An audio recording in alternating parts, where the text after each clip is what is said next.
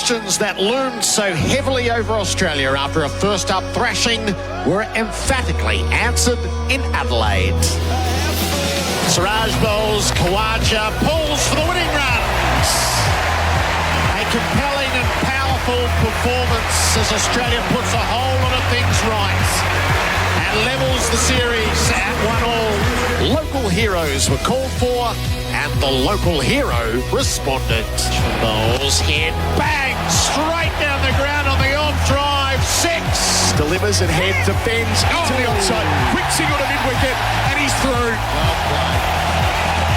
Travis Head gestures to his family, a newborn child a couple of weeks ago, and what a celebration here at his home ground. He's the pride of South Australia. He's the king of Adelaide. And with pink ball in hand, the attack was relentless on the tourists. Stark opens up onto the pads. Chasewell trying to turn, he's been given out. Stark has struck first ball. Bowls here, catches the call, it's caught behind, he's getting Coley. Boland again. It's always Scott Boland in Australia. Cummins to Rowan, straight through him. Captain gets captain. Hill facing up on 28, bowls in, middle stump out of the ground. Superb from Stark, the left armour at his best. It wasn't just heroes, but villains were found as well. Labuschagne doesn't have to face Gerard who throws the ball. Now what's going on here? There's actually people walking behind the side screen. He's got a beer snake. That's So it's fair enough. Yeah, he's had a nightmare there, Siraj. Magnificent. Does he go again? He's bowled. Full and straight and yours. And Siraj gives it big as he passes Travis Head. He's receiving the boos around the crowd at Adelaide Oval. That'll be a talking point. No need for the send-off. I reckon he can get put in the book for that. Siraj backs away, high in there, Head's going to get him. Standing underneath, takes the catch. Karma.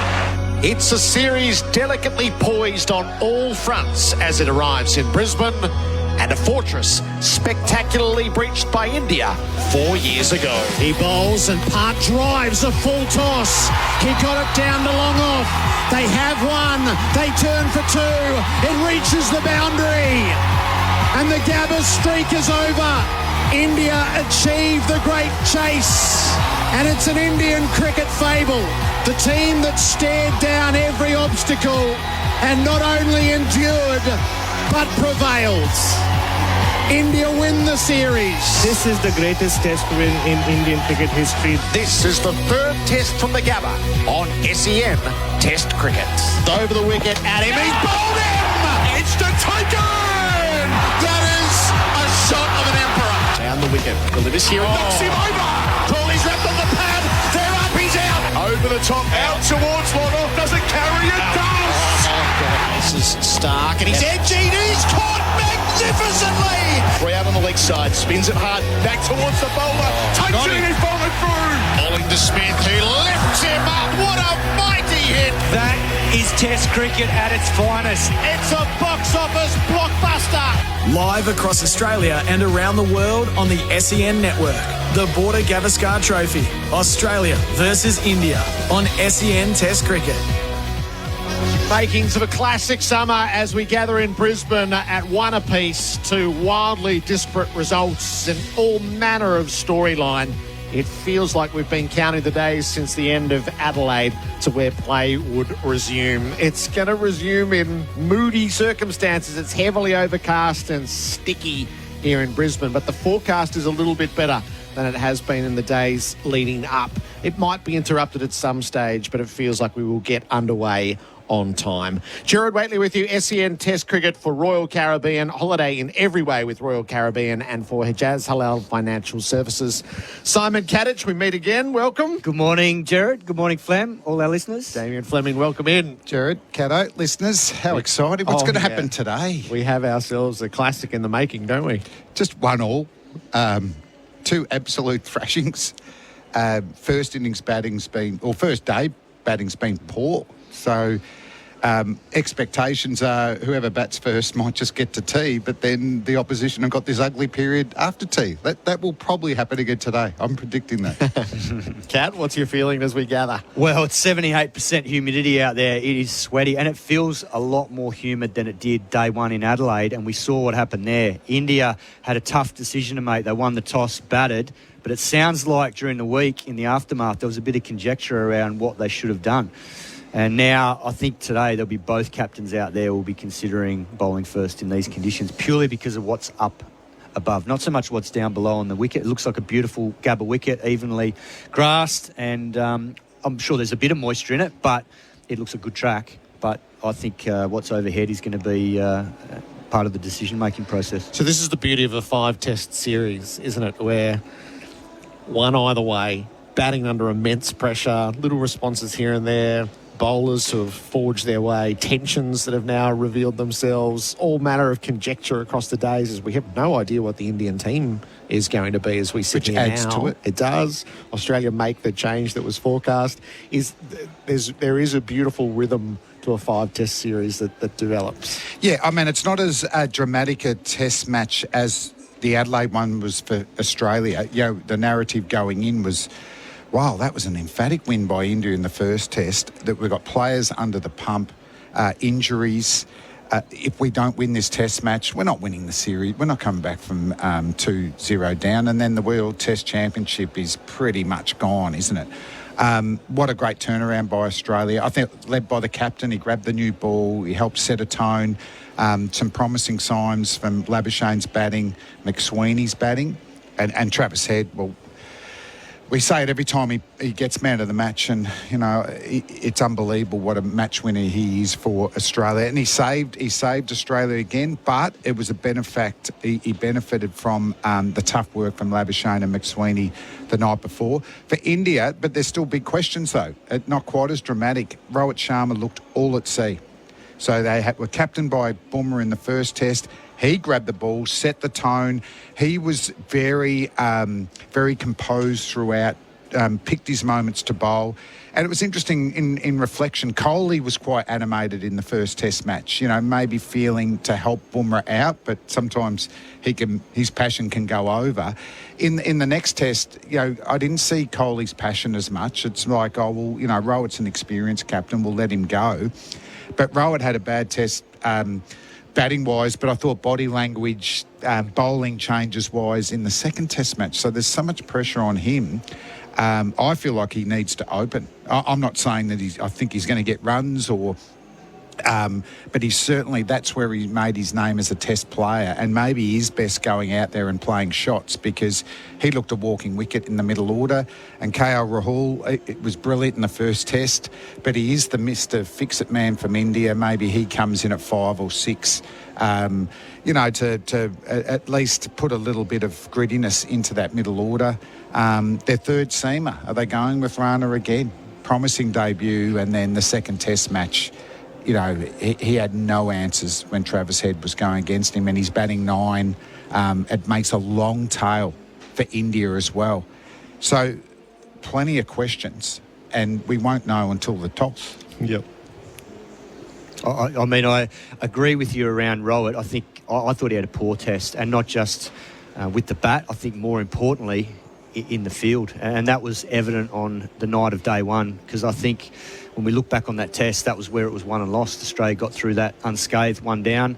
But India, if you compare their bowling from the first test late on day one compared to the first day in Adelaide, it was completely different, and the pitch maps showed that up. They were way too short, way too wide, didn't make Australia play enough, and as a result, Australia got out of jail on day one in Adelaide in that final session. So Rohit has to cop that, because he's standing at first slip and he's seeing it all unfold from a very good angle, and it didn't look like much change, that they didn't do anything enough in the moment to change what they were serving up. And that's where we saw that in Perth. We saw, you know, Bumrah being at mid-off when the youngsters were bowling, whether it was Siraj or Harshit Rana, and they had that support and instant feedback. And I don't think it's a coincidence that the two performances were chalk and cheese, and he's got to wear that as skipper. And I think... as we've seen in this series, a couple of days off and it's a blank canvas, and all these players play a lot now. They put it to bed and they move on, and I dare say there'll be a few of the Indian team that will want to move forward pretty quickly after what was a pretty poor performance in Adelaide, particularly with the ball. It shows the batting mentality. I look at that Gabba pitch, and that is a bat-first Gabba pitch. But because of the lack of confidence in the top orders of both teams, there's a good chance both teams will bowl. And that's an indictment. So my question for both teams is, can the top six really step up? Whose top six is going to step up more in this test match? And that's been the story of this series. When you look at the two results, whoever has got the hundreds, and we know that hundreds win your test matches, that's what happened in Perth. Jaiswal stood up, Kohli stood up. Obviously, the pressure was already off and Rahul and Jaiswal put on 200. But the hundreds came there. India won comfortably. In Adelaide, completely different story. No hundreds for India. Travis Head stood up with 100, and look what happened. Australia won convincingly. So I think, particularly when it's top four, and maybe in this series you could say top five, because obviously both attacks are very good and have got highly skilled operators, it is going to be tough to score hundreds, but a few of them have been able to do it, and when they do, their team wins. Josh Hazlewood replaces Scott Boland. Is the right call in your mind? Oh, certainly. Yeah, I meant, Josh is, arguably our best bowler. And he was in Perth. They must be 100% confident that side strain's right, because you can't take any risk. My concern when I heard side strain, it's the old grunter muscle. It's 4 to 6 weeks, just a normal one. A bad one's even more than that. So it must have been absolutely slight. Once again, the narrative from the Aussies going into the second test, no, we're, Carey, Cummins, we're not panicking, we're okay. And they did back it up. Josh said that he felt like if that was the last test of the summer, Adelaide, he would have played. He bowled what would have been day 4 in Adelaide. So you've got to back him and the Australian team there. And for Scott Boland, it's such a luxury. You take a Hazlewood-type fast bowler or standard bowler out of any other nation, and they are seriously depleted. And as good as Josh Hazlewood is, he really wasn't missed because of Boland's skill. And he bowls fuller, doesn't he? He just bowls so much fuller. And I think I did tweet, he's got 1880 like bowling figures here, isn't it? It's 33 at 13 or something. Yeah, strike rate of 32. Phenomenal. Every 5 overs he's taken a pole. I mean, it does help. He tends to play in good bowling conditions. He's not... There's no way he's as flexible a bowler as Josh Hazlewood all around the world. But you get him in conditions here, or I know the last England series, Bazball wants those 50-over pitches, but the traditional England pitches, South Africa, New Zealand, Scott Boland's going to get the job done every time. He'll play another test. I'm not sure which one it is. I mean, emotionally, if the Aussies win this one, it might be someone like Mitchell Starc, maybe rested, but Bolo will get another test. Yes. So you've got to be... Hazlewood can't break down in the test match, can he? Because Mitch Marsh he's a limited overs man at the moment. Yeah, I think, and they'd look like they were fools if he breaks down in this test, because, it was a quick turnaround. Obviously, he's had a little bit of time off after the Perth test ended early, but I think, given his level of experience, Josh Hazlewood's record in these conditions in Australia before the series started, he's averaging 23 with the ball in Australia, 162 wickets before this series started. Phenomenal numbers. I dare say if you did a comparison between him and McGrath, they'd be pretty much neck and neck. Similar type of bowler. His one challenge here, though, and having watched him a number of times over the years here, is because of the extra bounce here, his natural length finds it very difficult to hit the stumps and get LBWs, so he can get frustrated up here because of that bounce. And you're right in saying Boland is a slightly different bowler. They hit a very good length, but Boland's trajectory is a little bit skiddier and flatter, so he tends to hit the stumps more than probably someone like Josh Hazlewood does from the same length, purely because Josh gets a bit more bounce. But one thing Josh Hazlewood will do here is he's going to terrorise the outside edge of some of these right-handers bats, and probably the lefties as well, with movement both ways. And I dare say both top orders are going to have their work cut out. Yeah, I think the unusual thing about Cummins and Hazlewood is their accuracy at their speed. So slower bowlers can be that accurate, that they are, but you know that they're unnervingly on the third, fourth, or fifth stump line, but at pace in the mid to high 130s. You know, Josh is releasing at 217 centimetres. You know, it's a high release over the top. As you said, with Bolo, falls away a bit more skidding. So if he does bowl that metre fuller here at the Gabba, outside edges are just going to come into the play, and then that nip backer. Well, and it's funny, like Cummins and Hazelwood do complement each other because their stock balls are a bit different. You know, Hazelwood will try and swing the ball away from the right-hander. Cummos will try and nip back in. So even though you're facing a similar sort of pace, Josh a bit taller, you're getting different questions posed constantly. And they've both got balls that go the other way, and both bowl the wobbled seam. The wobbled seam's going to, if it's not, well, it should swing in the air here, but the wobbled seam's going to go a long way on this pitch today.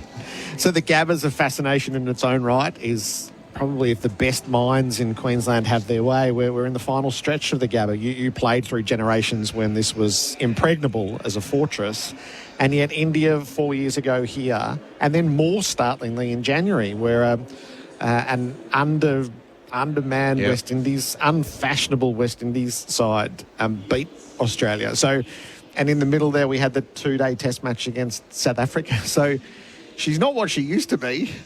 Nothing like it. I mean, my earliest memories were, watching the first test of the summer here with the dog track around it, and it looks so different to what it was back then, in the 80s. So, like everything, the game evolves, stadiums evolve, and even the way the game's played is completely different to how it was back then as well. So it would be a shame, because this wicket, I think, is one of the best in Australia. And I think, Kevin Mitchell Jr. is an absolute legend up here and revered for what he was able to produce out there. And I know whether it was state cricket or whether it's playing here for Australia, and I'm probably a little bit biased being a batsman, but this track is one of the best in the country to bat on. It was just so good to bat on because, yes, it did a little bit, but you knew there was consistent pace and bounce. The ball came onto the bat, and no matter what day you batted on, it was a very good contest between all facets of the game. And I think we've seen spin here over the years. Morney's bowled beautifully, same with Nathan Lyon. The quicks have always enjoyed bowling here. And then batsmen can get big scores here because it is a very, very good cricket wicket. And it would be a shame to lose that, but I also understand that the game moves on and new venues move on, and we have amazing facilities around the country now that it's getting compared to. And only have to look at last week at what we experienced at Adelaide Oval. That's been remarkable to see the atmosphere and energy there from a day-night pink test at a venue that has been redeveloped superbly, and same in Perth with Optus. That's the way the modern game's going. The pitch report for Charisma potatoes: start cooking with Charisma potatoes with 25% less carbs. So what did you see when you had I was surprised that there wasn't it wasn't quite as grassy as expected. When they said that there's been a bit of rain around and they haven't quite got the work into it. They did a lot of work early.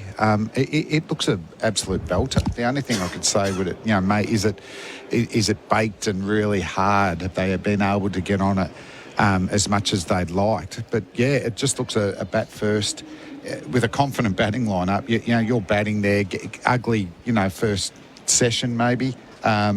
But knowing that you're going to be able to score runs later in the day, and day 2 and day 3 here, that looks an absolute belter. If a team happened to bat to get through the day, I think we could have a 5-day test. Yes. But as Cato said, 78% humidity. It's going to swing. It's going to swing. It's going to move off the seam. But you've got to get your length right. You can't afford to be too short and the batsmen let you go here.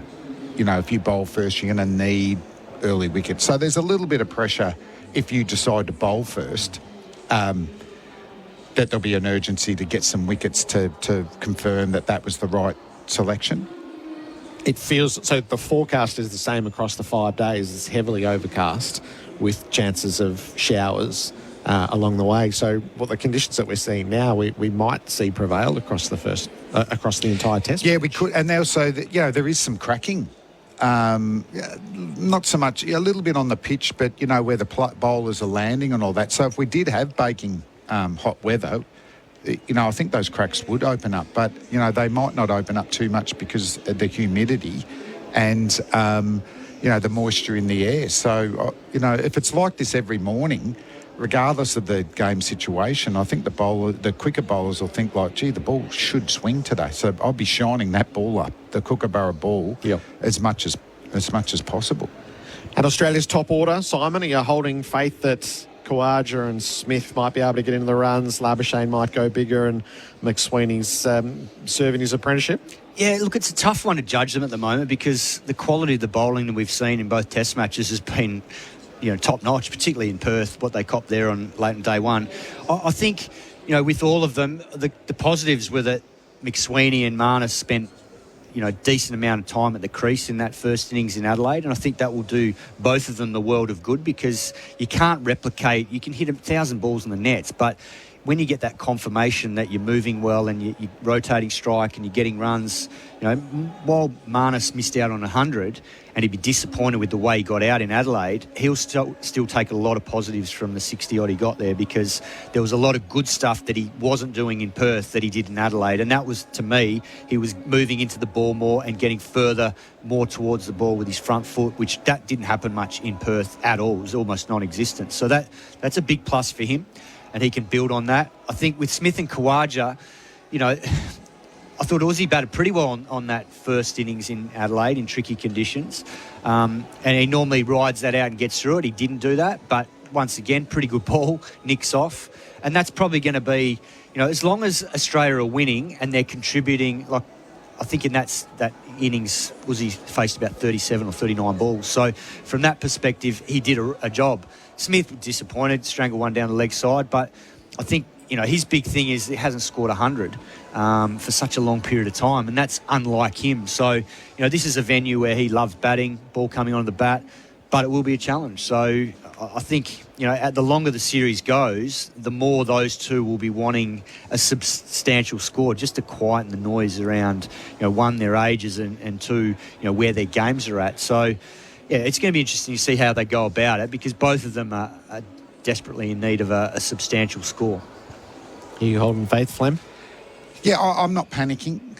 It's not to say that I wouldn't mind some runs from particularly Usman and Smithy there, but a winning team, these are great players. So I've got the faith at least for a couple of more Test matches, but I'll be interested to see the way they have gone about. I mean, Usman showed some signs, even in the second innings, he's moving okay. I thought Smithy up Perth second innings, I thought he played Boomer as good as anyone. So the strangle down the leg side, mate, I'll be optimistic and say he was unlucky, but definitely he's getting LB. Remember when you just could not get near his stumps? If you bowled a fifth stump line, he whipped it through like VVS Laxman. Yep. He's lost that. So he's changed his setup. I just think, well, can we get back to that? That if you bowled on his pads, it was 4 runs. Whereas now he's getting at LBW, he's getting caught at leg slip. He's not scoring in that area. So the problem with Marnus and Smithy, they changed their setups and all that test by test. You got to watch the first few balls to see. They've changed into that. And he's a bit of a problem solver. It was that England Test match in Perth where he just went, I'm struggling here. I will excessively move across the crease. And that was his method of play for many a year afterwards. And for me, I think that is the way for him to go. But let's just see he's set up for this Test match. All right, Simon, Katich, Damien, Fleming. If you won the toss, Simon, what would you do? Bowl. Damien, Fleming? I'm bowling. Okay. Let's see then. Our pre-match is for the 7-seat Isuzu MUX and for Beaumont Tiles for Tylers. Josh Hazelwood is going to join us in a moment. Is your money halal? Get halal home loans and investments with Hijaz Financial Services. Escape the everyday and visit royalcaribbean.com.au to book your next adventure. SEN Test Cricket. Top mechanics agree. Euro Plus brake pads from Bendix are the superior brake pad for European vehicles. So it makes sense they're paired with Euro Plus disc brake rotors. Both with unrivaled performance you won't find in original equipment parts. Leading technology, precision engineering, just like your European vehicle. Euro Plus brake pads and disc brake rotors. Bendix, put your foot down with confidence. The Guildford Hotel has you covered all week long. Grab our mouth-watering lunch specials for just $15 Monday to Friday. Don't miss Knock-Off Fridays from 3 to 6. And bring the whole crew on Sundays for our family feast. Just $55 for lunch and dinner. Find out more at guildfordhotel.com.au. The Guildford Hotel, where the best food, best deals and best times come together. Hi, Ian Healy here. For 50 years, Sherlock wheelbarrows and carts have been lightening the load for weekend warriors and tradies alike. Built tough to last, so you can count on them season after season. With a wide range plus parts and accessories also available, Sherlock has everything you need. Sherlock wheelbarrows and carts, because quality matters. Explore the full range at sherlocklastslonger.com.au. Available at Bunnings Warehouse. SEN and Bing Lee are teaming up this summer to bring you live coverage of the Test cricket. Mum, was that a golden duck or a duck? I don't know, but I think Peking duck for tea. An unbeatable partnership. Bing Lee, proud partner of SEN's Test cricket coverage. Is your barbecue lonely in the backyard? Next to the shed, gathering dust? Year after year, never to reignite the flame you once had? Why not buy a barbecue you'll actually love at Barbecues Galore? The XUV 700 AX7, an exceptional value 7-seater SUV, is now at Werribee Mahindra. This safe and feature-packed family SUV packs in upmarket equipment and technology from just $36,990 drive away. T's and C's apply. Werribee Mahindra. LMCT 12710. G'day, Jason Hodges here. Like me, you know that life happens on lawn. And my mates at Strathair Instant Lawn have been producing world-class grass for over 50 years. Whether you need a play space for the kids, a barbie area for your mates, or an outdoors spot for the pooch, Strathair offer a lawn for every yard or project. From the hardy Tiff Tough Hybrid Bermuda to the greener in winter fescue. Call Strathair for a free quote today or go online to strathair.com.au. Beacon Trade. We've got the gear. Everything for the residential home. Lighting, electrical and Australia's biggest range of fans. With Beacon Trade by your side, you'll never work alone. Partner up at beacontrade.com.au. Installing or upgrading an irrigation system? Handle it yourself with Nutrient Water's DIY home irrigation designs. When you buy the parts to install or upgrade an irrigation system, Nutrient Water's team can provide a free design plan that's professional and easy to follow. And with only the highest quality products from Hunter Industries and specialist guidance from the Nutrient Water team, your new irrigation system will be ready in no time. Visit nutrientwaterstore.com.au/design to download the free planner and fill in the form. Nestled in the heart of Yarrawonga on stunning Lake Mulwala, Silverwoods Yarrawonga is home to the award-winning Black Bull Golf Course. Premium lots are now selling, starting from $308,000, ranging from $399 to $858 metres squared, with options overlooking the greens. Discover a golfer's lakeside lifestyle with a blend of beauty and leisure. Experience it firsthand at the Seabull and have your stay reimbursed upon purchasing a lot. T&Cs apply. Secure your exclusive offer. Mention Resort Living. Visit silverwoodsyarrawonga.com.au. Up to $25,000 off selected Henley completed homes ready to move in. Homes from only $589,900. Cinepec's been keeping industries turning for years with technical expertise and performance. With Cinepec, you're in safe hands. SEN Test Cricket. The pre-match show. The Isuzu D-Max. Live reinvigorated. And Beaumont Tyres. Beaumont's Trade Club saves tyres every time. How's that? Heavy cloud cover at the Gabba as the warm-ups are taking place. Our pre-matches for the 7-seat Isuzu MUX and for Beaumont Tiles for Tylers. We're 20 minutes away from the toss of the coin. Let's check in with the Australian camp for Smarter Light. The returning Josh Hazelwood is down on the boundary with Adam Collins and Simon Katich. Josh Hazelwood, thanks for joining SEN Test Cricket. What a great series to walk back into. 1-1. The hype's been there. You must be feeling great.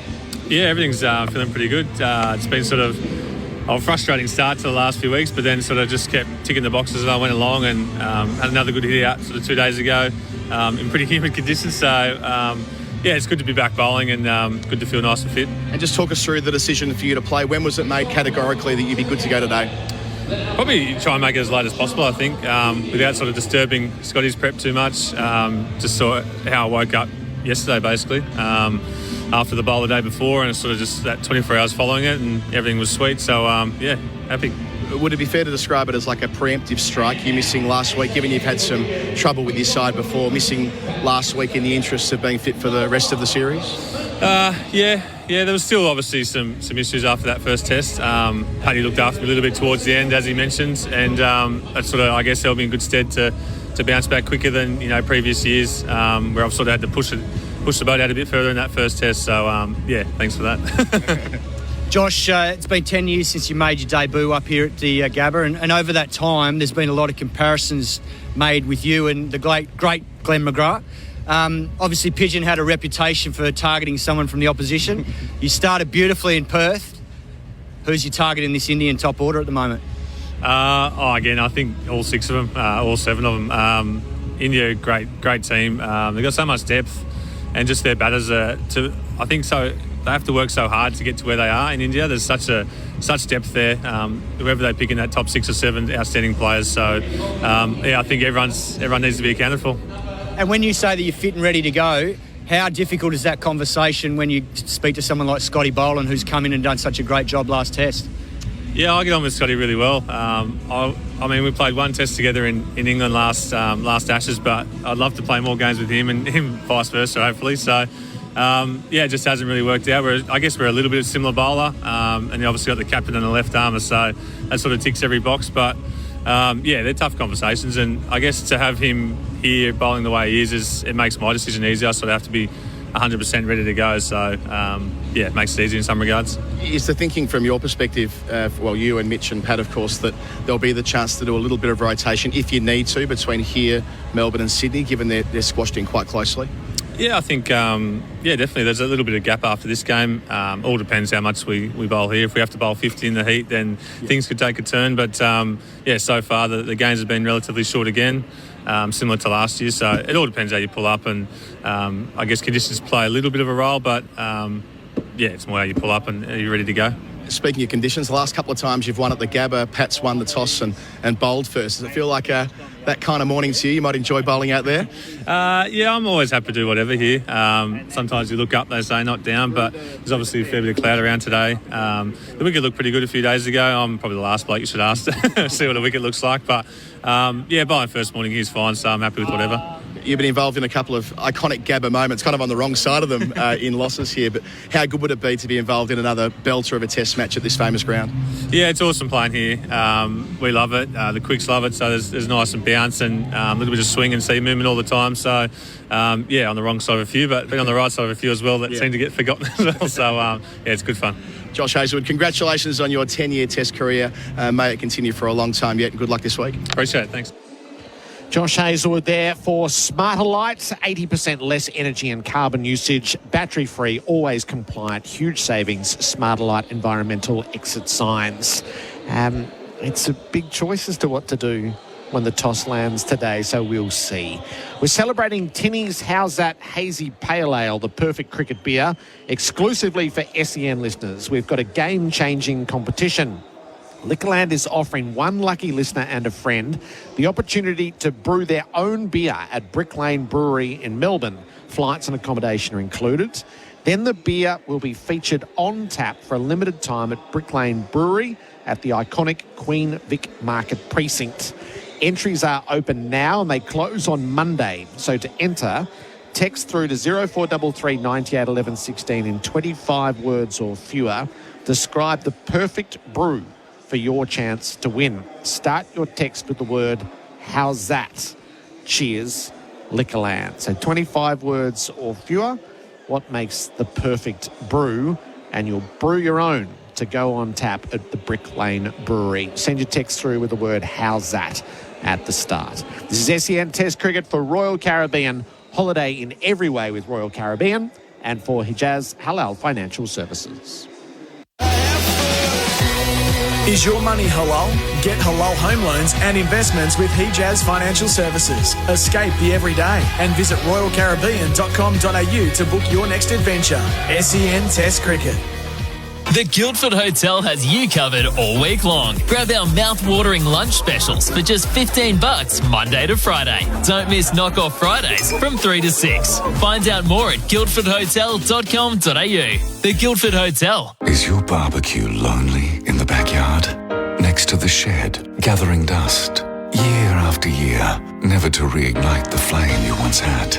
Why not buy a barbecue you'll actually love at Barbecues Galore? The new highly anticipated limited XUV 700 Black Edition is now at Werribee Mahindra. It's the ultimate family vehicle with black design highlights and a range of unique extras from $43,990 drive away. While stocks last, T's and C's apply. LMCT 12710.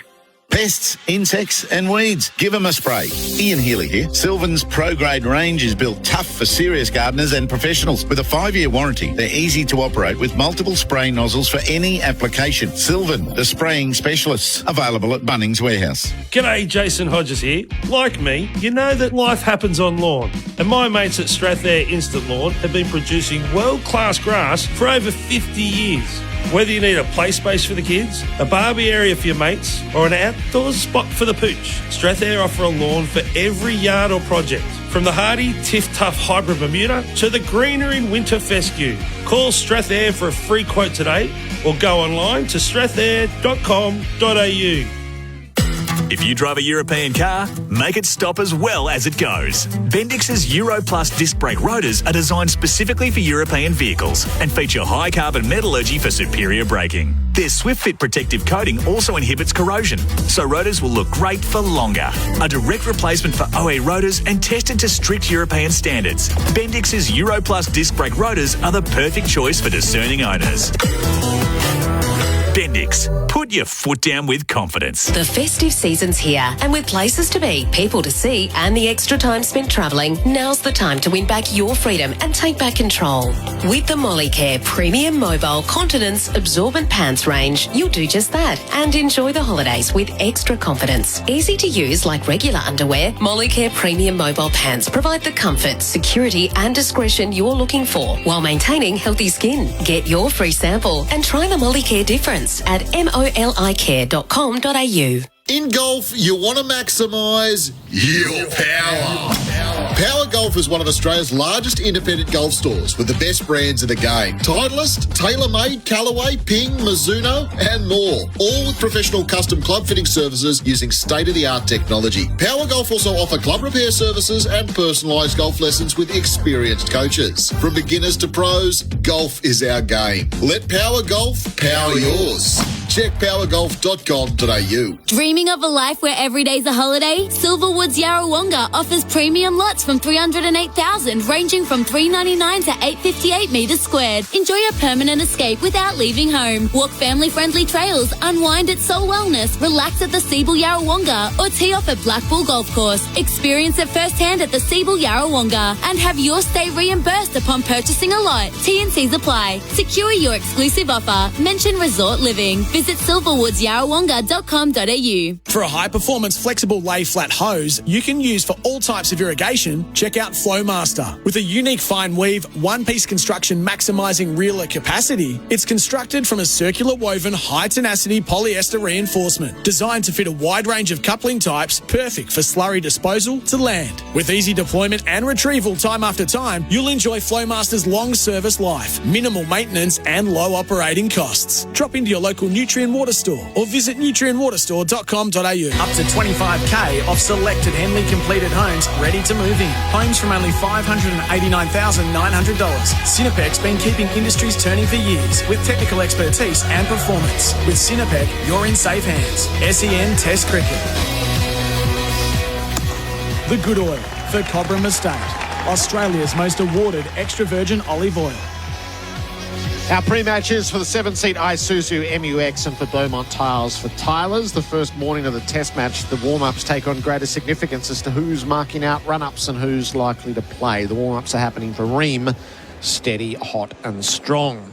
We have the Good Oil for Cobram Estates, Australian extra virgin olive oil from Cricket et al. Peter Lawler. Hello to you, Pete. Good morning, Gerard. Lovely to be in Brisbane. Nice to see you. And from the Australian, he's been doing some pretty serious net whispering, I think it's fair to say. Bharat, Sundaresan, hello to you, Bharat. It's the only place he whispers, by the way. He's got a loud voice in the press box. He's driven us mad this morning. Go on. He's been complaining about my volume all morning long, Pete Lalor. But yeah, I have been doing a lot of net whispering, Gerard. Manas was my man. He's the wagon I hitched my wagon to, if that's the right turn of phrase, in Adelaide. The wagon I've chosen here is Steve Smith. And it's unlike with Manas, it wasn't on the back of just one or two sessions. I've been keeping an eye on Steve like I always do, but this goes back to that Adelaide ODI against Pakistan. And at the end of that net session, he was so happy with his own batting. He was commentating his own batting. There was one straight drive he played and said, there are no words to describe that shot. And I did shout out from behind saying, well, I have a few. But I thought he was in a great frame of mind. He was happy with his hands, legs, feet, toes, fingers, all of it, and head. And I thought we will see the summer of Smith. We still have 3 test matches to go. And yes, he's got a couple of dismissals early on, but I thought he looked good in the second innings in Perth. I don't know whether we'll see it in the middle, but he seems to have gone back to that slightly exaggerated trigger where he opens himself up and he's more front on. I saw it in the indoor nets the other day in Brisbane and also here at the Gabba. It'll be interesting because I think that will open up the onside for him. And that has been lacking in his batting massively. And the other number 4 as well, Virat Kohli. You can see he had his longest net I've ever seen him have in his career, 2 hours long here at the Gabba, where I said this before the last test as well. You can see age catching up with these 2 superstars, Gerard. The back and across and the forward press, which has been so useful for him over the years in Australia, is betraying him. He's been caught on the hop thrice already in this series. He made the 100 in Perth, yes. So yeah, all eyes on the 2 number 4s for me. It's interesting with Virat, isn't he? He's always vulnerable outside that off stump as far as the Australians are concerned, and his career vindicates that assumption. But I think 2 of those occasions, he's essentially been been caught halfway, trying to leave the ball, and he's not actually judging probably the bounce as much, hasn't adapted. But his hunger is extraordinary, isn't it? It hasn't diminished. In fact, it almost looked like it increased. He drove that team in Perth. I think he really stepped up in the absence of Rohit Sharma and rallied the troops, even after he looked so devastated after that first innings, which he got wrong. He didn't go into his shell. He was out there. He was enthusiastic. I'm with you on that, and also with you on Smith, actually. Smith shows a lot of good signs, but the game hasn't been kind to him. I wasn't impressed by that strangle down leg side. He contributed to that, but that's just one of those things that happen. If Steve Smith can get away, we're due, and that will be exciting because, as I wrote yesterday, for want of anything else to write, he's on the verge of entering the 15,000 club. Now, the 10,000 club, and he will be the 15th player to enter that. I had a chat to Ponting about this. It's only numbers, mate. I said, 14 blokes have passed that 10,000 mark, Rick. It's a big number. It's a significant number. And I wonder, he could get there with it. I mean, we could be sweating on that if he can get his game together. There's a bigger picture about what happens when he gets there, but that's not for the first morning of a test match, I reckon. What's the likelihood of the Indian team to your eye, Bharat? Akashdeep is definitely in, Gerard, and I think it's a good choice. I think they missed the trick. He should have played in Adelaide. He's skiddy, and he can play that Scott Boland role where he will be at the stumps. He attacks the stumps a lot. And he was the incumbent coming into this series. He played all the home test matches as the third seamer. Harshit Rana looked tired as towards the end of that Adelaide test. So Akashdeep has already marked his run-up. But the mystery remains still over who the spinner will be. I heard reports this morning that Jadeja, who has not done a lot at all in the nets, will be the spinner. We've seen Washington in Perth. He didn't do too much wrong. He got left out. Ashwin is brought in. I don't think Ashwin did too much wrong. But we'll wait and see. I mean, the intrigue around Indian cricket continues. India's bowlers let them down in Adelaide. It really surprised me that they could go through that entire third session of the first day, bowling too short. I mean, it was obvious to watch. I thought it would be addressed in the drinks break, perhaps. Perhaps, God knows, there must be a lot of data up in that room. I mean, it must look like a Bangalore IT centre. But how did they get that so wrong for so long? And they do need to make a change to the bowling attack. But more importantly, they need to make a change to the lengths that they bowl early on. And I can't see them doing that here in Brisbane today. But it's stunning, actually, how many teams come to Australia and just get that wrong, and even Australian teams get it wrong at times. They just don't pitch up enough. The reason that the Australian top order survived that night was essentially because they were able to miss the ball and leave the ball. McSweeney kind of got his eye in by balls that were going past the outside edge.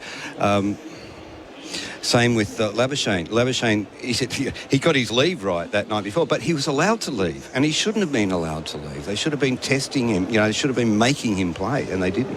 And that's where I think Akashdeep will be crucial. I call him the middle-class man's Mohammad Shami. He's not quite Mohammad Shami, but he has similar skills to him. Similar journey as well from the north of India, moved to Bengal, and he's done really well. So I think you like what you see of Akashdeep. Australian batters have to be careful. He gets a lot of LBWs. Where's the psychological balance, do you reckon, after two wildly differing results? Well, the Australian farm has been calmed, or at least all those who sort of run around like headless chooks on the outskirts of the farm. That's us, essentially, Gerard. Everyone's calmer. I do think that I don't think that they would have been. They would have been unhappy with the way they played in Perth, and they admitted that, and Pat Cummins admitted that he bowled badly, but they would also have known within themselves that that's not the end of the world. They can play better cricket than this and, win the key moments, and they'll win that test. India will assure themselves of the same thing, but I feel like there's more concerns for India, and I'd be interested on your take on this. For me, it's around Rohit Sharma. And what Rohit Sharma is into this test team. I mean, he's replaced a captain called Virat Kohli, who's still in the team and is one of the greats of the game and one of the great competitors. He's come here, with a pretty poor record from the last series. He's lost the first test here. He's not sure where he bats in the batting lineup. What's your read on that? No, he looks under pressure as well. He took that call. He wanted to bat in the middle order for the sake of the team. Unfortunately for him, both times the same top order that he backed in so that he can bat in the middle order failed him, and he walked out to bat, and he looked asleep in that second innings. He got hit on the helmet first ball from Stark top edge, and he was all over the place. So it is very important that he gets a score here, because if India do go down here, Rohit Sharma is not Virat Kohli. He does not have this final say on when his career comes to an end. He will be under extreme pressure.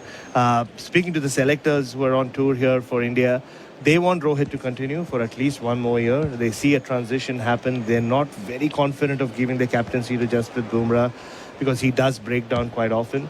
But yeah, I mean, big test match for Rohit Sharma. But just on coming to the Gabba though, Gerard, just speaking to Shubman Gill, did the press conference. India have better memories of coming to this ground now than some of the Australians do. It's no longer the Gabatoire, it's no longer the fortress. If anyone can, India can start a streak. They won 4 years ago, and they can win again. The Gabba's lost that aura around that sense. Well, it's going to have to change the name from Gabatoire. What would be a sort of good Indian name for it? We'll probably have to go more veggie, wouldn't it? It has to be, yeah. I mean, no toa in the end. Is this correct? And talking about the captaincies and the influences on the team, did you tell me this, that somebody's told me this, that after the first test they didn't celebrate in the room? Yes, I did, and that's because Virat sets the tone of, no alcohol, we are hardcore professional cricketers. But, things might have been different in Adelaide, even though they had nothing to celebrate. No, in Perth, they just went this in separate ways. And I heard from someone in the team who was very surprised. Someone senior said, well, I remember when we won a famous test match in Adelaide in 2003, we didn't leave Sachin, Lakshman, Dravid, didn't leave the ground till really late at night, and they depended on a fan to drop them home. And here they were in Perth. All of them just split up. Some of them went to some fancy Japanese restaurant. It was a famous win for India, but no celebration, which kind of tells you about this Gautam Gambhir regime as well. Oh, really? Gautam as well. Interesting. Yes.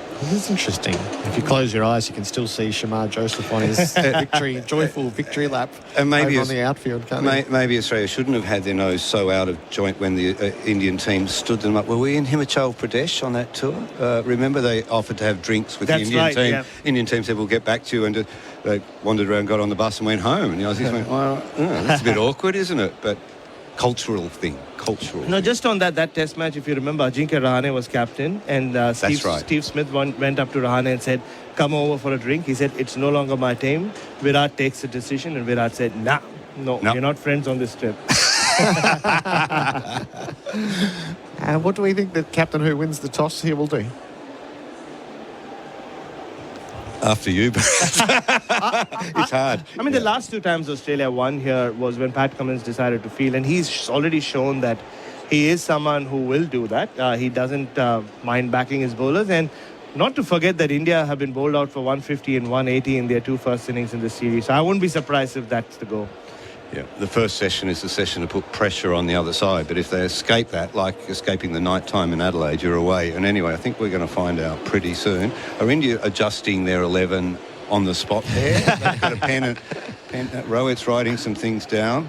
Maybe Ranjan said, no, you've spelt his name wrong. Correct that. Yeah. I'm more interested. They're actually writing it down now. They are. I'm also very keen on what Ravi has in store for us. He's been working on his shtick for the Gabba. He was very happy with what he did at the Adelaide Oval. So look at him. He's ready. Yeah. He's ready. Pat Cummins is holding the whole thing up. He's a little tardy to the toss. Where's the crowd? Where is everyone in Brisbane? I thought it was sold out. They're all today. Lined up outside for a long time. Yeah, they were, weren't they? Yeah, all the stormtroopers have just arrived. So it's hard to tell whether there's anybody in the ground or not with those coloured seats. But yeah, expecting a big crowd. Yes. There's a great vibe to this series. Boxing Day sold out. I hear there's a lot of pressure on day 2 and day 3 tickets. So if you're listening, you better get in. 50,000 plus the first 2 days in Adelaide. Everyone's exchanging notes out there. They are. We should get a full house, given it's a Saturday as the starting point here in Brisbane. The good oil is for Cobram Estate, Australia's most awarded extra virgin olive oil. Brisbane should be fined if they don't get a full house today. This is a great day's cricket. It is. It's a perfect setup at 1-1. Last time we were here for the decider. This might prove the decisive test match of the series. Here's Ravi. Queensland. It's Brisbane and the Gabba, the venue of the first tied test match ever played, and also the venue for test match number 3 in a cracking Border Gavaskar series between India and Australia. As we come up to toss time, the gloves are off. The bell about to ring, and the 2 captains, Pat Cummins, Rohit Sharma, Ranjan Madugale, all in readiness. Pat Cummins will spin the coin. Heads is the call. Heads is the call. What's it, Ranjan? Heads it is. But Rohit, you won the toss. What have you decided? We're going to bowl first. Good bowling weather, humid, overcast. Yeah, a little bit overcast as well, and there's a bit of grass and looks a little soft as well. So we want to try and make the best use of the conditions and try and see what we can do with the ball up front. Massive test this for both sides. This is the moving test in the series and plenty of cricket to be played.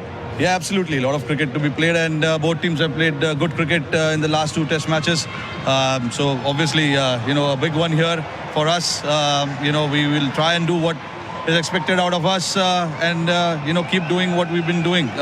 We've playing some good cricket, but it's important that we understand that there are times in the game where you have to capture those moments, and we failed to do that in the last game, which is why we didn't win the game. We want to try and change that and play well here. You got to leave Adelaide behind with the amount of cricket to be played. What's the mood in the dressing room? Yeah, no, it's absolutely buzzing. The guys are looking forward to the test match. It's been always nice to come here and play some really good cricket. When you talk about how everyone's feeling, they want to come out here and, showcase themselves. And what do you make of the surface? Yeah, look, like I said, looks a little soft at this point in time. And obviously the conditions as well, a little overcast. But as the game goes on, it will get better and better to bat. But we want to try and make the best use of the conditions up front. You got to adapt to the conditions. What's your side for today's game? Yeah, we've made 2 changes. Jadeja and Akash is back in place of Harshid and Ash. Have a good one, Rohit. Thank you. Well, Pat, you lost the toss. What would you have done? One of those two, but it looks like a good wicket. Hopefully plenty of runs out there for us. Plenty of cricket to be played now. The teams are running neck and neck at the moment. 3 tests to go. Yeah, that's right. It's been a fantastic series so far. I think we've got a sellout at the Gabba today, so I'm sure it's going to be pretty lively out there. When you look at the two teams, and especially the last test, you would have ticked all the boxes there. Yeah, that's right. Really happy with how last week went a bit, played out. Just about everyone got themselves into the series, and now here at the Gabba, a place we really like playing at. So it's been a good lead-in. Plenty of rain around. What's the preparation been like? You've had a few days off. Yeah, pretty good. I think there was one indoor session, but outside of that, haven't been too obstructed. So, early finish in Adelaide gave us an extra couple of days to come up here, recharge, and really excited for the week ahead. And your team for today's game, any changes? Just one change. Scotty Boland misses out. Joshy Hazelwood's back in. Have a good one, Pat. Thank you. Well, that's the news from the centre. It's India who won the toss, and they've decided to bowl first. Australia to bat at the start of the Gabba Test in 2024. So these are exciting times as the conditions India want to exploit. India have won all 3 tosses in the series so far. Twice they've elected to bat. Today they've elected to bowl. So you want to be sharp early, Pete? Yeah, you do. But it's a home test for the Australian openers, isn't it? McSweeney's from here. This is where his family lives, and Usman Khawaja loves it here. All right, Pete, Bharat, we'll see you during play. Countdown to Australia batting first at the Gabba. SEN Test Cricket for Royal Caribbean. Holiday in every way with Royal Caribbean. And for Hijaz Halal Financial Services.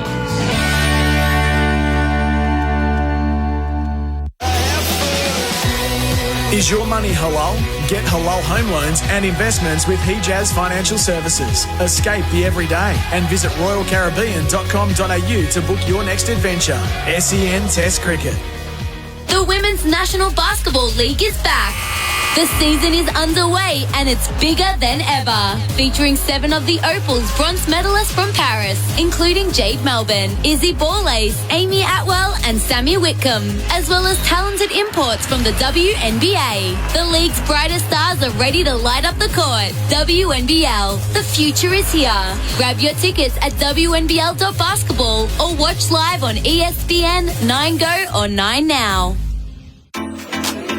The Guildford Hotel has you covered all week long. Grab our mouth-watering lunch specials for just $15 Monday to Friday. Don't miss Knock-Off Fridays from 3 to 6. And bring the whole crew on Sundays for our family feast. Just $55 for lunch and dinner. Find out more at guildfordhotel.com.au. The Guildford Hotel, where the best food, best deals and best times come together. Hi, Ian Healy here. For 50 years, Sherlock wheelbarrows and carts have been lightening the load for weekend warriors and tradies alike. Built tough to last, so you can count on them season after season. With a wide range plus parts and accessories also available, Sherlock has everything you need. Sherlock wheelbarrows and carts, because quality matters.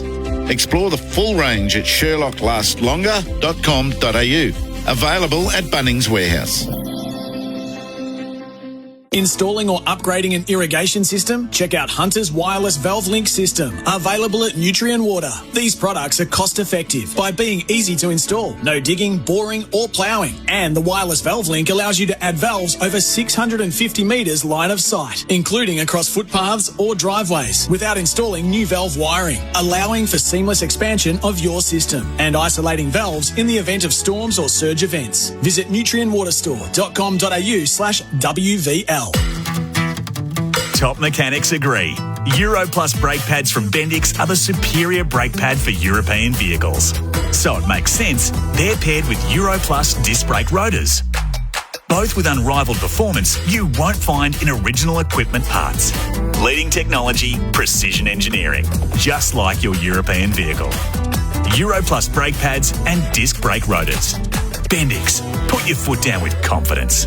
The festive season's here, and with places to be, people to see, and the extra time spent travelling, now's the time to win back your freedom and take back control. With the Molicare Premium Mobile Continence Absorbent Pants range, you'll do just that and enjoy the holidays with extra confidence. Easy to use like regular underwear, Molicare Premium Mobile Pants provide the comfort, security and discretion you're looking for while maintaining healthy skin. Get your free sample and try the Molicare difference at molicare.com.au. G'day, Jason Hodges here. Like me, you know that life happens on lawn. And my mates at Strathair Instant Lawn have been producing world-class grass for over 50 years. Whether you need a play space for the kids, a barbie area for your mates, or an outdoors spot for the pooch, Strathair offer a lawn for every yard or project. From the hardy Tiff Tough Hybrid Bermuda to the greener in winter fescue. Call Strathair for a free quote today or go online to strathair.com.au. Welcome to Silverwood Yarrawonga on Lake Moowalla's tranquil shores. Premium lots starting from $308,000 and ranging from $399 to $858 metres squared. Located on the Victoria-New South Wales border, Silverwoods offers lakeside living where every day feels like a getaway. With the Seabull Yarrawonga Soul Wellness Centre, renowned Black Bull Golf Course and more. Experience it firsthand at the Seabull Yarrawonga. Have your stay reimbursed upon purchasing a lot. T&Cs apply. Secure your exclusive offer. Mention Resort Living. Visit silverwoodsyarrawonga.com. Up to 25k off selected Henley completed homes ready to move in. Homes from only $589,900. Cinepec's been keeping industries turning for years with technical expertise and performance. With Cinepec, you're in safe hands. SEN Test Cricket. Team news for Liquorland. Your 12th man, bringing the drinks this cricket season. Choose to drink wise. Our pre-match is for the 7-seat Isuzu MUX and for Beaumont Tiles for Tilers. Adam Collins with you. And as I welcome in audiences joining us for the first time today, I also welcome in Queensland and Australian legend Ian Healy to our coverage. Feels so good to have you working with us again. Nice to be here, mate. Yeah. The next week. Straight away, it's a good wicket. Yeah. Because I don't think either captain really knew what to do. It's a 50-50 to bowl. They're worried about clouds. They're worried about moisture in the pitch. It's all good. Sounded like Pat was going to bowl, didn't it? That answer, yeah, he didn't want to let on. One of them. Yeah, he didn't want to let on that he was probably going to do the same. But now the sun's come out. Yes. So Rohit will be looking up going, oh, no, what's the sun doing? But there's a chance of showers at some stage through the day, but I don't think they're going to come. So both teams have completed their warm-up for Ream, Australia's favourite hot water, that's steady, hot and strong. So the teams as named, there's two changes for India. Ravindra Jadeja replacing Ashwin. And he's the one spinner that hasn't warmed up. We've been watching Ashwin bowl, Washington bowl, and not Ravindra, not Ravi, and there he is. He's in the team. The number one all-rounder in the world, according to the ICC, and the number 6 bowler in the world. So the fact that it's taken them to the third test to use him, it says a lot about their profound depth, doesn't it? Something like that. Yeah. I'm not sure Washington Sundar needed to be in front of him in the first test. And Ravi Ashwin is handy with the bat as an all-rounder as well, so you can understand why they might have picked him in the second test, but why not in the third test? It's very interesting. And they've made a change to the quicks as well. So Harshit Rana, who bowled beautifully at Perth but struggled a wee bit last week, wicketless, and made a pair with the bat, replaced by Akash Deep, who in his debut at Ranchi earlier this year against England looked a real good sort. He's played quite a bit this year and gets his opportunity to complement, of course, Bumrah, who's taken more wickets in 2024 than anyone in the world, 53 at 15.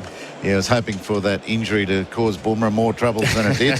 So it might have been a cramp, late in the Adelaide test. He's back and he's been warming up strongly. A real hush comes over the dressing room now. You know, it's been all upbeat and optimistic all morning. You know, come on, now the toss is done. The Australian batsmen start to pad up. And everyone sort of is very mindful of their headspace. Let's not interrupt them too much, and it becomes much more calm. And I love it. I love that noise and those different levels in dressing rooms. The first day of a test match, nothing compares to it. And it's been ball over bat at the start of test matches in this series so far. I picked up a stat during the week that the average per wicket in the first innings of the matches we've seen in Perth and Adelaide, 18.6. So, you know, it's been Australia making the most of it, knocking over India for 150 then 180. But today, different story. Bumrah to start the match on a fresh pitch. He's been remarkable across 2024, as I say, leading the world for wickets. And he's going to have his say early on. It's going to be hard work for Usman Khawaja. Well, I mean, India have got a chance to rattle the Aussies and get them insecure again like they were before Adelaide. They've led Australia into this series so disappointingly for India that their confidence will be up. Now we'll see on the most even and trustworthy wicket what Bumrah has got. There's not a grass cover like there was in Adelaide, and this will be much more trustworthy as this match wears on. Australia have got a chance to get India on the back foot by just counteracting Bumrah. This pitch will allow them to come at him. They can leave their crease and just walk a little bit, play some shots, leave the ball much more confidently than they were in Perth. It was like hand grenades going past them in Perth. So I think this is the best chance for Australia to put India on the back foot this session, and India to just unmask some insecurities in Australia. A big test for Usman Khawaja, Heels, who has made 1 half-century this year. We'll let you go now. We're going to go to a break in a moment and come back for the anthems and the pre-match ceremony. I'll just note that the Women's Ashes are on this summer as well. See Australia Ignite in the Women's Ashes this January 12 till the 2nd of February. Search Ashes tickets. And SEN Test Cricket is for Royal Caribbean. Holiday in every way with Royal Caribbean and for Hijaz Halal Financial Services. We'll be back in a moment for the presentation. The news from the middle earlier on, of course, was that India have won the toss and elected to field first. Is your money halal? Get halal home loans and investments with Hijaz Financial Services. Escape the everyday and visit royalcaribbean.com.au to book your next adventure. SEN Test Cricket. The Guildford Hotel has you covered all week long. Grab our mouth-watering lunch specials for just $15 Monday to Friday. Don't miss Knock-Off Fridays from 3 to 6. And bring the whole crew on Sundays for our family feast. Just $55 for lunch and dinner. Find out more at guildfordhotel.com.au. The Guildford Hotel, where the best food, best deals and best times come together. Hi, Ian Healy here. For 50 years, Sherlock wheelbarrows and carts have been lightening the load for weekend warriors and tradies alike. Built tough to last, so you can count on them season after season. With a wide range plus parts and accessories also available, Sherlock has everything you need. Sherlock wheelbarrows and carts, because quality matters. Explore the full range at sherlocklastslonger.com.au. Available at Bunnings Warehouse. Installing or upgrading an irrigation system? Handle it yourself with Nutrien Water's DIY home irrigation designs. When you buy the parts to install or upgrade an irrigation system, Nutrien Water's team can provide a free design plan that's professional and easy to follow. And with only the highest quality products from Hunter Industries and specialist guidance from the Nutrien Water team, your new irrigation system will be ready in no time. Visit nutrienwaterstore.com.au/design to download the free planner and fill in the form. If you're tired of dirty wheels on your European vehicle, listen up because Bendix has the answer. Euro Plus brake pads from Bendix feature dust reduction technology that will have your wheels looking cleaner for longer. But it's not just about the looks. Euro Plus pads are the perfect OE replacement, offering smooth, quiet and more confident braking. Ask your mechanic to fit them at your next service. Get Bendix Euro Plus brake pads today and enjoy superior braking without the dust. Bendix, put your foot down with confidence. G'day, Jason Hodges here. Like me, you know that life happens on lawn. And my mates at Strathair Instant Lawn have been producing world-class grass for over 50 years. Whether you need a play space for the kids, a barbie area for your mates, or an outdoor spot for the pooch, Strathair offer a lawn for every yard or project. From the hardy Tiff Tough Hybrid Bermuda to the greener in winter fescue. Call Strathair for a free quote today or go online to strathair.com.au. In golf, you want to maximise your power.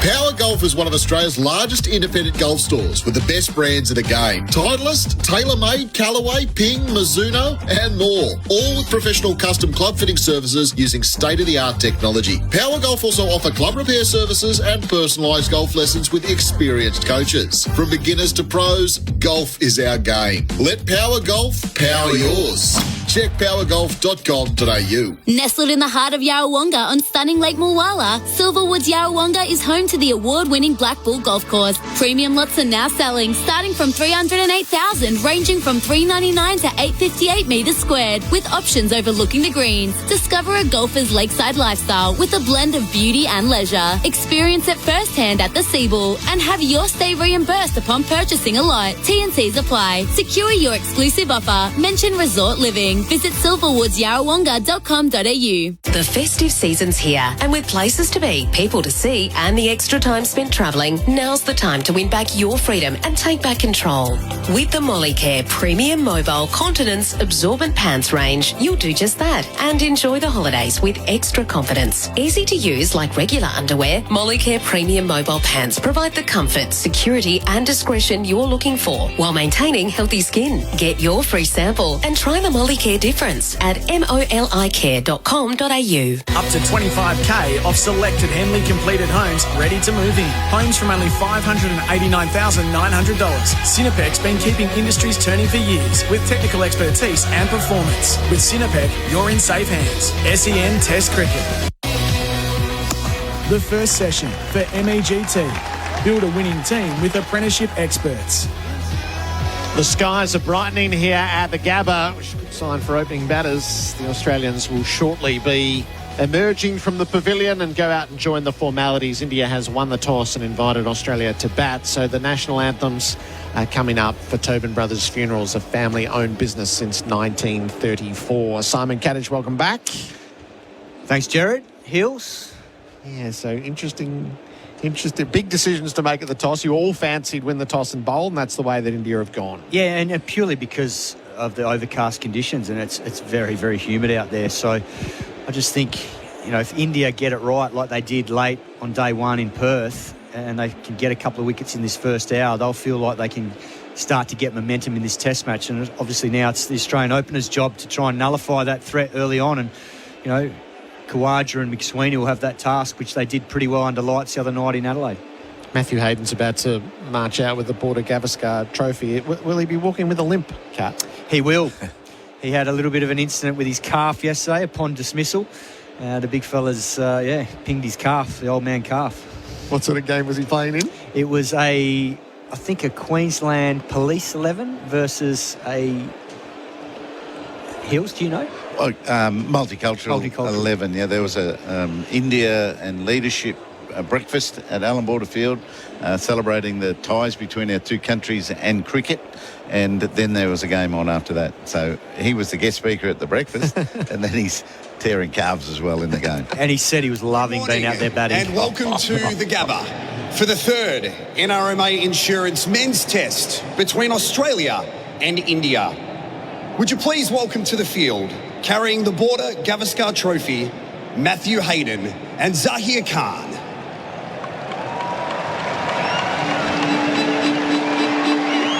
Matthew Hayden with the big cowboy hats on.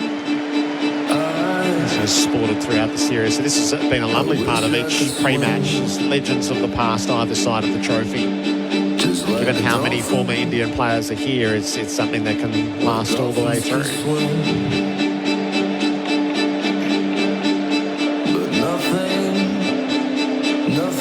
Please welcome the teams to the field. India, led by captain Rohit Sharma, and Australia, led by captain Pat Cummins. Through the flags and onto the field is Rohit's going to bat six again. That's how the team sheet from India has landed. So no movement in the order for him. Rahul is their best option at the top of the order with young Jaiswal. I think it would send a bad message if he was demoted after the way he played in Perth. For the anthem ceremony are our match officials. Field umpires Richard Illingworth and Richard Kettleborough. Third umpire Chris Gaffney. Fourth umpire Donovan Kosh. And our match referee Ranjan Madagali.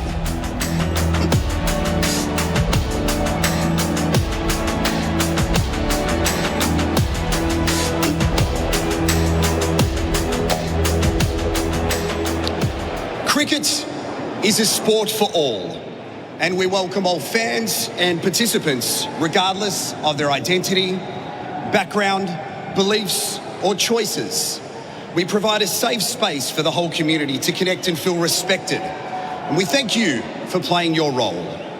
If able, we now ask you to be upstanding as we are joined by Yagaraman Taran Ruska to conduct the Welcome to Country.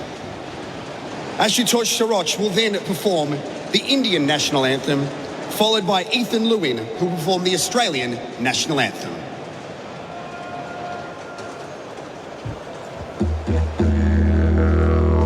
Yura Nambalin Nuru. Good morning, ladies and gentlemen.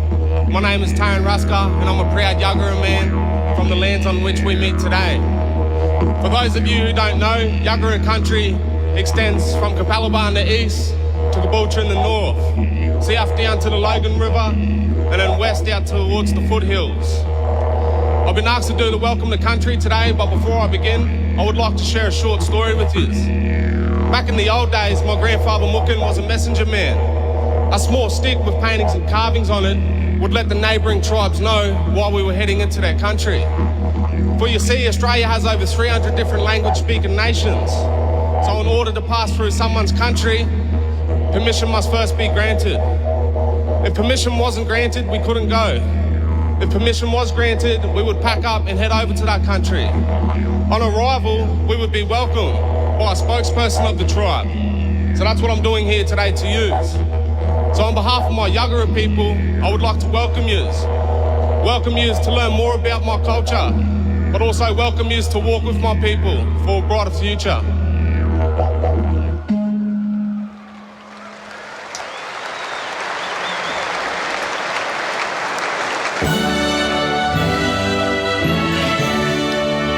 जनगण मन अधिनायक जय हे भारत भाग्य विधाता पंजाब सिंध गुजरात मराठा द्राविड़ उत्कल बंगा विंध्य हिमाचल यमुना गंगा उच्छल जलति तरंगा तब शुभ नामे जागे तब शुभ आशीष मांगे गाए तब जय गाथा जनगण मंगलदायक जय हे भारत भाग्य विधाता जय हे जय हे जय हे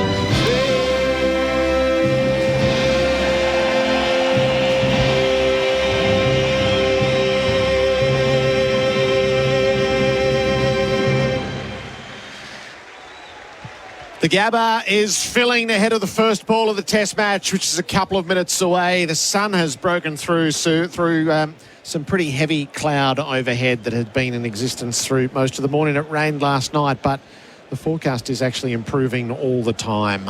India hoping that they might be able to exploit the humidity and get the swing, and Australia, if they can get through the new ball and take advantage of what is hoped to be a good batting pitch. The circumstances are big, Simon. Yeah, they certainly are. And normally here, day one at the Gabba, and whether you're talking about a Test match or a Shield match, you know, generally the wicket is at its slowest, and that's when the batsman has that extra little bit of time with the ball coming off the surface to leave the ball if it decks.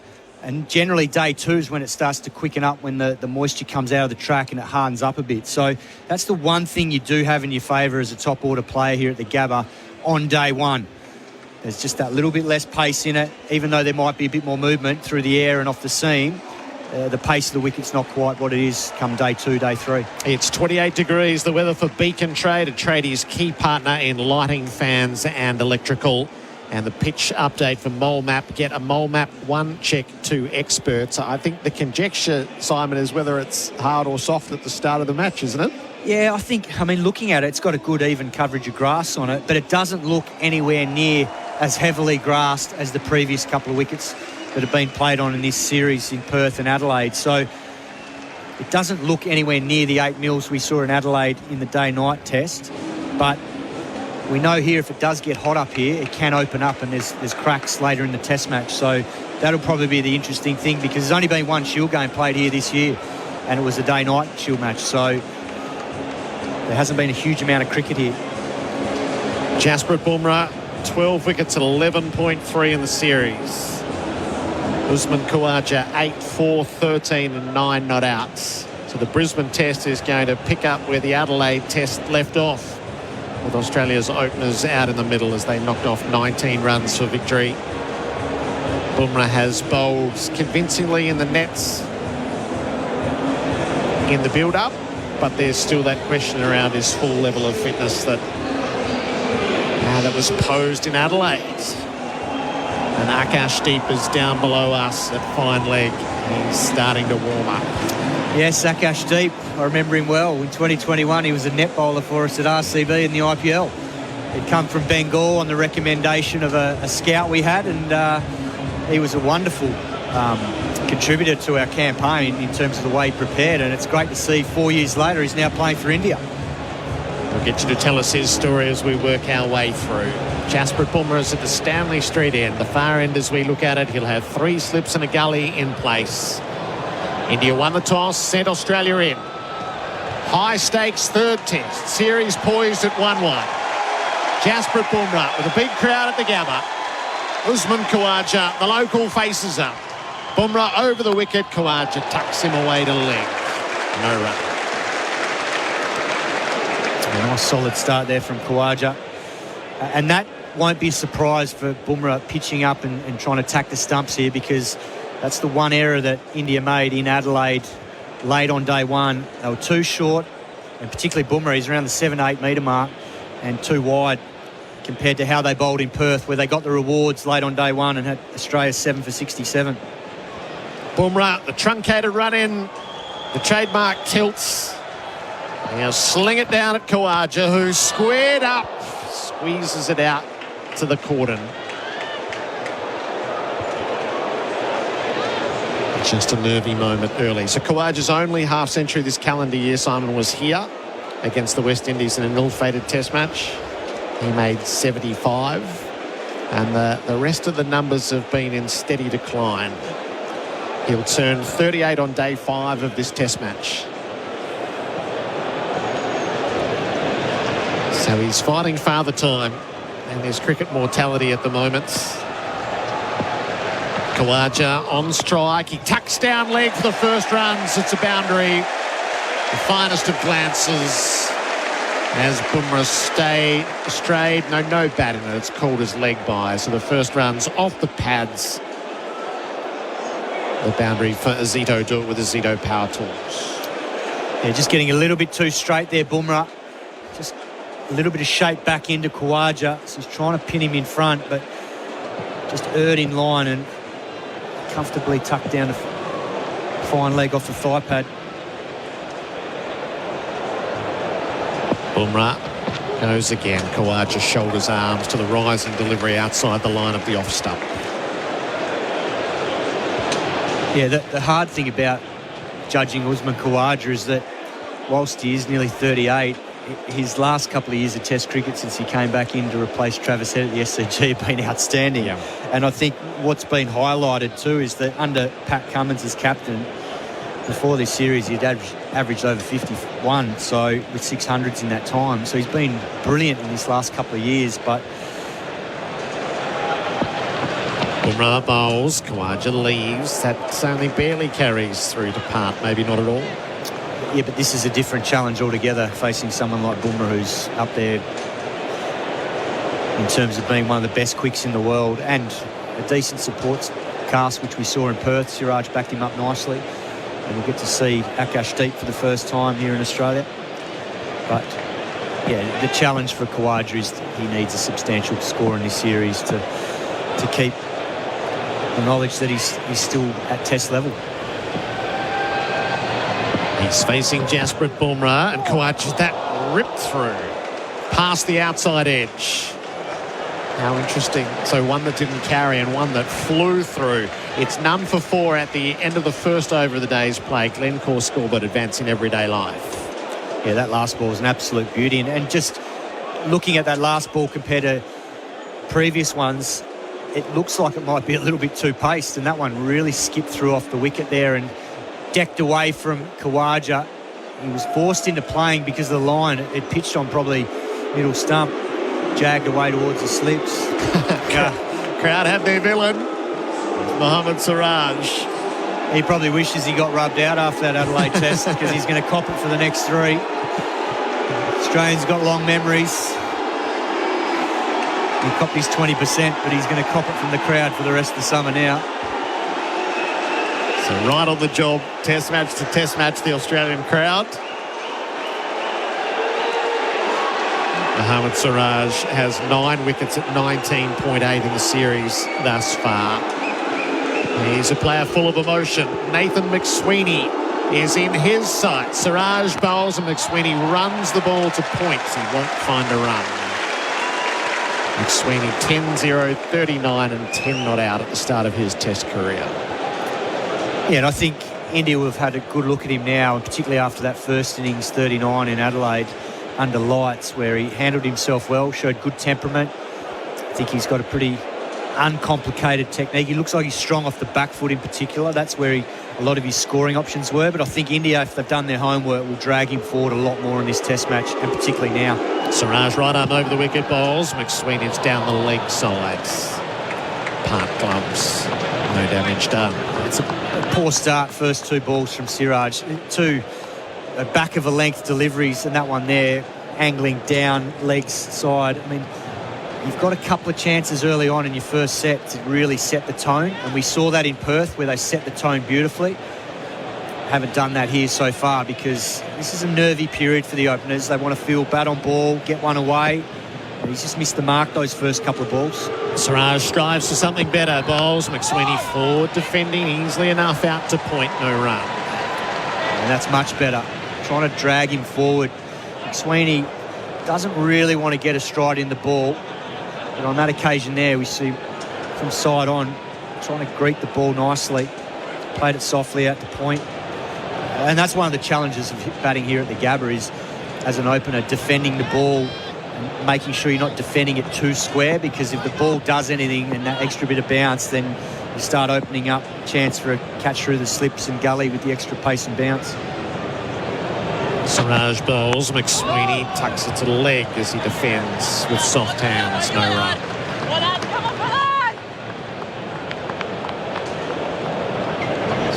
Big learning curve for McSweeney when you think about the various times that he's come into bat. With a full session to play, day 1 in Perth, then the nightmare 23 minutes. And that was because he hasn't done any opening. That was a new experience for him. Adelaide, you're in under lights. But here, this is the setup for an opener. Start of a day's play, skies are brightening.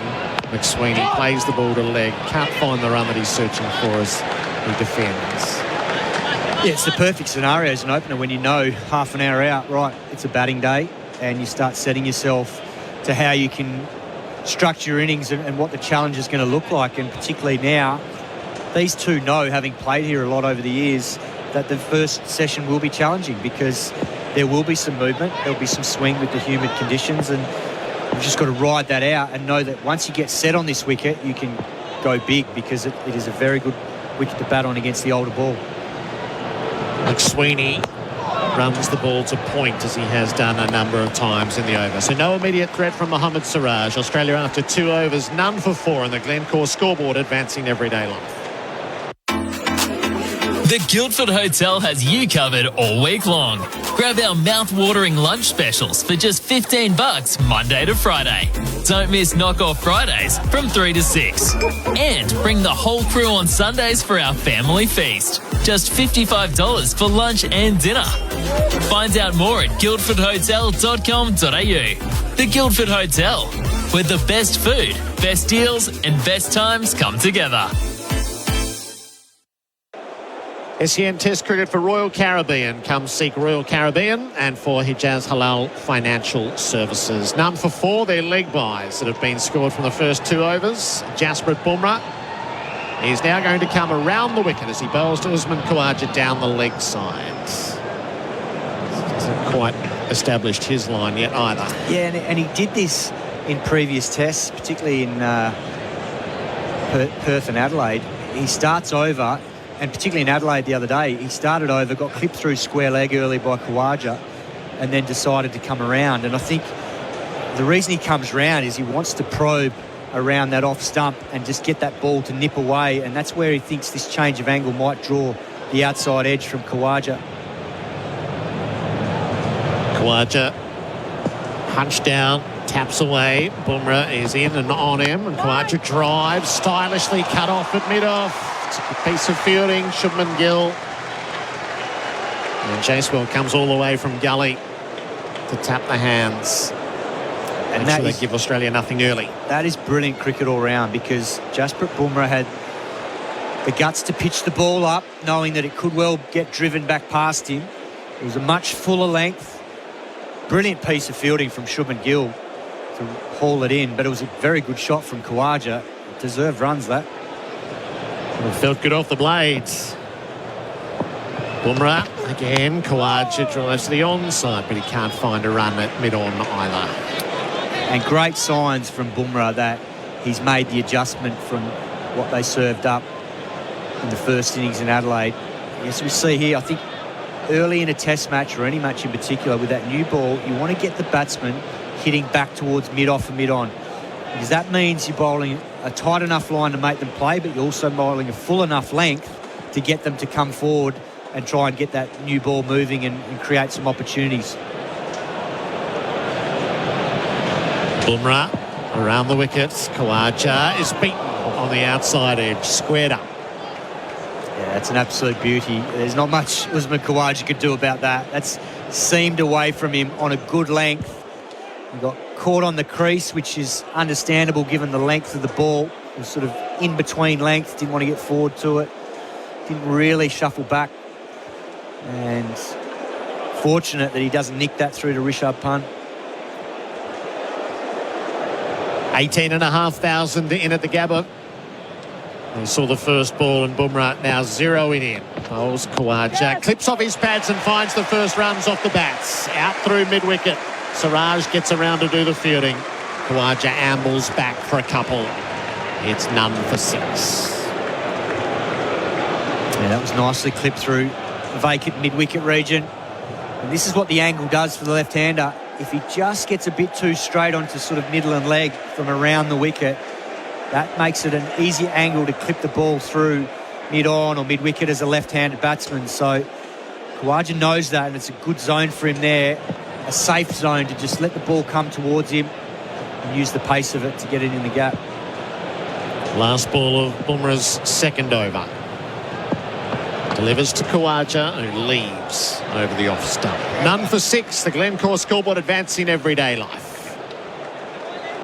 Hi, Ian Healy here. For 50 years, Sherlock wheelbarrows and carts have been lightening the load for weekend warriors and tradies alike. Built tough to last, so you can count on them season after season.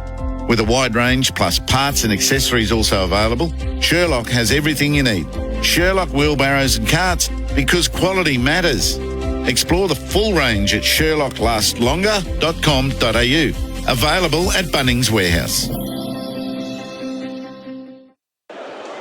SEN Test cricket for Henley Holmes by Henley completed home and move in now. None for 6. Khawaja's 2. McSweeney's yet to score. Mohammad Siraj is bowling. And McSweeney tip and run as he plays it to cover. Siraj dives at the ball himself. He doesn't pick it up. Khawaja sensing it was sharp. He has a dive at the far end. They all slide everywhere. A single taken. McSweeney's off the mark. Yeah, I'm not sure what Khawaja was diving for, because I think it was a brilliant piece of judgment from McSweeney. I think, if anything, Siraj was going to try and do the hook slide and throw at the bowler's end, and Khawaja was always going to be safe. It was well defended, and he played it softly enough that both mid-off and the bowler weren't a realistic chance of getting a run out. Has Khawaja hurt himself? Just taken both gloves off. McSweeney comes down to have a word with him. Just redresses. Gets himself set. A shout out to Mia from our great partners at Liquorland and her husband Richard, newly married and listening in venue on SEN Stadium. Liquorland, great supporters of SEN Test cricket. Mia and Richard, hope you have a beaut day. It's a hot ticket in town to be here, and with the forecast improving, there's great intrigue around it. Siraj will get his first look at Khawaja after the single was taken. Khawaja takes a lot of time to ready himself. Siraj has the green light, bowls. Khawaja leaves outside the off stump. It's a big responsibility for Siraj. There was an element in Adelaide of Bumrah or bust, which India have to avoid. That wasn't a feature in Perth. There was good backup in what Siraj and Rana both did, but it was really left to the spearhead in Adelaide. Yeah, and that's the challenge sometimes with the game situation. Obviously in Perth, it felt like they were behind the game, but then Bumrah set them up late on day one, and then their batsmen batted big second innings and then gave them plenty to work with. Siraj to Khawaja, clips off his pads, got that away neatly, right down into the deep. It'll be cut off on the boundary. They'll come back for 2. Khawaja wanted every bit of it. And easily back Jadeja down in the deep. And India there might just have to make the adjustment with fine leg, because the conditions here, they're used to being a lot squarer in places like India where there's less bounce and pace in the wickets. And Jadeja looks pretty square at the moment down at fine leg. So, and he's now just being moved as we speak. Rohit Sharma's bringing him about 5 metres finer. He might even probably need to come another 5 metres finer. None for 9. Khawaja's 4. He faces up. He pulls, whipped across the line and hammered it out to the boundary for 4. Siraj got short and Khawaja gave him the treatments. The boundary for Azito. Do it with Azito power tools. None for 13. And that's a great sign from Khawaja, because that ball was fractionally short, but he's in a really strong position on the back foot and just powers that through mid-wicket. Good sign he's picking up the length really quickly.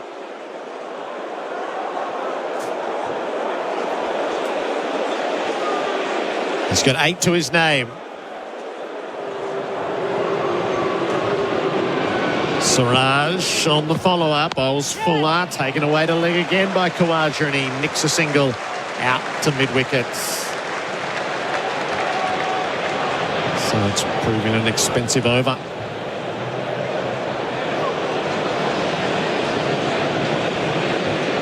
And this is the one danger of bowling first. The bowler's feeling the pressure of having to go out there and back the decision up by the skipper. Attack, take early wickets, and if it doesn't happen for an extended period of time, they start searching, and then before you know it, you're leaking runs, the 2 openers are going, and that's the catch-22 to this scenario. If you don't make the most of it early on, you can pay the price for the rest of the session. India are unhappy with the ball already. It's gone through the calipers, so it's right for the moment. Certainly the 4th over.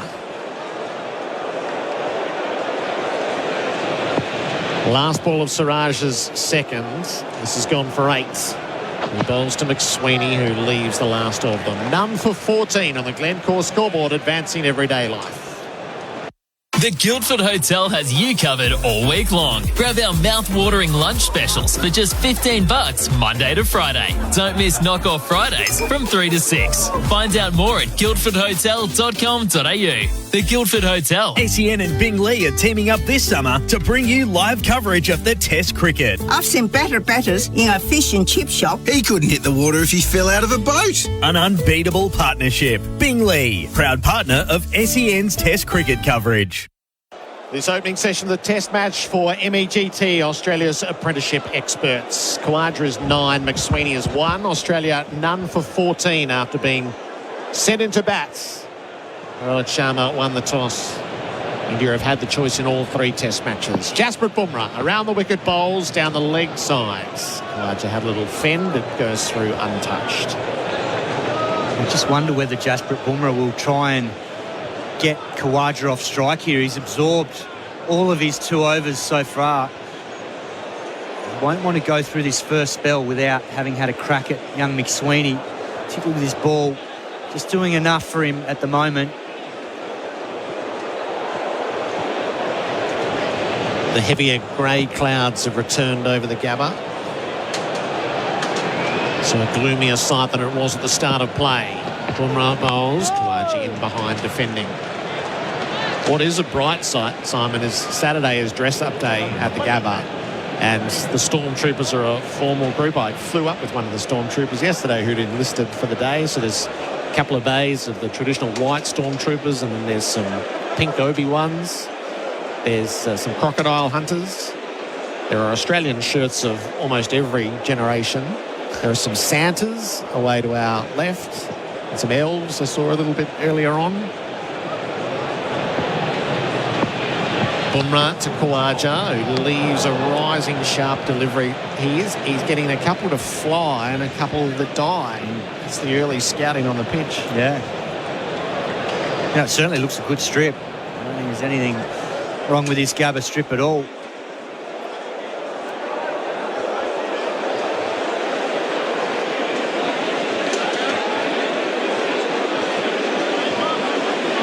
Rohit, Kohli, Rahul and Jaiswal make up the cordon with Part as the keeper. There's a point, a mid-off, a mid-on, a mid-wicket and a fine leg. Khawaja plays straight to Gill at mid-off. It's very good again from both Bumrah and Khawaja. Excellent area from Bumrah, trying to drag him forward, as we've been talking about, trying to get the most out of this new ball early on. But Khawaja's up to the challenge. Rock solid there, defending back to mid-off, which is important.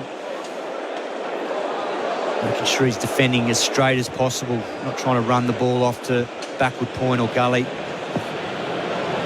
Bumrah's pace is in the high 130s, so back to where he should be. So bowls and Khawaja plays to mid-on.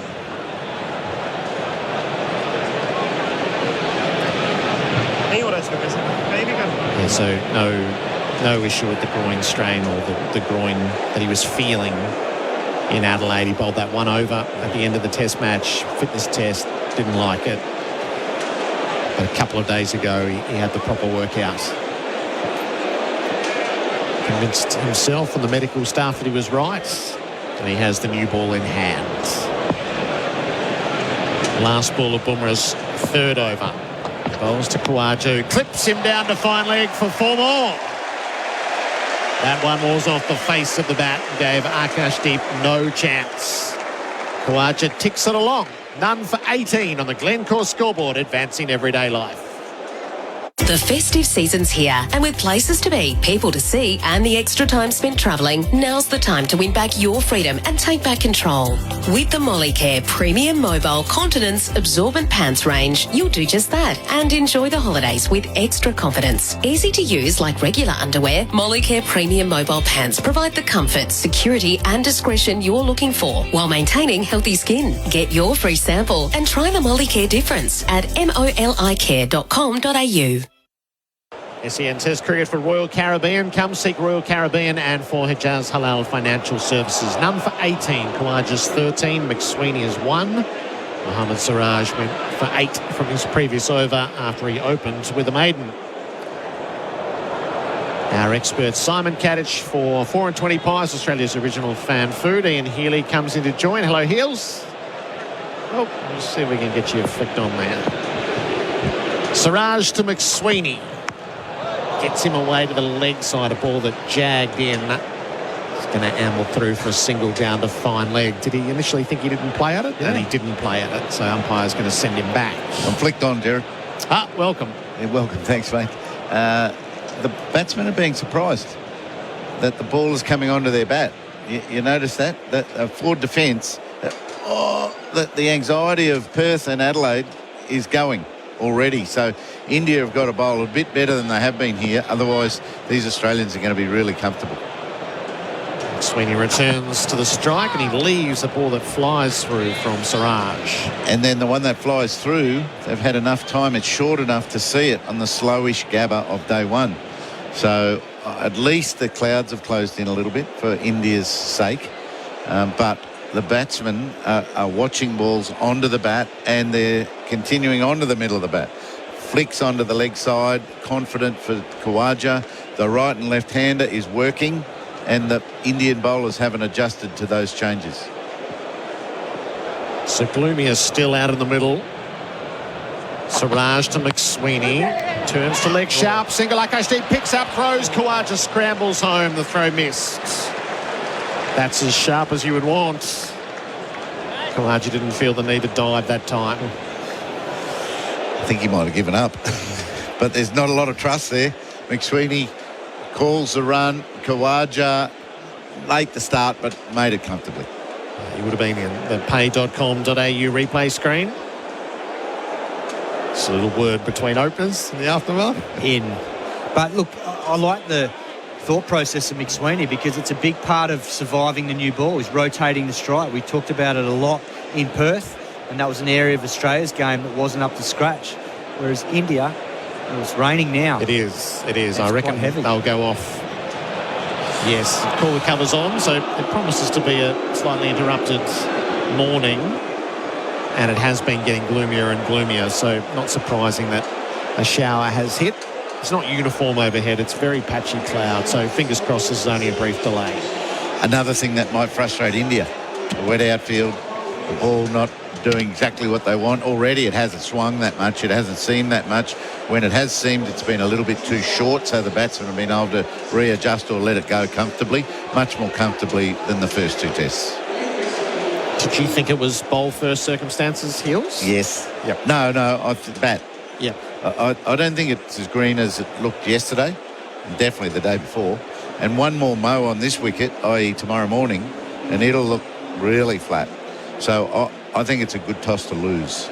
The brave thing would be to bat, but the easy thing to do was do what they did and bowl.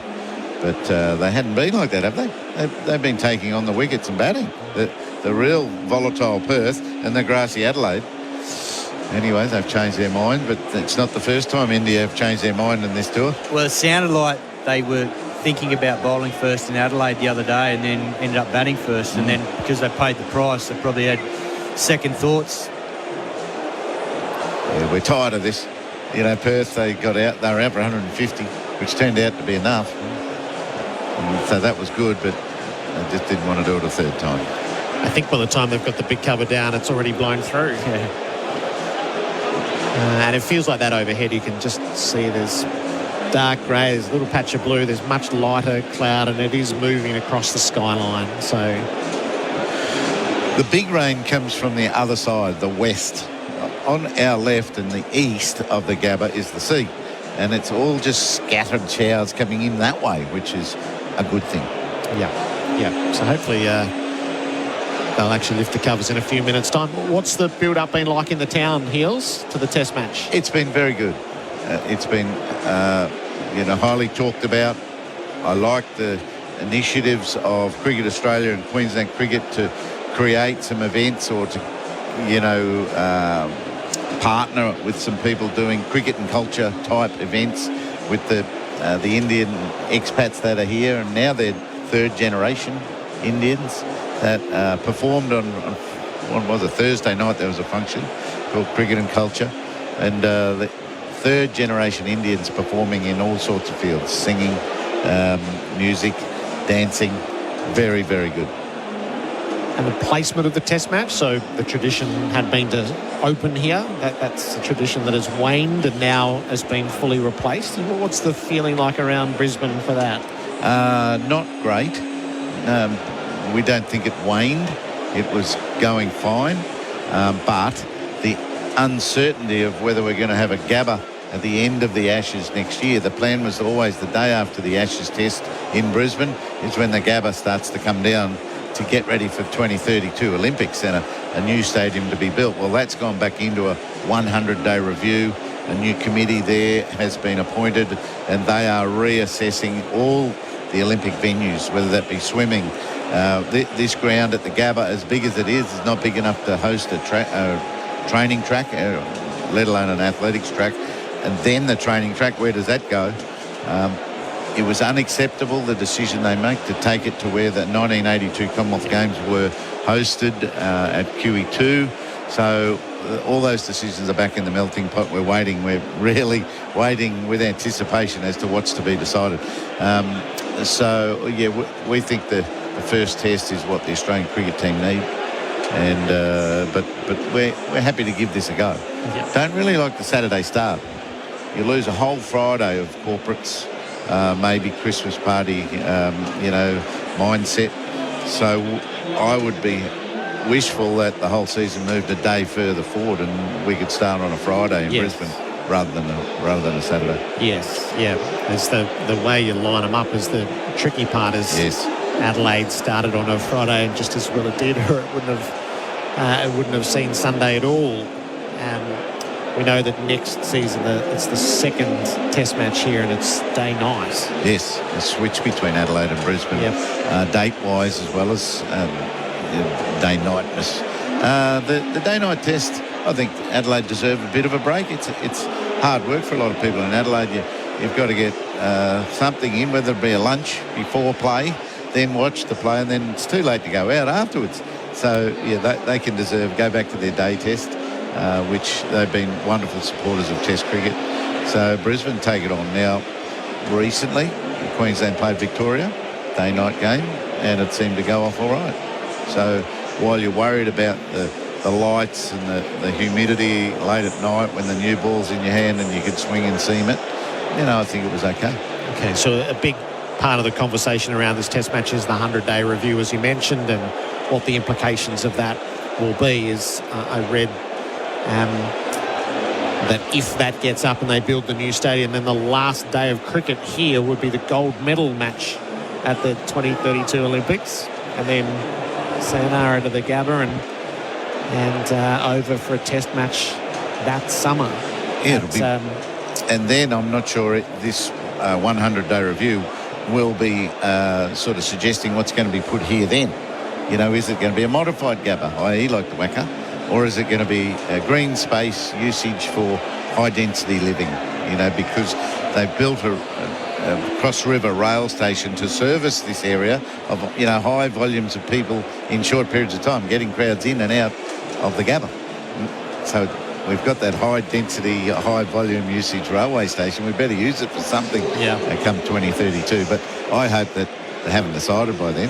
So we might pinch another 2 or 3 years out of the Gabba before they do come up with that outcome. So the sun's out. There must be just a little bit of rain because they're not prepared to lift the covers just yet. That's one of the difficulties. Is we went off, and it certainly was, for 1 minute, it was heavy enough to go off, but you can't restart until the rain completely stops. So that's a little bit frustrating. Have you taken a position on what you think the right thing for Brisbane is, not just for the games, but for the 50 years thereafter? Yes. We're not sure whether we're limited in what's been proposed to us. There's been one venue at North Shore, which is out on the river. It looks quite wild, and it looks very expensive, building out over a river.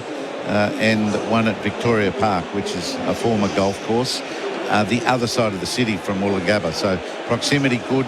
It sits right in amongst a lot of infrastructure of transport. There's bus tunnels, there's railway corridors to the exhibition ground that will all service that. and walking routes to the city and to different parts of Brisbane. Ins and outs of that stadium are very, very good, that proposal. So that's probably the favourite, but is there another? Are that committee hearing of others? We're not sure of that. So it's a good option to start with anyway. Yeah, well, it has everything that the checklist you just gave is the checklist that every major city wants for its venue. It feels absolutely tailor-made for the prospect of, because this is about the generations that follow. It's not about the 16 days of the Olympics. It's about test matches and footy and concerts for your children's children. Yes, something to be really proud of, and that's what cities, they get very attached to their stadia, i.e. Suncorp Stadium here. And then, you know, the training track, the running track, you know, there's room for that. It doesn't have to stay there forever.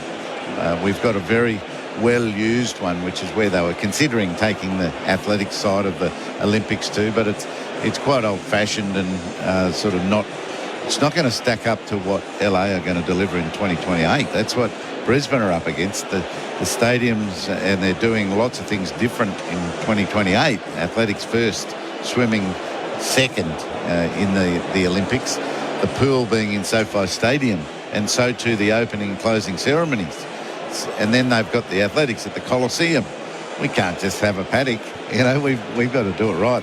There's good pressure, I believe, in what is going to be constructed, because the 2028 benchmark's going to be high. So the political climate changed, obviously, with a change of government, and then the instalment of this 100-day committee. And it is a very well-credentialed committee. As somebody a lot of our listeners know, is Tony Cochrane, who's the former chairman of the Gold Coast Suns, but he's an entertainment guy, he's an entrepreneur, he's a concerts guy. He was responsible for the night grand final that was staged here at the Gabba during one of the COVID years. So he's a good person to have there. I reckon in that room, you run the exercise, righto. Everyone, close your eyes and visualise this. It's the night of your Olympic Games. And for the first time since 1956, there's an Australian on the blocks in the 100 metres final. His name is Gout.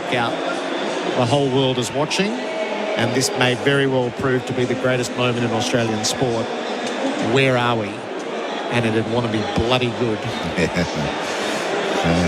Can we keep our eyes closed? It's a good image. It's a really good image. So I think it can be done at Victoria Park very, very well without disrupting the city. That's another benchmark, I think, to tick off. Here at the Gabba, there's been 2 independent audits that I know of that have said its lifespan is 2030, you know, and I don't know what that means. Is it concrete standards, are the facilities and infrastructure that are here finished by then? You could go section by section and not disrupt so much as a total rebuild, and then put underground infrastructure in. That'll definitely be considered, and then we end up with a total Gabba once again with new facilities underneath it. There's just no accessibility onto this ground or to the restaurants and function rooms of the Gabba, you know, from within the stadium. It's all from busy streets. Yeah. So loading zones are very, very hard work. So those sorts of things all contributed, with 2 audits coming up with trouble after 2030. Olympics are 2032, so got some work to do. Yeah, so all the independent reviews essentially found the same thing, is the Gabba's used by days. The possibilities of Victoria Park, the Cusack was not to be used. That was part of the record, and then it was ignored. So there's been uniformity in the work that's been done, and there's no reason to think that the conclusions won't come back the same way. So it's a big time, and not just for the state. Is the Olympics are so big for an entire country, for your sporting reputation. You can't do a cut price Olympics. You shouldn't leverage a whole state's future against it, but this is a city that needs a new stadium. It needs something for the Brisbane Lions, for the future generations, for Test cricket to restore your place in the order, which has been lost, for concerts that come through here. There's immense possibility, and the whole point of hosting an Olympic Games is that you end up with that legacy piece. It served Melbourne well, it served Sydney well, and fingers crossed it serves Brisbane well. And there's a bit more we need, and it doesn't sound like there'll be time. Cricket will be used for the Olympics here at the Gabba. But you could put the swimming here. We need an aquatic centre too. We're not sure yet whether the swimming pool's going to go. We've got a good velodrome, but is that enough? Very interesting in what's got to be done. And there's one big set of eyes looking at us. We're looking at the 2028 LA performance after Paris, which was incredible, without having to change their city that much. Their landmarks are all in place. And it's India. India are looking to go 2036. And they've already got a 120,000 seat stadium in Ahmedabad. And so that's where it's going. And they might even have a 200,000 seater stadium by then.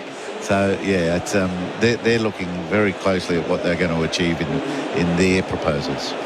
All right, we're in an annoying rain delay here at the start of the test match. We had 5.5 overs. Australia was sent into bat, none for 19. Katich is looking good on 13. McSweeney is 2.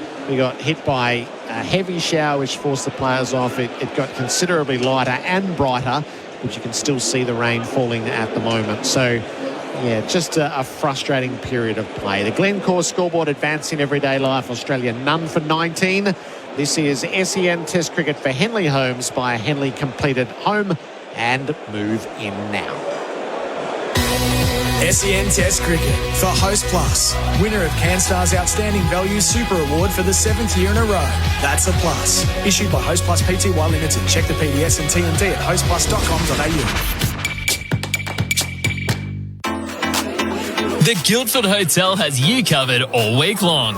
Grab our mouth-watering lunch specials for just $15 Monday to Friday.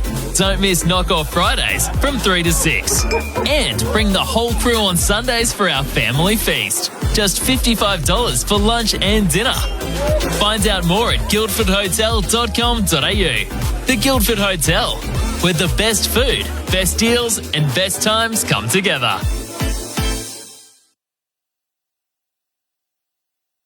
Installing or upgrading an irrigation system? Check out Hunter's Wireless Valve Link System, available at Nutrien Water. These products are cost effective by being easy to install. No digging, boring or ploughing. And the Wireless Valve Link allows you to add valves over 650 metres line of sight, including across footpaths or driveways, without installing new valve wiring, allowing for seamless expansion of your system and isolating valves in the event of storms or surge events. Visit nutrienwaterstore.com.au/WVL.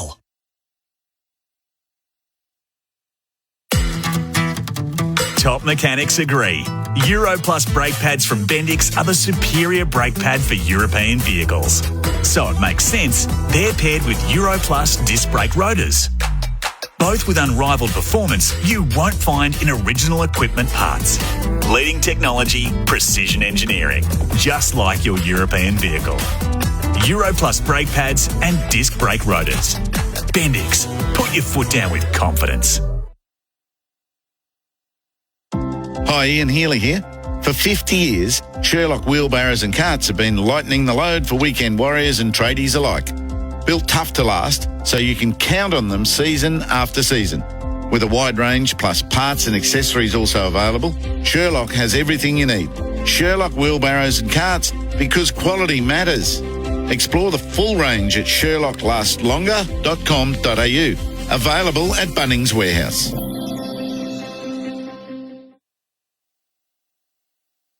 The Women's National Basketball League is back. The season is underway and it's bigger than ever. Featuring 7 of the Opal's bronze medalists from Paris, including Jade Melbourne, Izzy Borlace, Amy Atwell and Sammy Whitcomb, as well as talented imports from the WNBA. The league's brightest stars are ready to light up the court. WNBL, the future is here. Grab your tickets at WNBL.basketball or watch live on ESPN, 9Go or 9Now.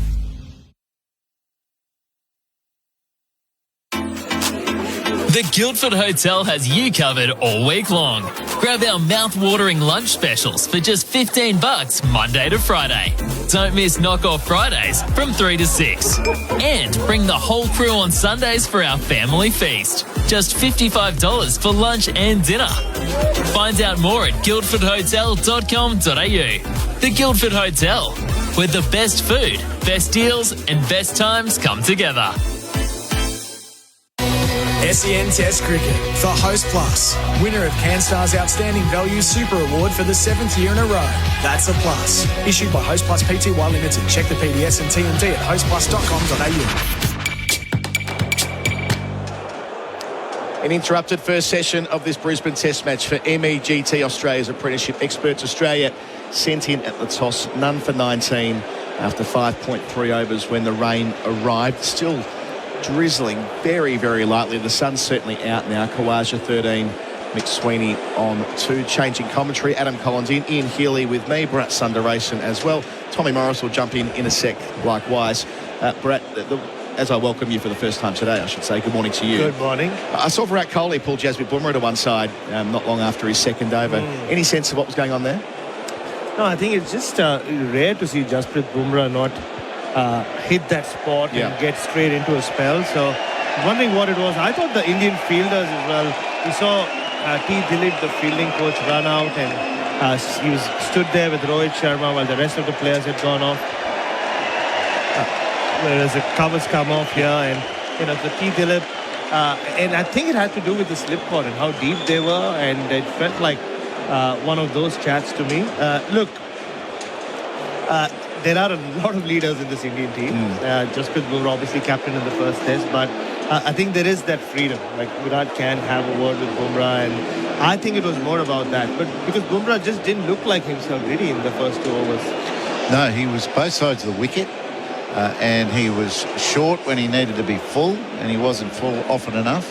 The batsmen were finding their feet, this is not seaming or swinging at all, and they decided, right, I'll flick that one down leg and I'll punch it, drive down the ground. It was well fielded, but the confidence of the batsman is better than it's been.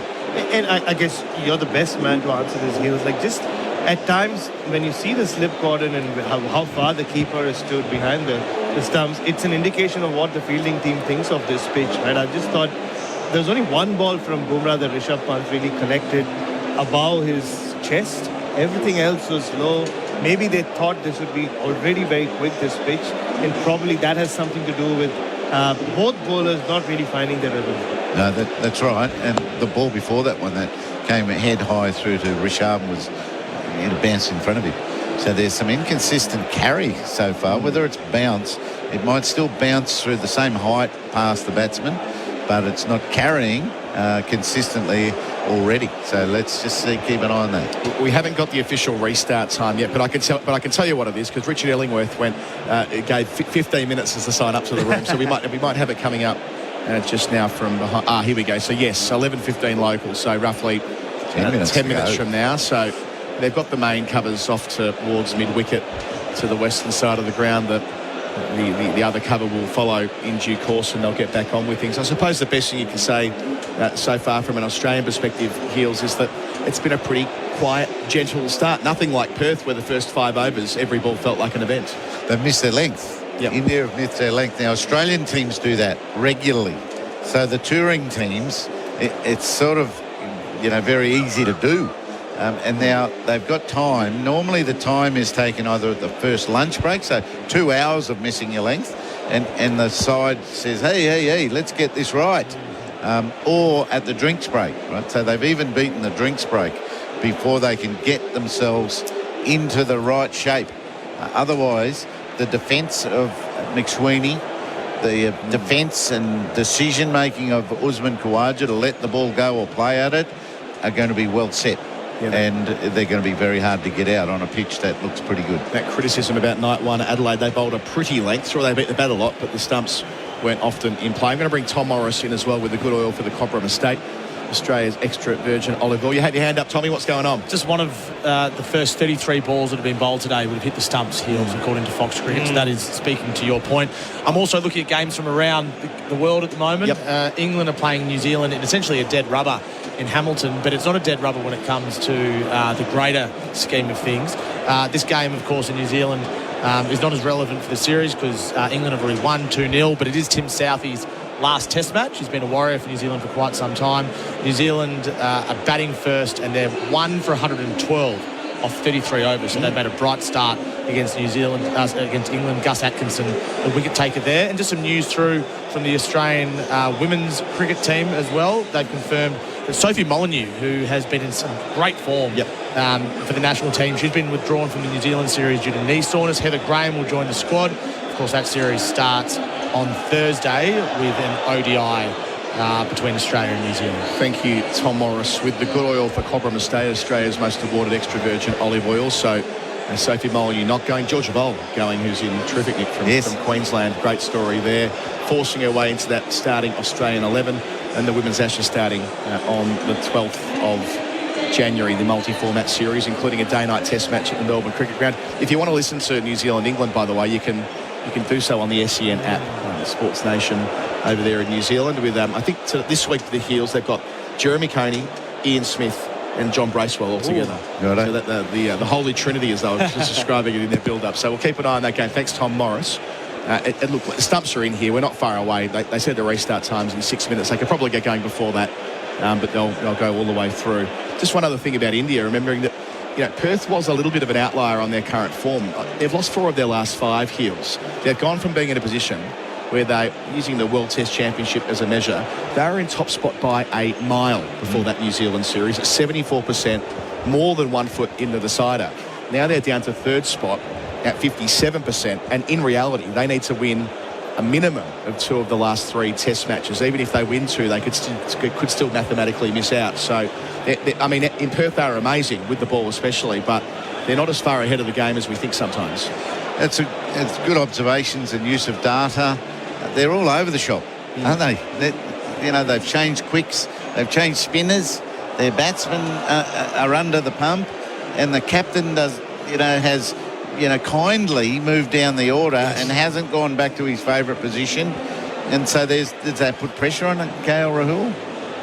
And you're so right about the spinner as well. I think the decision was taken this morning for Jadeja to be brought in. I think there are a lot to do with them not having the trust in this batting lineup that they did for Adelaide. You'd have thought the pink ball test is when they would have wanted to fortify their batting, but they went with Reddy at 7, Ashwin at 8. But clearly 2 collapses later, they're like, no, maybe. But that's also a sign, and I mentioned this before the start of the series, Heels, that's just a hallmark of Gautam Gambhir-led teams or Gautam Gambhir coach teams. He's rarely had, when he was captain of Delhi in the Ranji Trophy, I don't think it ever happened that the same playing 11 played back-to-back games. So he loves changes and he loves last-minute changes. So on the basis, because Jadeja has barely done anything in the net. See, I don't know what his preparation is like. It is Jadeja, so you just assume he's prepared. He's always on the field, isn't he? He's fielded a lot in Adelaide. But again, I think it's a bit of a knee-jerk reaction to what happened over in Adelaide, and they just wanted to strengthen their batting. I suppose you could say that the thing about Australia-India Test cricket in the last decade, Heels, it's really followed one track. I mean, Australia haven't beaten India in back-to-back Test matches since Adelaide-Brisbane 2014. Right. So the corresponding tests that we're in at the moment. So it typically has been that Australia have had a great win and in India have fought back right away. Yeah, both sides have bounced strongly. So they must put their confidence aside and get into it. Gee whiz, it's a very long batting lineup India have got, Reddy batting at 8. Yeah.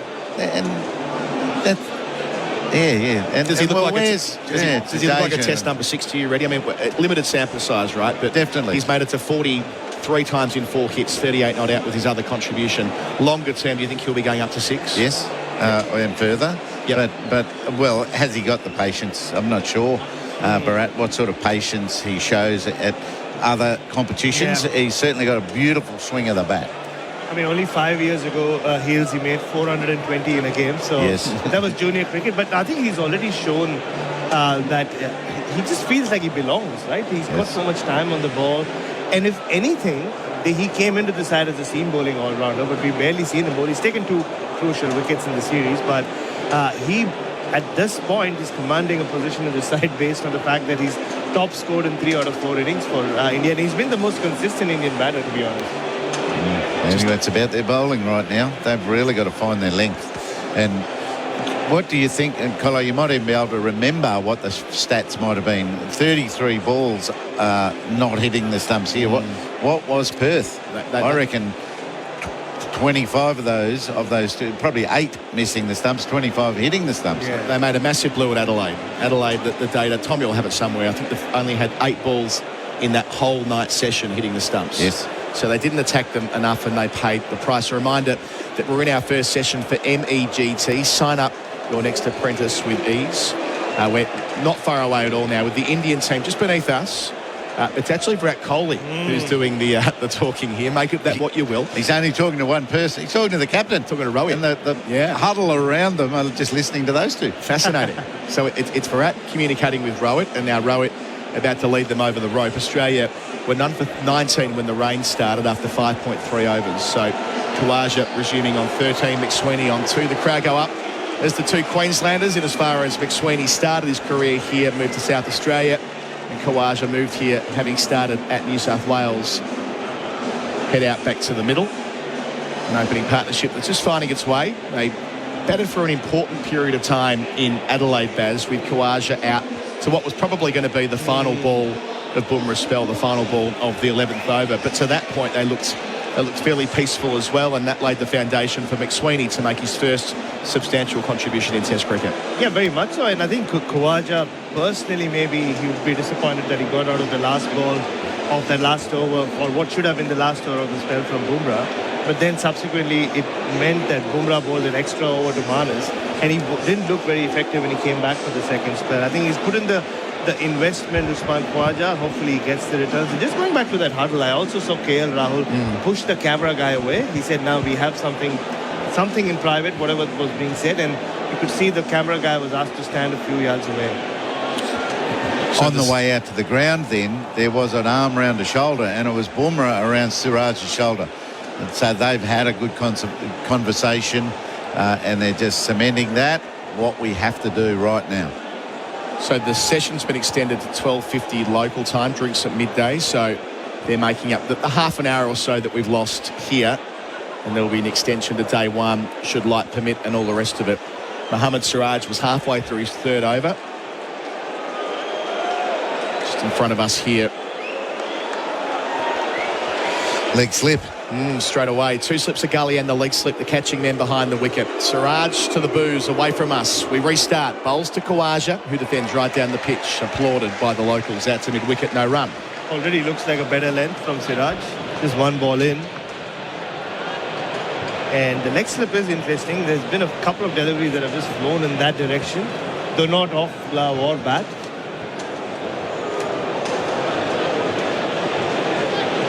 Much brighter now. Hopefully, that's the last of the rain.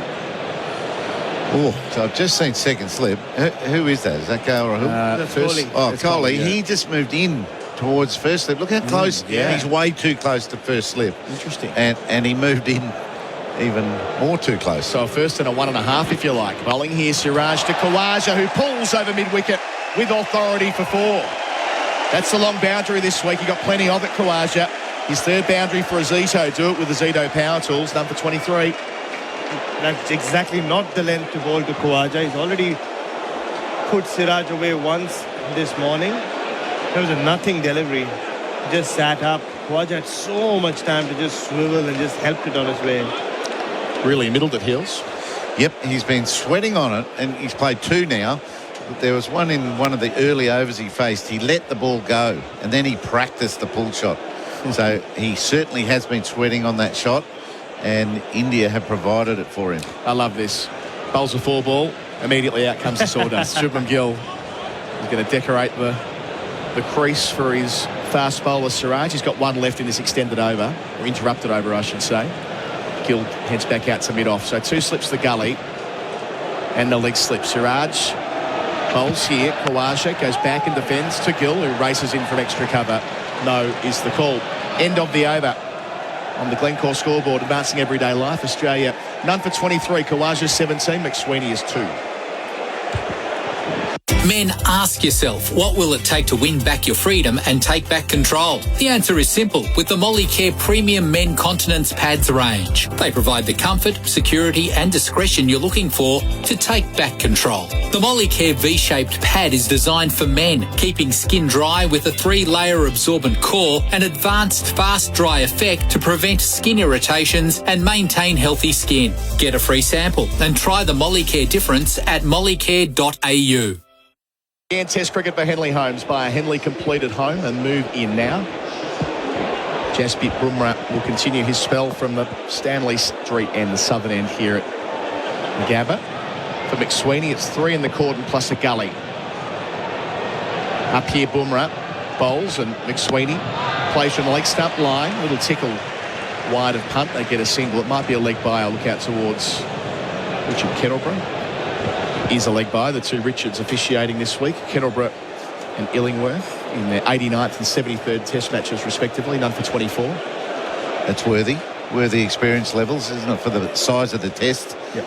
It's one of the most anticipated Test matches in world cricket, and the officials are right up there. They're struggling to pin this a batsman at one end. So Bumrah just backs away. Bumrah was a couple of yards into his run-up. And then Kawaja said, hang on a minute, I'm not ready yet. Akashdeep was shuffling a little bit wider at long leg. So the leg slip's gone now. 3 slips to gully, round the wicket Bumrah. Up passing up high, Kettleborough delivers. And Kawaja goes back and defends. Inside edge perhaps. Either way it ends up at point, no run. There's a little bit of flinching with Usman in that shot. So it's good length, really good length. So Usman gets caught on the crease, both feet on the crease line, and he's waiting for the ball. He's wondering whether it's going to shoot in like Perth, bounce away like Adelaide and beat the outside edge. Then he decides, hang on, this is coming straight. And he just gets the bat down. Now, there's still a little bit of flinching at times, but that won't last long. The batsman will get more comfortable. Bumrah up to the veteran Kawaja. Leg stump line off the pad, balloons up. Bit of interest from Rohit Sharma, but there'll be no meaningful appeal and certainly no review. Kawaja turns 38 if his Test match goes the distance. Day 5 is when he's going to turn 38. So the same age that Alan Border and Steve Waugh were when they finished up as Test cricketers. And you've got to go to Bobby Simpson. It's the last time Australia had a 39-year-old play. So it puts it in some context, his longevity. Now we've got to look at the introduction and the demotion of Steve Smith to the opening batting ranks to know how difficult the job is when you're 30. Don't worry about 38. Bumrah halfway through the over. Towards us, towards Kawaja. Round the wicket now. Kawaja, leg stump line, pushing out to mid-wicket. The loud shout of no. Still hasn't quite got his line, Bumrah. As you noted in the rain delay, both sides of the wicket. He's finding his length, though, isn't he, this time? The last 3 balls to Usman Khawaja have been the right length. He's been trapped, but just defending late. So now the next stage is to just push one wider and see if he wants to, if Khawaja wants to nibble at it. That's how he set him up in Adelaide as well. It was a ball that just came in, hit the pad, it was a loud appeal, and the next one just hung it outside off stump, got him caught at slip. Bumrah with his familiar approach up now. Bowls to Khawaja, full and straight and pushed out to cover with a minimum of fuss by Khawaja. It's interesting, Usman Khawaja before the game, I think it was at the Queensland cricket lunch, speaking about how he still doesn't identify with being an opening batter and has these hopes of finishing up where he started in the middle order. Yep, in need of runs, that much is clear. 1/2 century this year in 14 innings, an average of 26. No better day for it than at his home ground of the Gabba. Bumrah to finish his 4th over. Bowls to that man Khawaja, who leaves alone outside the line of the off stump. None for 24 at the end of the over. Khawaja 17, McSweeney's 2 on the Glencore scoreboard, advancing everyday life. Time is running out. The St John Christmas Home Lottery ends this Sunday. Win a $5 million grand prize home package for Christmas. That's a stunning luxury home, a new car, and $1 million in gold. Or you can choose to cash out. Over 63,000 prizes, a 1 in 10 chance of winning a prize. The St John Christmas Home Lottery. Don't miss out. Ends this Sunday. Licence number 10303/24. Enter now. stjohnlottery.com.au. SEN Test cricket for Henley Holmes by Henley, completed at home and move in now. Akashdeep has taken the ball here at the Vulture Street ends. Siraj just didn't quite hit the mark. None for 24. Khawaja is 17. McSweeney is 2. Bharat Sundaresan is joined by Ravi Shastri. Hello, Ravi. Morning, Gerard. Morning, Bharat.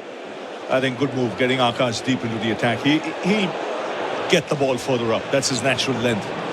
Akash and bowls. McSweeney watches the first one go by. I just feel they would have had a chat in the break because they were off the mark. They look at the lines and lengths bowled. They could have done a lot better in those first 7-8 overs. Didn't draw the batsmen forward enough. Didn't make them play enough. So important when you win the toss, decide to bowl first. You want to be challenging that outside edge more often than not. I just felt they were a little flat. So the break coming at the right time. 27-year-olds in bowls. McSweeney forward and stroking the ball to point. Won't find a run. And you called for this change, Ravi, in your previous 2 columns after the Adelaide test. You said Rana needed a break, and maybe they missed the trick by not playing Akashdeep in Adelaide. Yes, because I think it's a natural variation when you see the way Siraj and Bumrah bowl. And he's the kind of guy who will hit the roll of the pads, do much the job Scott Boland did for Australia. And he's nippy. Someone who hit the bat is a skiddy customer. This is his 6th test match. He bowls and McSweeney edges. Chase World dives at the gully, prevents runs. So already you can see he's made the batsman play every ball. I refer to him as the middle-class man's Mohammad Siraj. Not a poor man's Mohammad Siraj. Mohammad Shami, I should say. And he impressed, didn't he? He was the incumbent coming in. He was the 3rd seamer behind Bumrah and Siraj. He's played a lot of first-class cricket, so he's can bowl those long spells as well if needed. Sets up from the top of his mark. Akash bowls. McSweeney tried to leave. It brushed the leg on the way through. Good angle, good lift. And you can already see he's quicker than what McSweeney expects him to be. He's been rushed a couple of times. Off the pitch, he gets that pace off the pitch. A nippy customer. That jag right in fact, it was passing just below the ribs. It reminds me a little of India's current chief selector, Ajit Agarkar, who had a lot of success in Australia. He was a lot quicker than you actually thought. A wiry figure, ball at 140. McSweeney's on strike. He's 40, tried to drive. He got beaten past the outside edge. More likely. Should be ready to gamble with that cover drive, even if they hit a couple of boundaries, the batsman, because this is what you want in the first session of play. Kept mentioning, draw the batsman forward. He's done exactly that in this over. Had some good shape about it. 135.3. So a better start than Siraj managed. It looks like a good bowling change. Akash over the wicket bowls. McSweeney tried to flick down a leg. That took off as well, and Part Hall's hit. None for 24 at the end of the over. The Glencore scoreboard advancing everyday life. Dreaming of a life where every day's a holiday? Silverwood's Yarrawonga offers premium lots from 308,000, ranging from $399 to $858 metres squared. Enjoy a permanent escape without leaving home. Walk family-friendly trails, unwind at Soul Wellness, relax at the Seabull Yarrawonga, or tee off at Black Bull Golf Course. Experience it firsthand at the Seabull Yarrawonga and have your stay reimbursed upon purchasing a lot. T&Cs apply. Secure your exclusive offer. Mention Resort Living. Visit silverwoodsyarrawonga.com.au. And made over from Akashdeep. SEN Test Cricket for Royal Caribbean. Come seek Royal Caribbean. And for Hijaz Halal Financial Services. Usman Khawaja is on 17. Jasprit Bumrah's around the wicket to him. Khawaja defends to leg. Have you seen Bumrah early, Ravi? I didn't get a chance to speak to him today, but I just feel even he's been a little too straight to Usman Khawaja. Not a bad idea if he doesn't get much movement from here to come again back over the wicket and make him again drive through that offside. He's hanging back. He's playing the waiting game, Khawaja. Three slips, gully point, mid-off, mid-on, mid-wicket and fine leg. Jasprit Bumrah, 4 overs, 2 maidens, none for 6 up till this. He bowls. Khawaja defends back down the line of the leg side. He's most effective from around the wicket when the ball's seaming. You mentioned that, Bharat, earlier, the way he got him out in Adelaide. Pink ball that really left him. You saw Khawaja edging to slip. So if this plan doesn't work, plan B should be get back over the wicket, see if there's some swing, and open up that cover area. Look to angle it across the left-hander. Khawaja hones his concentration. Eyes to Bumrah. Khawaja in behind, defending to mid-off. Speaking of Indians who got it right at the toss, Ravi, that was good. They brought up the tight test, and just telling the boys off air, we bumped into some of the Australian cricketers, didn't you, in Adelaide after the test match, and they were big fans of your toss. No, we were just, it was an off day. You don't get test matches in Adelaide over in 2 days, and then plenty of time to see some of the nice spots. Yeah, they were in good mood.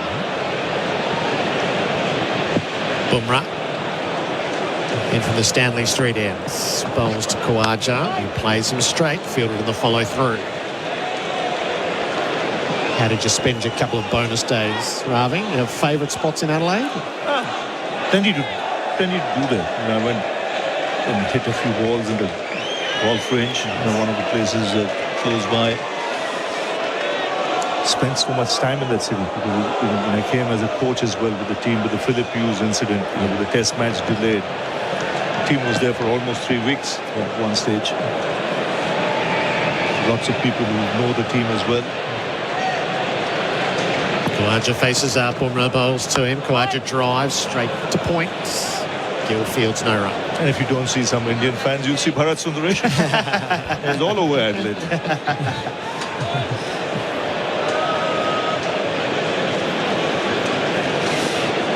But really good turnout. Yeah, even at the toss, you could feel the atmosphere.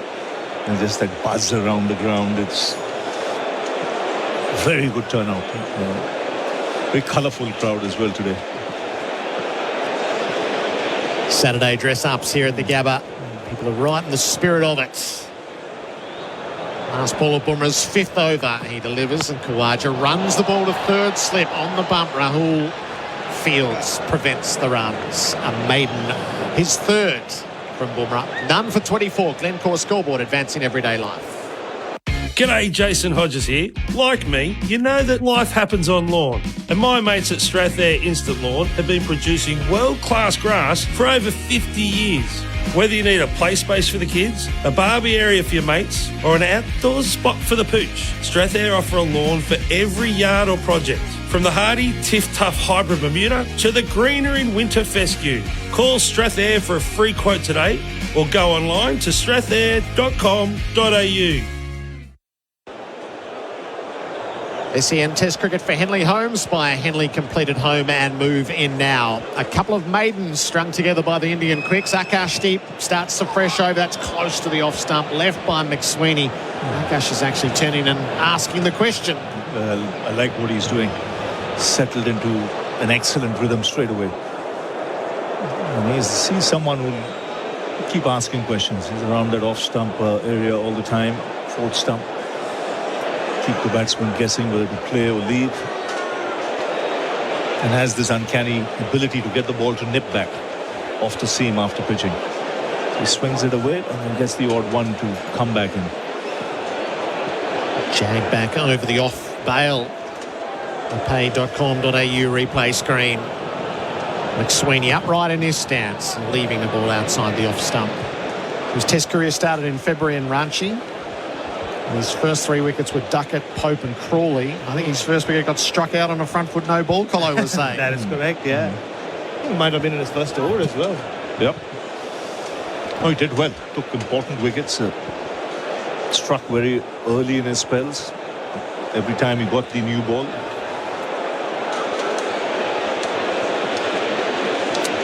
Just feel he was the right man for the pink ball. Just seeing what he's done here already.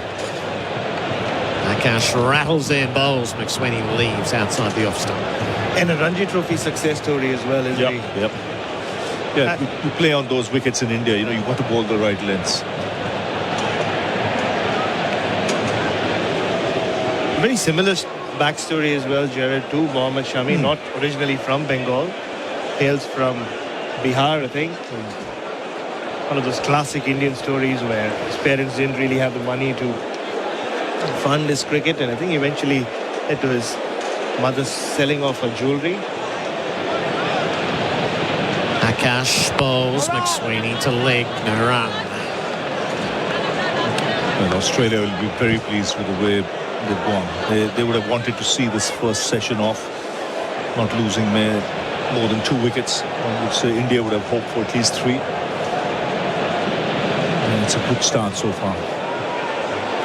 They've had eventful first sessions when Australia have invited England and South Africa to bat in recent times. 4 wickets before lunch, and then the South African Test match just rattled along. Pitch that was faulty. Akash bowls, McSweeney gets his first runs from the new bowler as he turns down to fine leg off the hip for a single, none for 25.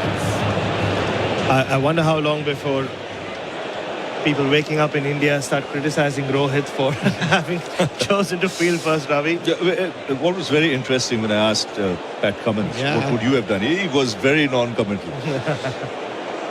He was not answering that question. He was not answering that question. I think David Warner after that, as he was walking past, asked him, "Do you bat it?" Didn't say a word. A sense of mystery about it.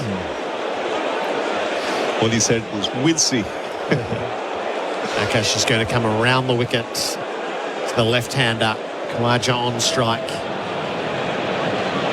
Akash bowls at the legs, and it's clipped away neatly by Khawaja.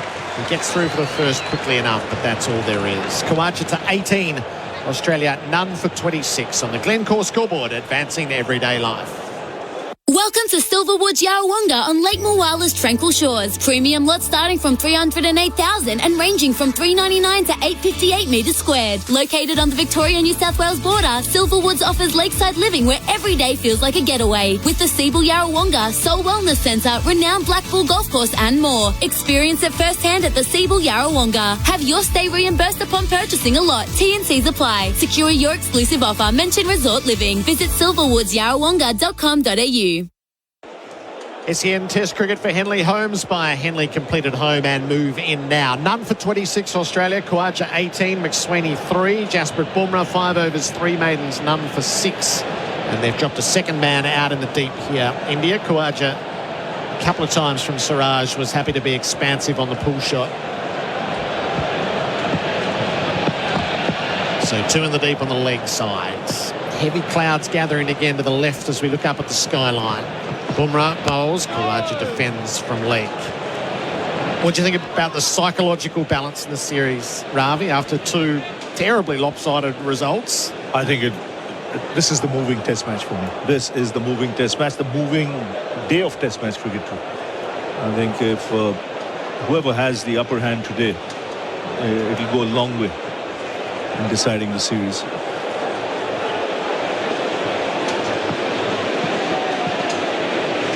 Bumrah adjusts his shirt,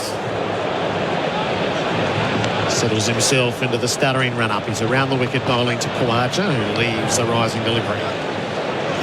Shubman Gill spoke yesterday about how he was reminiscing about 4 years ago. Ravi, as he walked in, I'm sure you got a little emotional as well. It certainly did, because that was one of the great Test matches ever. Even entering the ground, I remember what happened on that day when I got off the bus. I bumped into Tim Payne and Nathan Lyon, and Nathan had just finished the nets. And it was almost a foregone conclusion that Australia would win. 328 to get last day, 5th day cracks opened up. Bumrah to Khawaja, tucks it off his pads, the single that's been opened up, but the fielder put back in the deep at square, none for 27. And it was really befitting of the way that Test series had gone. To see that final day Test match cricket, Cummins coming in even after tea. In that last hour, he was still at 144, 143, giving his everything. And the youngsters coming to the fore. Shubman Gill, you mentioned, he batted beautifully. He set it up actually with that 91. And then, of course, Rishabh Pant, I had to interview him today for television, and even he says every time he walks out to the ground here, it's just that memory. McSweeney, high back lifts. Bumrah over the wicket when he bowls to the right-hander. McSweeney leaves. What were the phases of the day as you remember them, Ravi, where it goes from hope to belief? I think it was just hope, till hope that we would last, at least until tea. And then you take it one session at a time, and then when it reached an hour after lunch, I said, it's a great opportunity here to at least draw it, if not win it. And then with 1 hour to go, in fact, at tea time, let's come back to that. Bumrah's on the runway. He's in and bowls to McSweeney, who clips off his pads firmly down to fine leg. It takes a little bit of stopping, but the stopping's done by Reddy. None for 28. And Pujara had batted beautifully. So he was the stonewaller. He was still there at tea. And then I thought, when I went down from the coach's box upstairs here, just below us, to go to the toilet, I said, should I say something? I wanted to tell Puji, carry on. Not sure whether I should tell Pant anything. And just before I reached the toilet, I heard a conversation and I stopped in my tracks. They didn't see me. It was Gill and Pant having a chat with each other. Fascinating.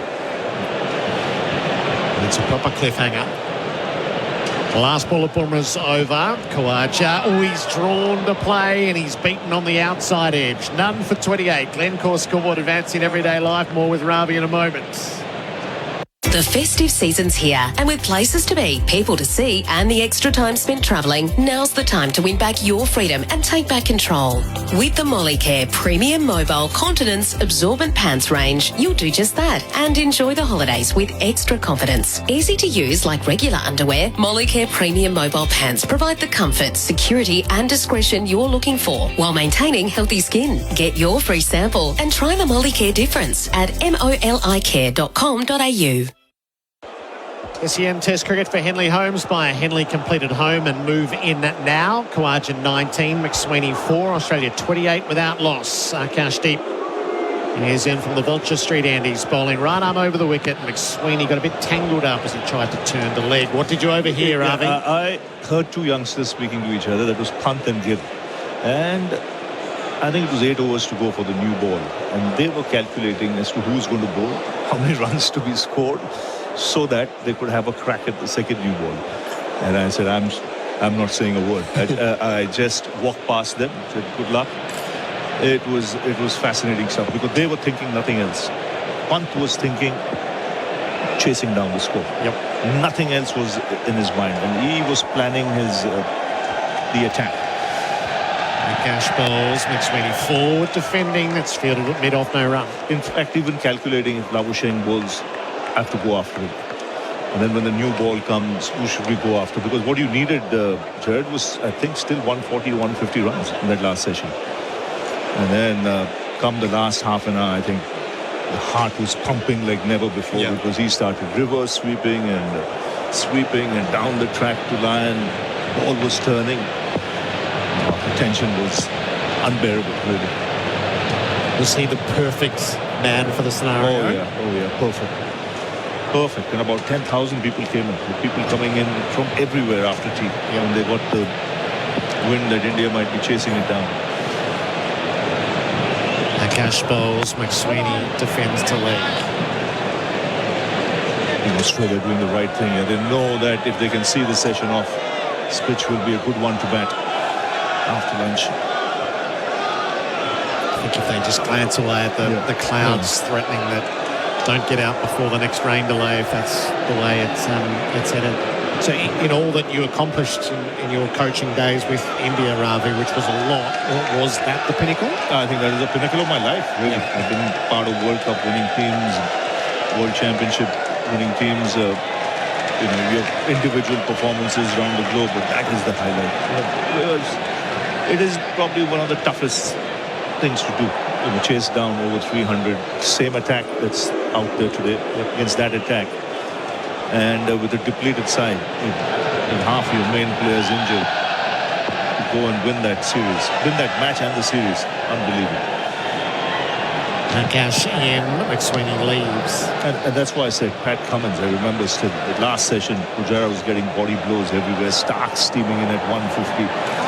And there was no let-up. There was no let-up whatsoever. So it needed some brilliance, individual brilliance to, pull off that win. What did you do in the change rooms, or how did you spend the hours after the game to savour it and mark it? I think I had a chat with the boys. I gave a speech of sorts, but I said enjoy every minute of this. I said these kind of days will not come again in your life. So treasure this. You work hard for it. Now enjoy it. Akash bowls. McSweeney tried to turn, got wrapped on the pads, maybe a little bit of inside edge as well. Stifled shout from the bowler. And the important thing is a lot of players from that side have come back to Australia now. They're much more seasoned players. Like I asked Pant today, what's the difference between the Rishabh Pant of then and Rishabh Pant of today as a batsman? He's saying there's more match awareness. I play according to the conditions and state of the game. Yet at the same time, I don't forget my natural instincts, which is to attack. I said, and then I asked him, have you got more outrages in your shot selection? Akash into McSweeney, wrapped on the pads, got through that time. No, Corden liked it. Bowler, what's the little conversation going to be here? No, he knows. Good shout, but not worthy of review for Imar. Cashback rewards with your insurance. That's Imar. And that is the end of the over. None for 28. The Women's National Basketball League is back. The season is underway and it's bigger than ever. Featuring 7 of the Opal's bronze medalists from Paris, including Jade Melbourne, Izzy Borlace, Amy Atwell and Samia Whitcomb, as well as talented imports from the WNBA. The league's brightest stars are ready to light up the court. WNBL, the future is here. Grab your tickets at WNBL.basketball or watch live on ESPN, 9Go or 9Now. Australia done for 28, Khawaja 19, McSweeney is 4. Our experts for 4 and 20 pies, Australia's original fan food, Ravi, Shastri and Damien Fleming. Welcome back, Flem. Gerard, Rav, listeners, big half an hour here. India need a couple of wickets. It's just interesting as a bowler and your captain wins the toss. You do feel the pressure. And the slips and the keeper might not be meaning it, but you can pick up that body language, that desperation of getting that first test wicket here at the Gabba. So Mohammad Siraj has been brought back in at the Stanley Street end. He's got 2 slips. There's a cover in place and 2 in the deep on the leg side. And Khawaja defends the first ball of the new spell. They've bowled much better since they've come out after the break, especially Akash Deep. He's asked questions. The lengths have been better. They've made the batsman play a lot more. But you're right, then. Rohit Sharma there, he's just hoping for an outside edge or a wicket just to justify. But even then, Rav, when you said that, he had the teapot going, and he's not meaning it. It's just a habit. But you look at that going, the skipper's not happy with me. It's the old teapot captain there. I like deep in for Rana. He just looks naturally suited to bowling that full length. He knows what he's doing. I agree. It's been an excellent start from him. It's a bit of maintenance work being done on the popping crease. Siraj was unhappy at this end and he's unhappy at that end as well. He's having a happy tour. A little lighter in the pocket out of Adelaide. Siraj bowls. Khawaja is beaten by a ball that comes across him. One thing guaranteed is every time he's given the ball, the crowd will get into it. There'll be plenty of noise, plenty of banter. It's a good start, these two balls. I think out of the quicks, the adjustment for Siraj is harder because he's an intense bowler. He runs in, he hits the pitch hard, but his natural length's probably a metre too short today. So, can you just subtly change and just get that fraction fuller, which he has in those two deliveries. Siraj over the wicket. Katich is on the move. He clips the ball firmly to mid-on. It bursts through. Gill popped up in the air, but no damage done.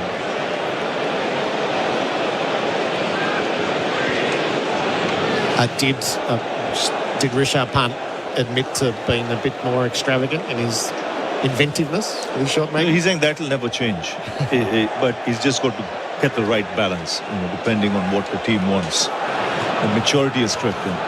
Siraj bounds in. Khawaja plays to cover. Slices a ball in that direction. Better lengths from Siraj.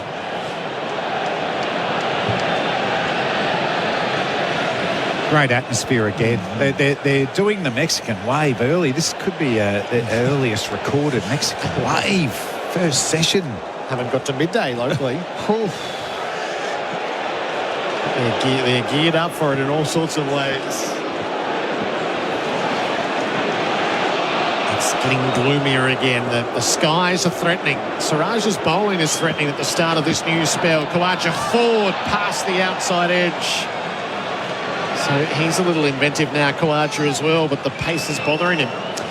Yes, and the length. So he's trying to make Siraj bowl shorter. Standing outside the crease, looking to push forward, to chip down the track.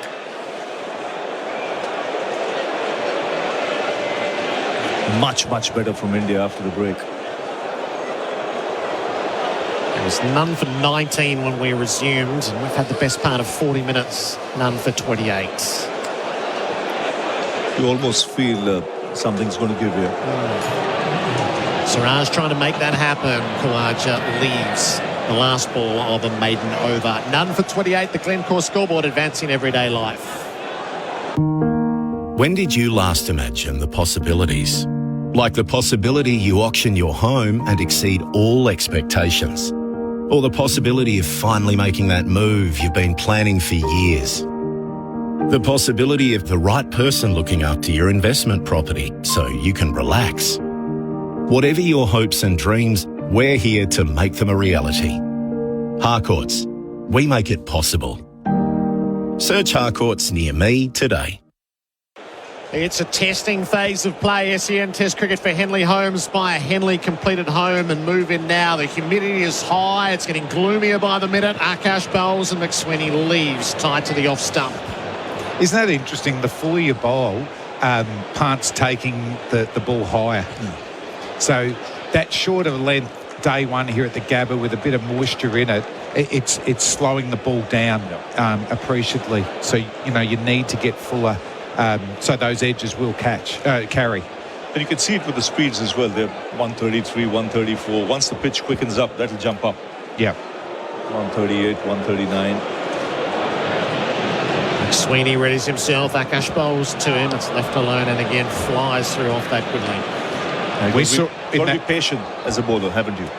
Yeah, and that's just that underlying, as I said, that you've sent the opposition in. You've got to keep that out of your mind as much as possible. I mean, for deep, it looks like he's played 60 tests, hasn't he? I mean, he's ran in nicely. So the rain is starting to fall. This has been building for about the past 10 minutes, and that's as far as we'll go. So the second rain delay. Australia is none for 28. Khawaja 19, McSweeney 4. I think India will feel that particularly because Ravi was right. They were just building to make something happen there. So it doesn't quite fall their way. And it's a decent shower as well. All right, so what have you made of it so far, Ravi? Where are we? The 13.2 overs in. India set Australia into bat. It's none for 28. I think Australia will be very happy that they've not lost a wicket. They've got 28 runs on the board. And I thought the break coming at a good time from Australia's point of view as well this time, because India were much better after the break. They beat the bat on a couple of occasions. The lengths were better. The lines were better. So it's a good break from Australia's point of view. But a good start. None for 28 after being put in. I think they'll be very happy with that. All right, you might be due elsewhere, I think. Ravi, thank you. Give us your thoughts to this point, Flem. Yeah, it was interesting. Looking at the pitch, we talked about in the pre-match, it was a bat-first pitch, but just with the lack of confidence, I think, in either captain in their top six, the percentage play was to bowl in these humid conditions, but you always need to maximise it.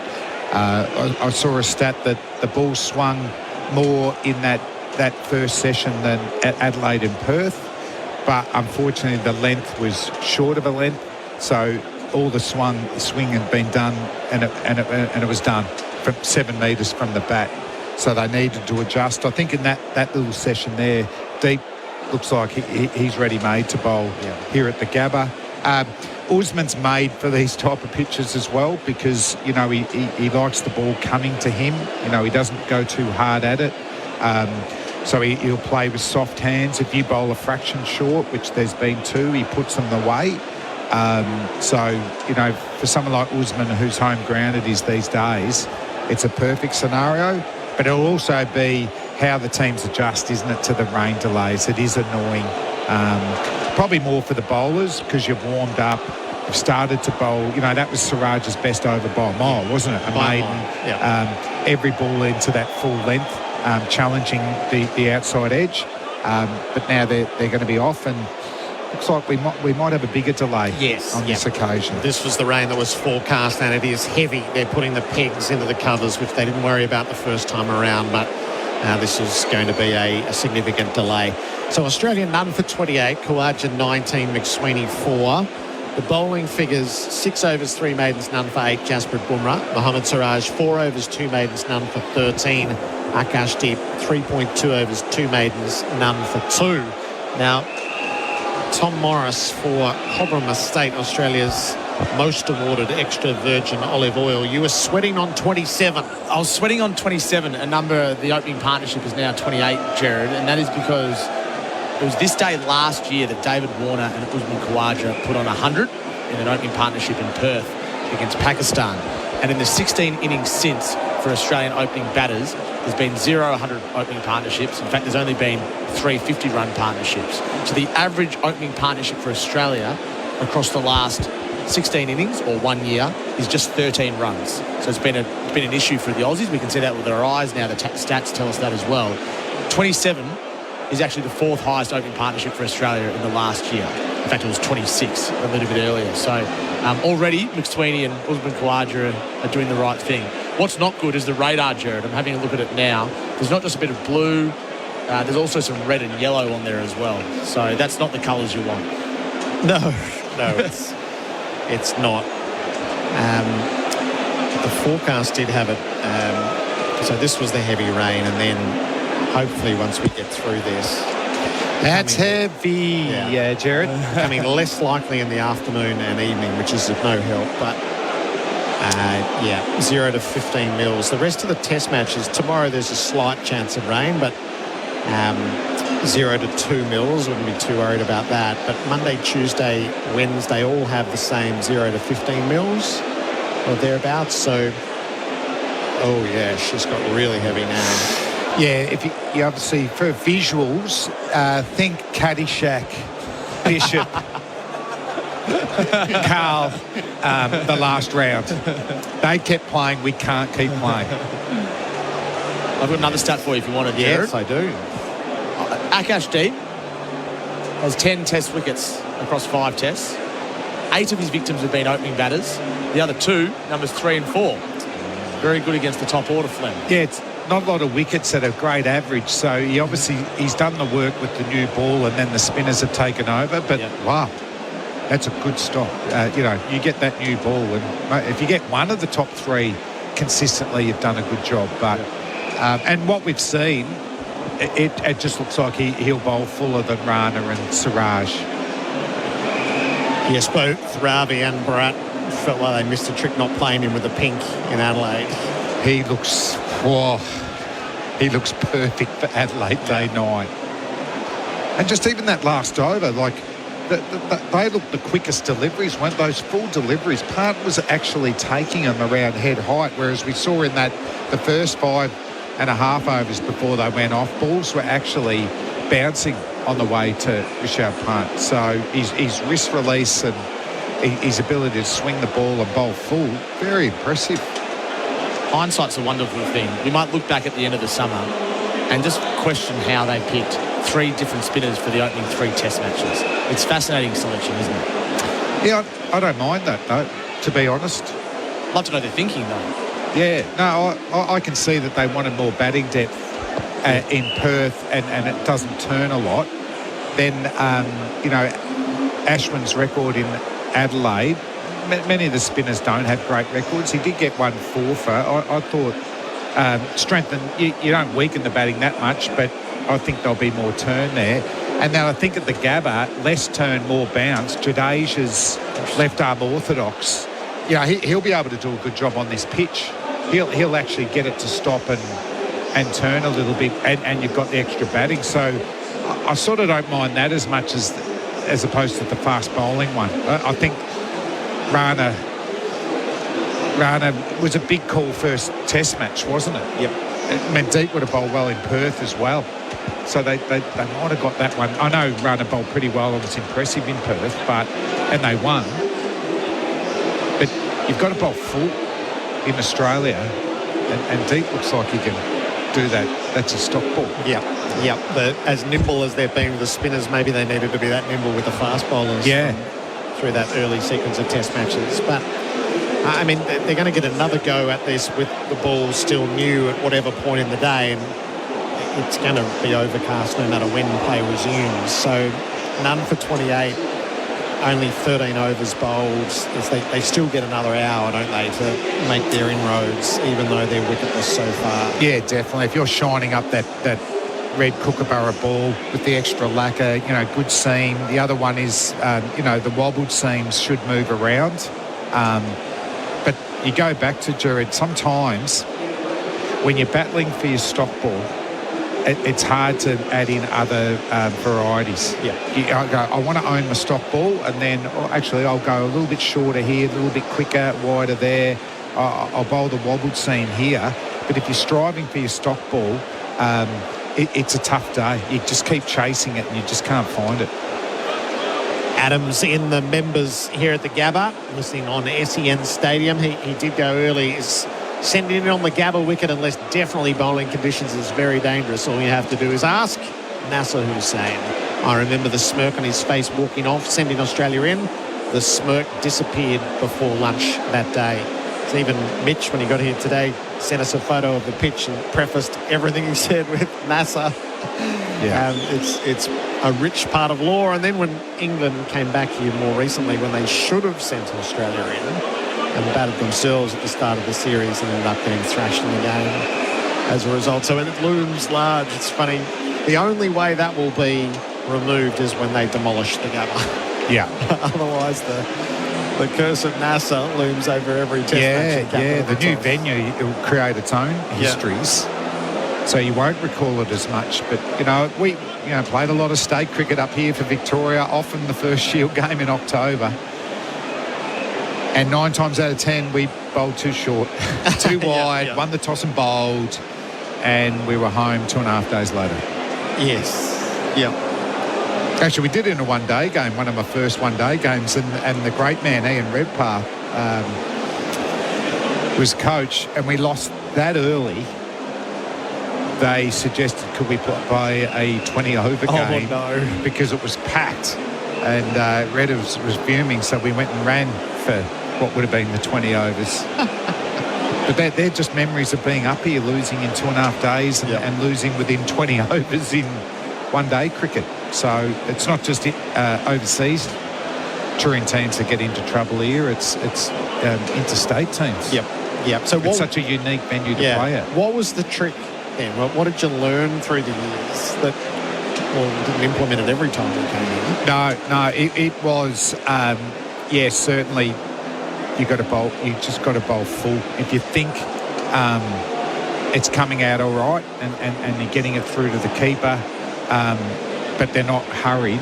The hard thing when the Gabba day one and slow, like even as a fast medium bowler, you want to feel like they're rushed a bit, the batsman, and you're hitting the splice. As we've already seen today, how many have actually hit the splice hard?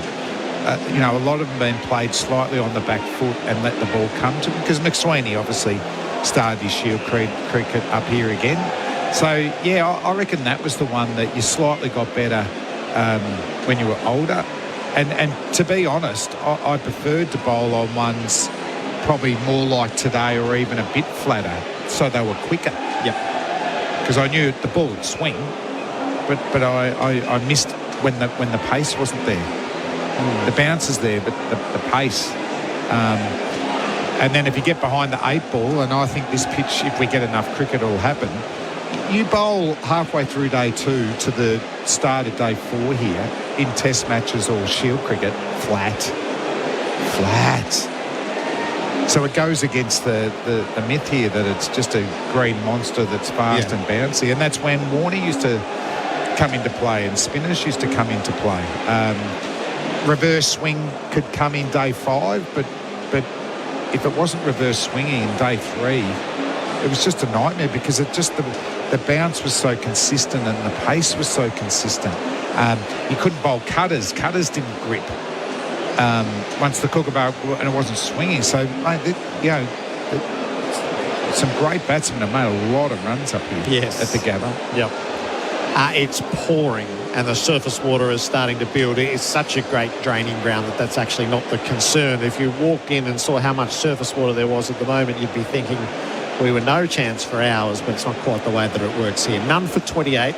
Kawaja 19 and McSweeney 4. That's the Glencore scoreboard advancing everyday life. You mentioned Ian Redpath there. Is the Adelaide Test was so fast and so action-packed, we never got to sit and contemplate at any stage. So he's been so well remembered, particularly in Victoria, where there's a reverence for him.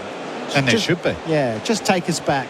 I've spoken to a number of former Victorian cricketers, and there's no disguising it's not affection, it's love for him. It is. I mean, he was a great cricketer, but he was an even better man. I was lucky enough. I was a South Melbourne cricketer coming through, and even then Redders had his antique shop in Geelong, but he'd come to games, he'd always come to the presentation. So I remember talking to Redders before I was in the state squad, that he already had the time to trying to give you some words of advice there. And then he's your first state coach, which is a very affectionate thing to have. And there's no doubt that Redders had a soft spot for Wayne Phillips, who was who probably epitomised a lot of Redders' strengths as a batsman. They weren't exotic stroke players, even though they had most of them. They put so much value on their wicket. They were admired from their teammates because of their toughness. And, there was a similarity that when you talk to the late, great Rod Marsh, to Ian Chappell, to Greg Chapp, to Dennis Silly, Tomo, they speak in awe of Redders. Yeah. And even Tomo, we had a fast bowling cartel lunch in Melbourne with Dennis, Lilly, Jeff Thompson, Merv Hughes and myself. And, Tomo didn't really know, how bad Redders was at that position, and Redders was right near the end. And his first response, we've got to ring him. Let's ring him now. And got a bit of feedback that, that wasn't able to happen. So we did a video, which we sent through to Red there. But, just remember Tomo just really being overcome by it, just saying, Tomo, the playboy, the Warnie of the 70s, the big drinking, loved hitting blokes in the head and loved to party and all this. And Redders basically a teetotaler, introvert. But this is the beauty of sport, a real bond. He said, I really bonded in that last test series with Redders. He'd come off and he'd take off his shirt, and there's nothing of him, and there's purple spots all over them. No icing back there. Yep. And he might have one beer, Redders. So he just won so much admiration from all his teammates. But you think of the yin and the yang of someone like Jeff Thompson and Ian Redpath were great mates. you wouldn't think that would happen. No. But it did. And he just did so much for Victorian cricket. And then the last few years, a change of relationship for me is I got to play golf. He played a lot with Norm Emerson, who played a few games for Victoria, but it was David Emerson's father at Barwon Heads. Ian Cover, who's a great mate of Redders, is a member there. And for me, when you're a young teenager with your coach, it's a different relationship than much later on playing golf. And, he had a real quirky sense of humour. I didn't pick that up as a teenager because, your coach is put on a pedestal. But one, he was a fine golfer as well and wanted to win. And I let him down just about every time because I partner with him. But also, I just love that real quirky sense of humour. And then almost, the last time, South Melbourne, our proud club, with 7 or 8 international test captains, our team of the century would just about beat anyone except for maybe St George in New South Wales. But Redders was our last premiership captain, 1967, 68. It's too long for a proud club like that, and we're out at Casey, South Melbourne now. But we've played 2 of the last 3 finals, and we've lost them both to Carlton. But the last one hurt big time because on day 3 we actually won, and Redders was there, and just thinking how iconic is this, or our last premiership captain gets to watch 55 years on, and we lose a reverse outright. Golbus and Mac Harvey chased down a short. It was a T20 chase, and 2 of the guys that could probably do it at district cricket, but Red stayed till the end and all that sort of stuff, and you could see the hurt. But yeah, what I learnt about from Red was just that passion playing for your club, country, and your state. And then also, you just don't give the opposition anything. He was a fierce competitor. Yeah. So what sort of coach was he? Because this is before the new age that we live in now, but he was such a gentle man. But he clearly had the right. He clearly had the coaching knack for that day. Gentle man, but you knew when he wasn't happy. Right. And you've got to remember, he brought through. Merv had already debuted, but he started to play his best cricket under Merv. He picked Tony Doddermaid, Simon O'Donnell, Jamie Siddons, Michael DiMartino, that era that got us going, really. And obviously, it wasn't big AFL John Kennedy speeches.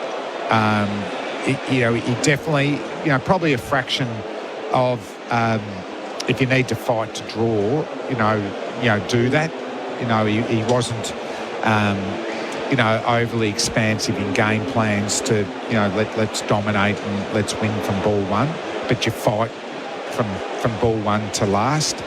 And then he'd give you little nuggets. Like, I know if he thought he gave you some good advice, he always finished with wink at you and go, mate, keep that one under the armpit. So that was his little thing. And then I remember maybe in my second year, he just grabbed me and said, what are you doing thinking you're running in, you're going to be Wes Hall? So anyone with any pace, his default fast bowler wasn't Dennis Silly or Jeff Thompson. It was Wes Hall. Oh, look at this bloke being Wes Hall. Thinks he's Wes Hall, this bloke. And he goes, we've picked you as a swing bowler. No one had mentioned that to me before. I thought I was going to get to Merv Hughes' pace or whatever. And then I had to work on, obviously it was swing, but I didn't know why. And I took a bit of time there. But that was a bit of his advice, that don't think you're Wes Hall. We picked you as a swing bowler there. But no, there was a few, when he wasn't happy and he definitely let you know. Well, even that day we lost with 20 overs. We ran for 2.5 hours there. And one little story, and when you were 12th man, I was 12th man a lot, probably 8 times, as an 18, 19-year-old. So he'd want me to run laps afterwards. So we'd run 6 together. And then he'd go, don't let me hold you up, young fella. A bit like John Kennedy. So it was a decent pace anyway. Yeah. But the expectation was, I had to do another 6, I had to do a dozen. And I had to beat him. And even he would have been in his late 40s. He was still running really well, Red. But one story, he loved Merv, and Merv loved him. He was a fit man, as you'd tell from his statue. Even though he was naturally skinny, he was a healthy man. And so he didn't like us eating fast food or anything like this. And I can't remember exactly where we were in Sydney. And Merv goes, okay, team dinner tonight, Red. Team dinner. Oh, where do you reckon? Oh, actually, I've got a Scottish restaurant. I reckon it'd be good for us. And Red just go to that. Oh, actually, I don't think I've ever eaten at a Scottish restaurant, and the rest of us know what's going on. So we get in the bus, he's gone, shite he used to always say, oh, looking forward to a bit of Scottish food. And then we rock up, he sees the Golden Arches. Oh, shite, man, he got me again like this. And of course, what do you reckon he orders from there? It's fillet of fish, isn't it? But I just loved it. Yeah. And I loved the gullibility too. And the boys, the Chappells and all that, say, for all that too, there was a bit of naive gullibility to Red, which is lovable as well. But, a man that's will be sorely missed, but his legacy, Australian cricket, Victorian cricket, I'm still at Casey, South Melbourne. We have an Ian Redpath lunch every year, and he's loved, he loved it, Red. Just to see when Keith Stackpole, Paul Sheehan, Kerry O'Keefe, who doesn't do a lot of speaking now, but, Skull said Redders was so good to me when others weren't. So Skull come and spoke at it last year. But the memories of me of the Redpath lunch, and it's going to go on for decades and decades and be a great fundraiser for the club, but also we'll be always selling the Ian Redpath story, but just how much he lifted when he was with his ex-teammates and also the guys he coached, like Mervyn Hughes and Tony Doddermaid. What a great man. Yeah. We've been recounting this team is attempting to win a home summer from a test match down, and the last time that happened was 68-69 against the West Indies, and that's Ian Redpath's vintage. He's part of that series. He ends up moving from opener to 6 as Australia mount there. And that's the other thing. Ian Redpath said two blokes I played with would kill for their country, Rob Marsh and Ian Redpath. You look at his stats are a bit like Simon Katich. You put him up to open, he's pretty much averaging 50, but he batted to fill the spot. And even you think about that, he got 300s, at 35 in his last series. But the attacks Robertson, Holding, and Boyce. That's totally insane, isn't it? And retired on top. Yep.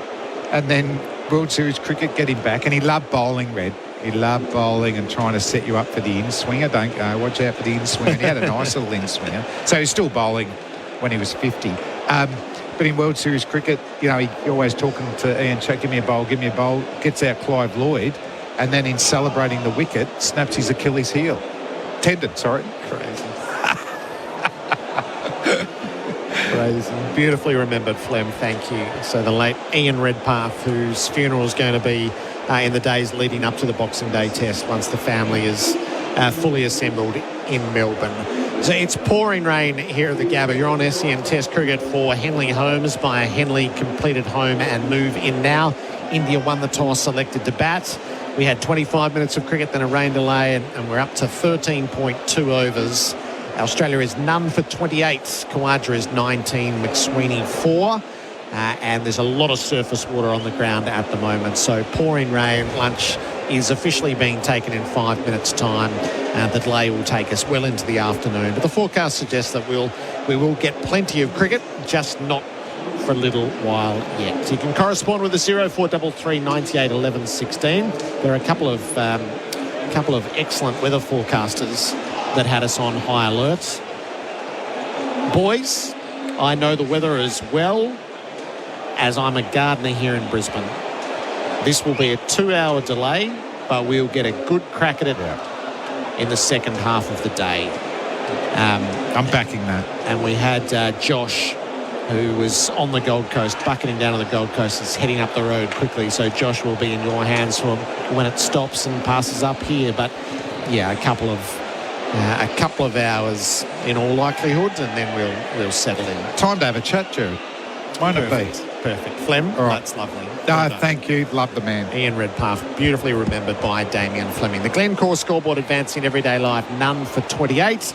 We'll bring Tom Morris in, Bharat Sundaresan, and Beth Mooney's going to join us as well. Ian Healy's on the spot, so we've got plenty of cricket to chat with you over the next little bit. SEN Test Cricket for Royal Caribbean. Seek Royal Caribbean and for Hijaz Halal Financial Services. SEN Test Cricket for Host Plus. Winner of CanStar's Outstanding Value Super Award for the 7th year in a row. That's a plus. Issued by Host Plus Pty Limited. Check the PDS and TMD at hostplus.com.au. Nestled in the heart of Yarrawonga on stunning Lake Mulwala, Silverwood's Yarrawonga is home to the award-winning Black Bull Golf Course. Premium lots are now selling, starting from $308,000, ranging from $399 to $858 metres squared, with options overlooking the greens. Discover a golfer's lakeside lifestyle with a blend of beauty and leisure. Experience it firsthand at the Seabull and have your stay reimbursed upon purchasing a lot. T&Cs apply. Secure your exclusive offer. Mention Resort Living. Visit silverwoodsyarrawonga.com.au. Top mechanics agree. Euro Plus brake pads from Bendix are the superior brake pad for European vehicles. So it makes sense they're paired with Euro Plus disc brake rotors. Both with unrivaled performance you won't find in original equipment parts. Leading technology, precision engineering, just like your European vehicle. Euro Plus brake pads and disc brake rotors. Bendix, put your foot down with confidence.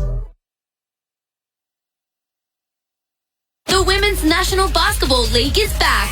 The season is underway and it's bigger than ever, featuring 7 of the Opal's bronze medalists from Paris, including Jade Melbourne, Izzy Borlace, Amy Atwell and Sammy Whitcomb, as well as talented imports from the WNBA. The league's brightest stars are ready to light up the court. WNBL, the future is here. Grab your tickets at WNBL.basketball or watch live on ESPN, 9Go or 9Now.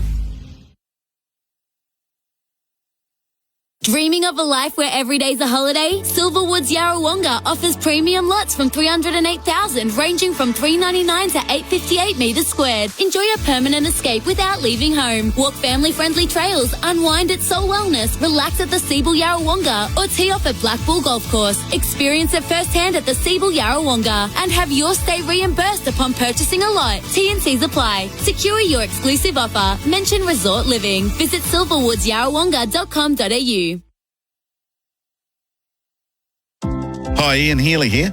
For 50 years, Sherlock wheelbarrows and carts have been lightening the load for weekend warriors and tradies alike. Built tough to last, so you can count on them season after season. With a wide range plus parts and accessories also available, Sherlock has everything you need. Sherlock wheelbarrows and carts, because quality matters. Explore the full range at sherlocklastlonga.com.au. Available at Bunnings Warehouse.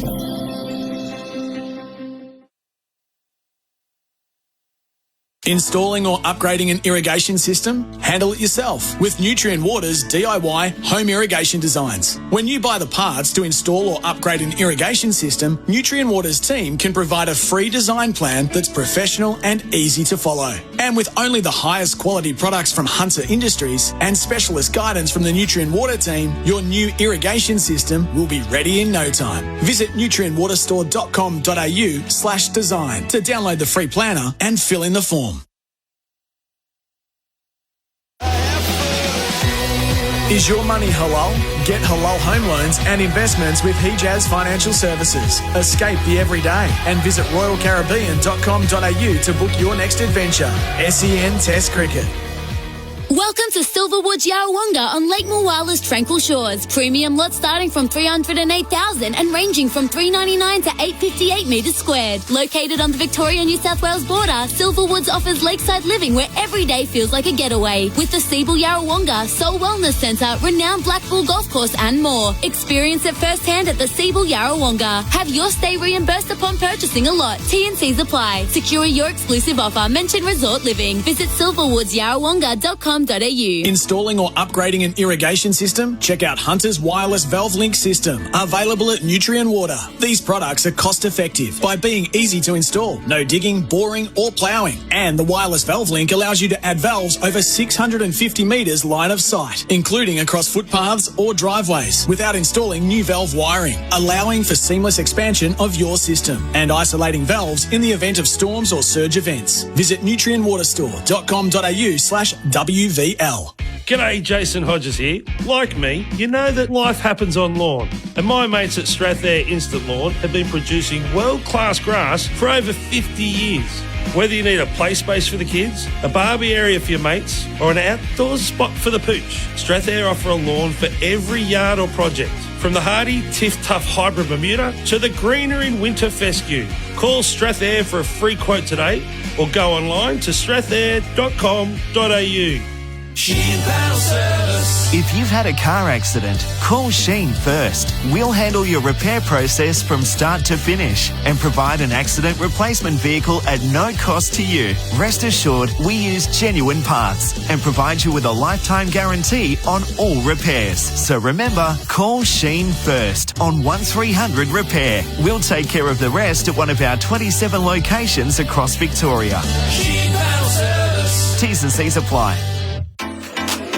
The Guildford Hotel has you covered all week long. Grab our mouth-watering lunch specials for just $15 Monday to Friday. Don't miss Knock-Off Fridays from 3 to 6. And bring the whole crew on Sundays for our family feast. Just $55 for lunch and dinner. Find out more at guildfordhotel.com.au. The Guildford Hotel, where the best food, best deals and best times come together. Men, ask yourself, what will it take to win back your freedom and take back control? The answer is simple with the Molicare Premium Men Continence Pads range. They provide the comfort, security and discretion you're looking for to take back control. The Molicare V-shaped pad is designed for men, keeping skin dry with a 3-layer absorbent core and advanced fast dry effect to prevent skin irritations and maintain healthy skin. Get a free sample and try the Molicare difference at molicare.au. Hi, Ian Healy here. For 50 years, Sherlock wheelbarrows and carts have been lightening the load for weekend warriors and tradies alike.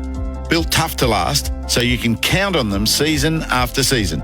With a wide range plus parts and accessories also available, Sherlock has everything you need. Sherlock wheelbarrows and carts, because quality matters. Explore the full range at sherlocklastslonger.com.au. Available at Bunnings Warehouse. The Women's National Basketball League is back. The season is underway and it's bigger than ever. Featuring 7 of the Opal's bronze medalists from Paris, including Jade Melbourne, Izzy Borlace, Amy Atwell and Sammy Whitcomb, as well as talented imports from the WNBA. The league's brightest stars are ready to light up the court. WNBL, the future is here. Grab your tickets at WNBL.basketball or watch live on ESPN, 9Go or 9Now. Up to $25,000 off selected Henley completed homes ready to move in. Homes from only $589,900. Cinepec's been keeping industries turning for years with technical expertise and performance. With Cinepec, you're in safe hands. SEN Test Cricket. Launches 4, faces up, he pulls, whipped across the line and hammered it out to the boundary for 4. Siraj got shorts and Khawaja gave him the treatment. Bowls to Khawaja, clips him down to fine leg for 4 more. Rolling here, Siraj to Khawaja, who pulls over mid-wicket with authority for 4. The lunch break for Robot Building Supplies. Robots got it and deliver. robotbuildingsupplies.com.au. It's a lunch break for Robot Building Supplies. From stumps to roof, we'll bowl you away with better prices. Australia at no wicket for 28. Khawaja is on 19. McSweeney's on 4. The rain is tumbling here at the Gabba. Ian Healy, Bharat, Sundaresan alongside me. It's been a while since we've seen rain like this at the Gabba Hills. It's certainly sitting on the surface like this. That's right. The amount of water that is puddling and pooling around the outfield is pretty rare. So that's been a really big dump of water. It'll go away, but it's got to mean that the outfield will be wet. It's going to take a while to get cleaned up, Bharat, I would have thought. I'm worried about the stormtroopers. I've never seen a bunch of wet stormtroopers before. They've been drenched. Yeah. Hey, we're very lucky to have Australian cricket royalty with us in the commentary box today for the next few minutes. Beth Mooney, who's been a mainstay of the Australian women's cricket team for a long time, is sitting alongside us. Thanks for giving us your time, Beth. Thanks for having me. Great series against the Indians, 3-0, pretty clinical performance. Yeah, it was really nice to get back out there in the gold shirts. Obviously coming off that loss in the World Cup and then heading into Big Bash and all going our separate ways, I think it was pretty timely to come back together again and play some games against a quality side in India. Just the rivalry, like Beth, we speak about the men's rivalry, India-Australia being the ultimate. But your teams have been at loggerheads for a while. So to beat them 3-0, there was a lot of hype going into the series, would be quite something. Yeah, they've been an amazing side for the last few years, and we've seen some world-class players come out of India, haven't we? So certainly helps playing lots of franchise cricket with each other now. You sort of build up a bit more of a rivalry, and they're always pretty tight contests. I thought in the third ODI they were in the game the whole way until we got Smriti Mandana out. So pretty nice to beat them 3-0. You're keeping a lid on them nicely, aren't you? Like, you don't want to give them a chance to beat you. And now you're beating them with new names. Georgia Vole, Annabelle Sutherland.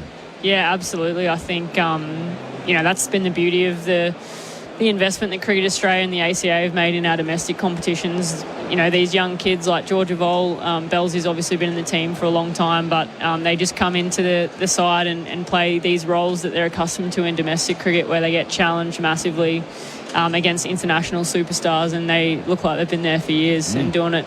They could do it with their eyes closed, so very impressive. And Moons, that's sort of like the full-time nature of training, that they are coming through better because they've spent all their youthful careers practicing stuff, whereas you guys had to combine work and training, and then you've started to, be full-time as well. Yeah, I think so. I think the resources that, we were able to provide young players these days helps them develop really quickly. And you can't underestimate the confidence that it gives players when they do play in the WBBL. And Georgia Vole got 97 at the MCG, got the Sydney Thunder home against the Scorchers, unfortunately, but that was against a pretty strong bowling attack. That kind of data helps players believe that they belong at the top echelon of the sport. So you're in a good position now heading into this series against New Zealand. How do you fit Georgia Vole into the team if and when Alyssa Healy comes back? Because I don't know, she deserves to be in on form, but someone's going to have to drop out, which is difficult given you've got Phoebe Litchfield there as well, Elise Perry in form at 3, Annabelle Sutherland batting in the middle order, making tons. Yourself, I don't know how you do it. Yeah, maybe it'll be me. No. I'm not sure. I don't envy the selectors at all. I think, we know that when Elise is fit again, she'll come back in and captain and play a role with the bat. I think, Georgia's done everything right. She's answered the call of the selectors, proven that they made the right decision. They backed her in and gave her a go, and they're not going to be able to forget that anytime soon, I don't think. And that's all you can do, I think. She might miss out, she might not, who knows, but I think she's not done anything wrong. How did you enjoy wearing the gloves in this series? I know you're a keeper, but you're sort of is part-time keeper a bit harsh? Because you're better than that. You have kept growing up. But when Alyssa Healy's playing, you're in the field. Oh, yeah, I actually don't mind chopping and changing between fielding and keeping. I think it helps me be a bit versatile and give options to the different teams I play for. So it was nice to wear the gloves. It was bloody hot over in Perth and here in Brisbane. But, just a different opportunity for me. I haven't spent a lot of time wicket keeping to our bowlers, so that was nice. How often did you field in your professional career? No, never. Not even once? Never. But you're being hot. The other thing you would notice, the length of a 50-over match compared to T20. I don't think I'd kept in a 50-over game for nearly 2 years either, so it was a bit of a shock to the system, especially the first ODI. I think we only bowled 30 or 35 overs, and I thought, holy heck, how am I going to do this for 50? I think a few others were thinking the same thing as well. You spoke about the depth of Australian cricket there. It almost feels like every player at least has 4 other players shadowing them, right? Georgia Vole made her debut, but there are so many others who just, every WBBL season, it feels like 10 others are knocking on the door of the selectors. It must be quite a luxury, not just for the selectors, but even for you guys, knowing that, the legacy that you're setting will be carried forward for so many more years to come.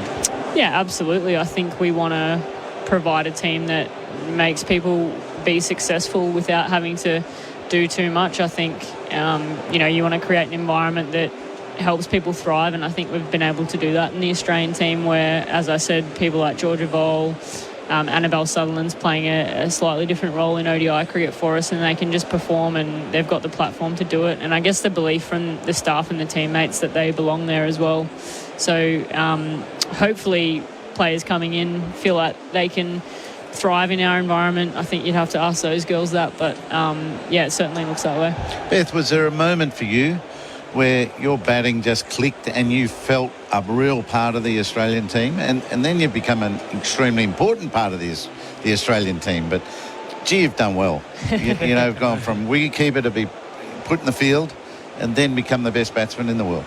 Yeah, I think I probably, you know, I debuted back in 2016 as a batter and, you know, probably was scratching my way around to find what type of batter I wanted to be, and I ended up getting dropped from the ODI side in 2017 at the start of that Ashes campaign, and came back in for the Tests and the T20s, and I scored a few runs in the T20s, and they had no real choice but to put me back in the ODI team, and batted in the middle order, which I think was a new role for me, but it probably provided me the opportunity to learn about the game a bit more.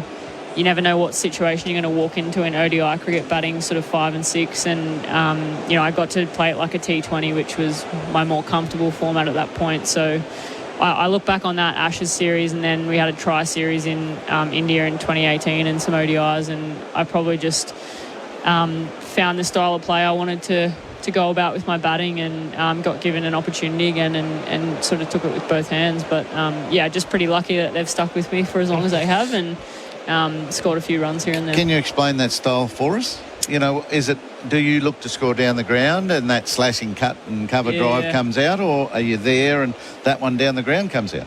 I think you know, you're always looking for anything full for me in my eye line, and trying to score off as many balls as I can. So hence the scurrying between wickets all the time. But I certainly felt a lot more confident being able to take the game on a bit earlier in ODI cricket after that Ashes T20 series, where I scored a few runs and just played the ball as it came down. Yep. I didn't have any demons of people getting me out, or you know, just played each ball on its merits and tried to take the game on as much as I could. And then you think to yourself, it can't be this easy. You know, when you keep it that simple, it can be easy, eh?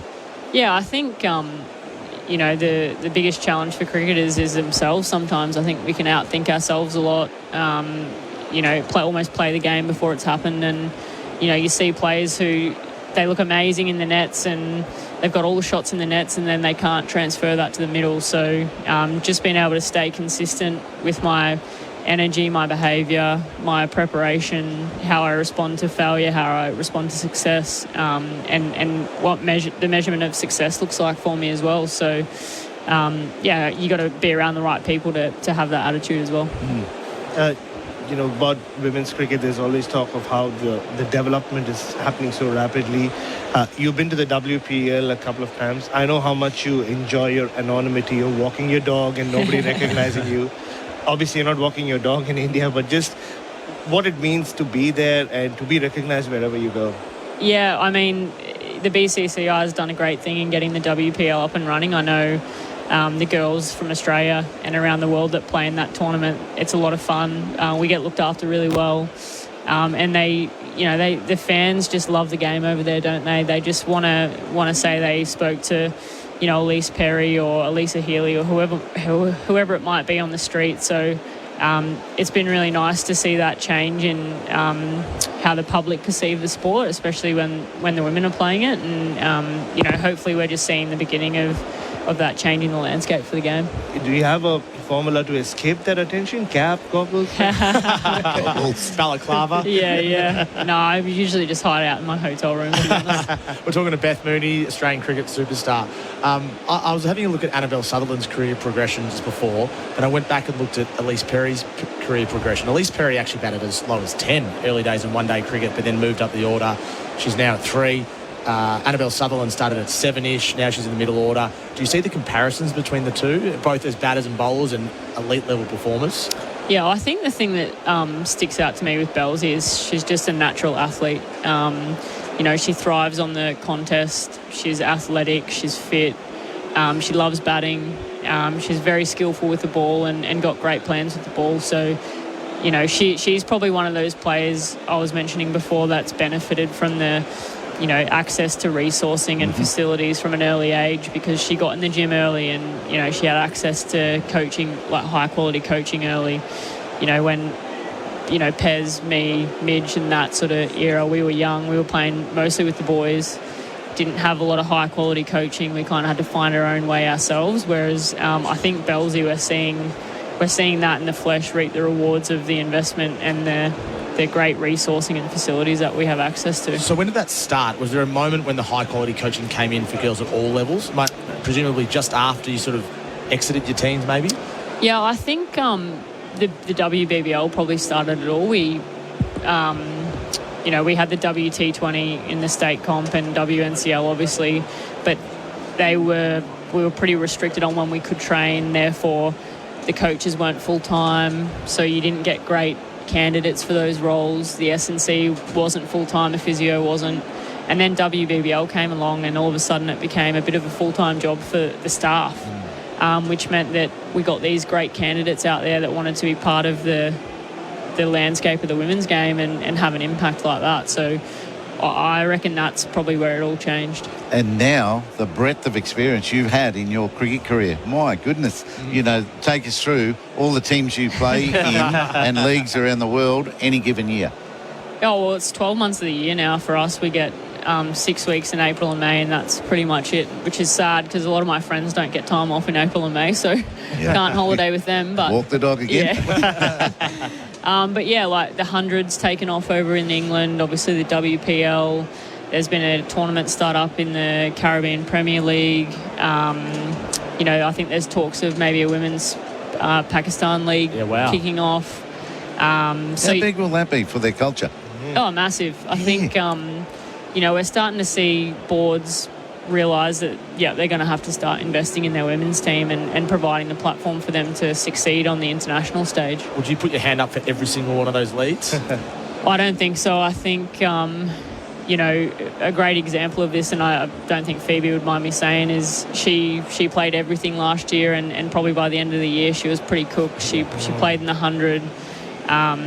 We had a big tour to India over the summer, played in the WPL, went to Bangladesh for a bilateral series, and by the end of WPL and the bilateral series, she was pretty cooked because she just said yes to everything. And she's a young player, so she probably didn't know the impact that was going to have. But I guess as you get older, you understand that if you say yes to everything and your performances start to dwindle, you're probably not going to get offered going to a lot of places. So, each calendar year looks a little bit different for us, and we've got an ODI World Cup in India in October next year, and then the next T20 World Cup's about 8 months after that. So they're going to be pretty jam-packed at the end of next summer. But you know your own body, and sometimes you've got to go through some times where you're a bit fatigued to realise you probably should have said no to a couple of things here and there. Yeah, I'm sure the men go through that as well all the time. It's such a jam-packed schedule. Yeah, but I don't think it's that jam-packed and that chop and change, and the two you didn't mention was the Australian WNCL and the WBBL. Of course. There's more. So, that and then the female game love camps, don't you? You go into camp when you get a 2-week break. You're always up here in Brisbane training. In winter, we're up here every other week, so it's all right for me. I live 10 minutes from Albion, but for poor Kingy coming from Perth every other week, she's not happy about that flight. Are there moments where you're playing in one of these leagues, you have a jersey on and go, hang on, is that the team I'm playing? There's so many you wear during a year. Well, thankfully I play for Gujarat in the WPL, same colour as Scorchers, so I've got that right. But there is an element of imposter syndrome sometimes. You got to remember what team you're playing with and who your teammates are and who your opponents are. But it's a lot of fun doing it. This is a question for both you and Heels. I mean, you've both been part of Australian teams who have dominated the sport so much that it felt like it was you versus the world. Everybody wants to beat you, even if they're not playing that game. So what is it like, when you go into World Cup, the same narrative about who can beat Australia or who can match their standards? Well, I mean, that's what you then live and breathe, your standards, whether that be your preparation, your training, then in tight moments, you've got some standards, and the whole team, if a couple fail, the next person has a go. And I think that's the impressive thing about the women, that you've not only unleashed some new players, but they're leading. It's so impressive that succession is going to make it harder for anyone to beat you for a long time. Yeah, hopefully. I think, I often go back when people ask this question about Australian cricket. You know, Australians are so competitive. We don't like losing. We thrive on the contest. You know, you hear stories of the underdog, but we like leading the pack, don't we? Yeah. So, you know, when you grow up, you just want to see Australia win when you're an Australian. So you've got that, I guess, fight and belief in the contest when you pull on the shirt, because you know that 10 other people that are running out there are going to do the same thing, because we grew up in this environment and culture that loved and thrived off it. And, you know, the thing about it, Bharat, is I think coming up for the men's team in the next 5 years, we've got to go back in the cycle, and you don't want... I haven't got a problem for Nathan McSweeney. I know how hard he works, but you don't want young players coming into the squad and looking at how Usman Khawaja trains and thinks that's what you do. You know, because he's training smart now, but when you're starting a new cycle of success, you have to train hard. And so the coaches are really need to be onto that and the role models, get the fielding into them and get, you know, all that hard work and repetition back into the whole squad. I don't think we were good at that in around 2007. Yeah, interesting. Yeah, when the three big ones retired, Langham, we McGrath. treated a lot of new players like they were stars. Yeah, interesting. You know, we've got to start again. The girls are good at that. You've got a New Zealand series coming up. I am interested in that, but I'm more interested in the Ashes afterwards. You must be pumped. It's a big month and a half of cricket for you girls. Yeah, well, we got off the plane from Perth on Thursday and on a plane again tomorrow to New Zealand. So these ODIs are pretty important leading into that ODI World Cup to get the makeup of our team right. But we've certainly got an eye on the Ashes series for sure. It's one of the ones on the calendar that we all look at and go, that's what we want to play in. Yeah. And for it to culminate in the day-night test at the G, I think will be massive. They're so blessed with spin options as well. Sophie Molyneux, I see today, is out with a knee injury. She's been replaced by Heather Graham. Probably Georgia Wareham plays, or is likely to play in place of her. But then you've got Alana King as well. Ash Gardner took Pfeiffer. You just said before, there's just options for each position. The spin options is you can pick a team of 5 spinners and not be any weaker. Yeah, I think we've just been really lucky in Australian cricket, especially in the last little bit, that we've just been able to develop these spin bowlers that they're all slightly different. I know Kingy and Georgia Wareham are both leg spinners, but they're both very different bowlers. So I've got no problem if they're in the same team. I think they offer a threat in a different way to each other, and that provides a great option for Elisa or Talia, whoever's captaining, to go, I want Georgia to do this and I need Kingy to do that. So yeah, I don't know where they've all come from, but they certainly have come in and had an impact. And any surprise to anyone that Georgia Wareham is so good with the bat? Absolutely not. No, not she's internally. always done it in the nets. Not internally. Yep. I think, you know, when she did her ACL, not the Big Bash just gone, the one before, and she'd kind of been threatening a little bit with the bat. I think she got a 50 off 25 balls against the Sixers at a game a couple of years ago, and it was like, all right, she's unlocked her potential there, and then she did her knee. And that was awful, obviously, but the first thing you do after you've done an ACL is pick up a bat, because you can that's the skill that gets signed off first from the Triple SM team. So I think she worked really hard in the nets, and I think she's an amazing player. She's an all-round cricketer, great fielder, one of the best arms in the team, probably in the world, and has a huge impact on the game, whether it's with the bat or ball. The test match that you mentioned, you're going to play more and more test cricket, looks like, in the next FTP.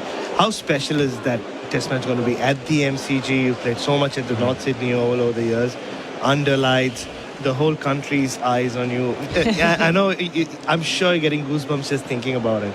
Yeah, I mean, look, I'll happily admit I was sceptical when they told us we were playing at the G. I thought, bloody hell, you're not going to get more than 100 people in the crowd, and they're going to all be our family and friends. But you know what? Cricket Australia's done an amazing job. They've got some great ideas about getting people out to that test match. I think they're looking at 30 or 40,000 for day 1 and 2, wow, which will be absolutely amazing. And, you know, a lot of our memories playing at the G centre around Katy Perry in that World Cup final. So it'll be nice to make some new ones and hopefully in front of a big crowd again. Katy might come back.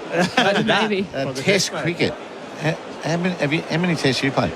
I'll get back to you on that. Or 6, and is that maybe? nearly the only time you play with the red ball? Yep. And some club cricket with red balls? As a kid. I'm a bit that's older it, eh? now. Wow. And I think it was it George Wareham when it was a leggy, I think, was picked in the last test, a test, and never played with the red ball before. Yeah. She's in testing. Yeah. I reckon as a kid back in, Harvey Bay when I was playing my club cricket with the men, we used a red ball and white pads and that was it. Yeah. It wasn't till, these young kids coming through have all played with a white ball, Yeah, basically. What are these things? Yeah. It's amazing, isn't it? It's the complete opposite to you, Heels. Grew up with the red ball and white pads and then probably only wore colours when you got to professional cricket, didn't you? Yeah. Oh, I think so. Yeah. We're playing for Queensland in the Maroons. Mum made my pads, my first set of pads. Mum made those. Is that right? Yeah, chucked the bamboo in there. Amazing. Hey, really appreciate your time, Beth. Just looking at your test stats now. How many test matches have you played? Why do you do that, Tom? 7 tests, high score of 85. There you go. 7. Yeah. That's more than 100, I thought. 100. Let's get 100. I've been trying. I've just been getting No, out at the wrong 100 time. tests. What an idiot. Or maybe under lights at the G. Perfect Maybe. time. Yeah. Oh. That'd be nice. Well, you spoke about playing cricket 12 months. Are you much of a cricket watcher? Like, do you watch a lot of cricket when you're not playing? Yeah, I do. Oh. I do. Probably too much sometimes, but yeah, certainly when the WBBL's on, I try and watch most of the games. Don't mind coming out to a test match here and there, watch the boys play. I think they've been doing a great job. Unbelievable, this rain. Yeah, not much happening Can't today. even see the grass out there. Yeah, Actually, you could have the Olympic swimming here in 2032. Good call. Beth, really appreciate your time. Good luck for New Zealand and the Ashes and the rest of your packed schedule. It's great to have you in the commentary box today. Thanks so much for having me, guys. Beth Mooney, Australian cricket superstar. She's got a big series against New Zealand coming up that begins on Thursday. And then, of course, the Ashes are after that with a test at the MCG. The quiz is coming up later, but up next will be Bharat and Heels, and we'll just discuss more what we've seen so far today here at the Gabba. Australia no wicket for 28. Is your money halal? Get halal home loans and investments with Hijaz Financial Services. Escape the everyday and visit royalcaribbean.com.au to book your next adventure. SEN Test Cricket. The Women's National Basketball League is back. The season is underway and it's bigger than ever. Featuring 7 of the Opal's bronze medalists from Paris, including Jade Melbourne, Izzy Borlace, Amy Atwell and Sammy Whitcomb, as well as talented imports from the WNBA. The league's brightest stars are ready to light up the court. WNBL, the future is here. Grab your tickets at WNBL.basketball or watch live on ESPN, 9Go or 9Now. G'day, Jason Hodges here. Like me, you know that life happens on lawn. And my mates at Strathair Instant Lawn have been producing world-class grass for over 50 years. Whether you need a play space for the kids, a barbie area for your mates, or an outdoors spot for the pooch, Strathair offer a lawn for every yard or project. From the hardy Tiff Tough Hybrid Bermuda to the greener in winter fescue. Call Strathair for a free quote today or go online to strathair.com.au. If you're tired of dirty wheels on your European vehicle, listen up because Bendix has the answer. Euro Plus brake pads from Bendix feature dust reduction technology that will have your wheels looking cleaner for longer. But it's not just about the looks. Euro Plus pads are the perfect OE replacement, offering smooth, quiet and more confident braking. Ask your mechanic to fit them at your next service. Get Bendix Euro Plus brake pads today and enjoy superior braking without the dust. Bendix, put your foot down with confidence. Nestled in the heart of Yarrawonga on stunning Lake Mulwala, Silverwoods Yarrawonga is home to the award-winning Black Bull Golf Course. Premium lots are now selling, starting from $308,000, ranging from $399 to $858 metres squared, with options overlooking the greens. Discover a golfer's lakeside lifestyle with a blend of beauty and leisure. Experience it firsthand at the Seabull and have your stay reimbursed upon purchasing a lot. T&Cs apply. Secure your exclusive offer. Mention Resort Living. Visit silverwoodsyarrawonga.com.au. Installing or upgrading an irrigation system? Handle it yourself with Nutrien Water's DIY home irrigation designs. When you buy the parts to install or upgrade an irrigation system, Nutrien Water's team can provide a free design plan that's professional and easy to follow. And with only the highest quality products from Hunter Industries and specialist guidance from the Nutrien Water team, your new irrigation system will be ready in no time. Visit nutrienwaterstore.com.au/design to download the free planner and fill in the form. The Guildford Hotel has you covered all week long. Grab our mouth-watering lunch specials for just $15 Monday to Friday. Don't miss Knock-Off Fridays from 3 to 6. And bring the whole crew on Sundays for our family feast. just $55 for lunch and dinner. Find out more at guildfordhotel.com.au. The Guildford Hotel, where the best food, best deals and best times come together. Men, ask yourself, what will it take to win back your freedom and take back control? The answer is simple with the Molicare Premium Men Continence Pads range. They provide the comfort, security and discretion you're looking for to take back control. The Molicare V-shaped pad is designed for men, keeping skin dry with a 3-layer absorbent core and advanced fast dry effect to prevent skin irritations and maintain healthy skin. Get a free sample and try the Molicare difference at molicare.au. Hi, Ian Healy here. For 50 years, Sherlock wheelbarrows and carts have been lightening the load for weekend warriors and tradies alike. Built tough to last, so you can count on them season after season. With a wide range plus parts and accessories also available, Sherlock has everything you need. Sherlock wheelbarrows and carts, because quality matters. Explore the full range at sherlocklastslonger.com.au. Available at Bunnings Warehouse.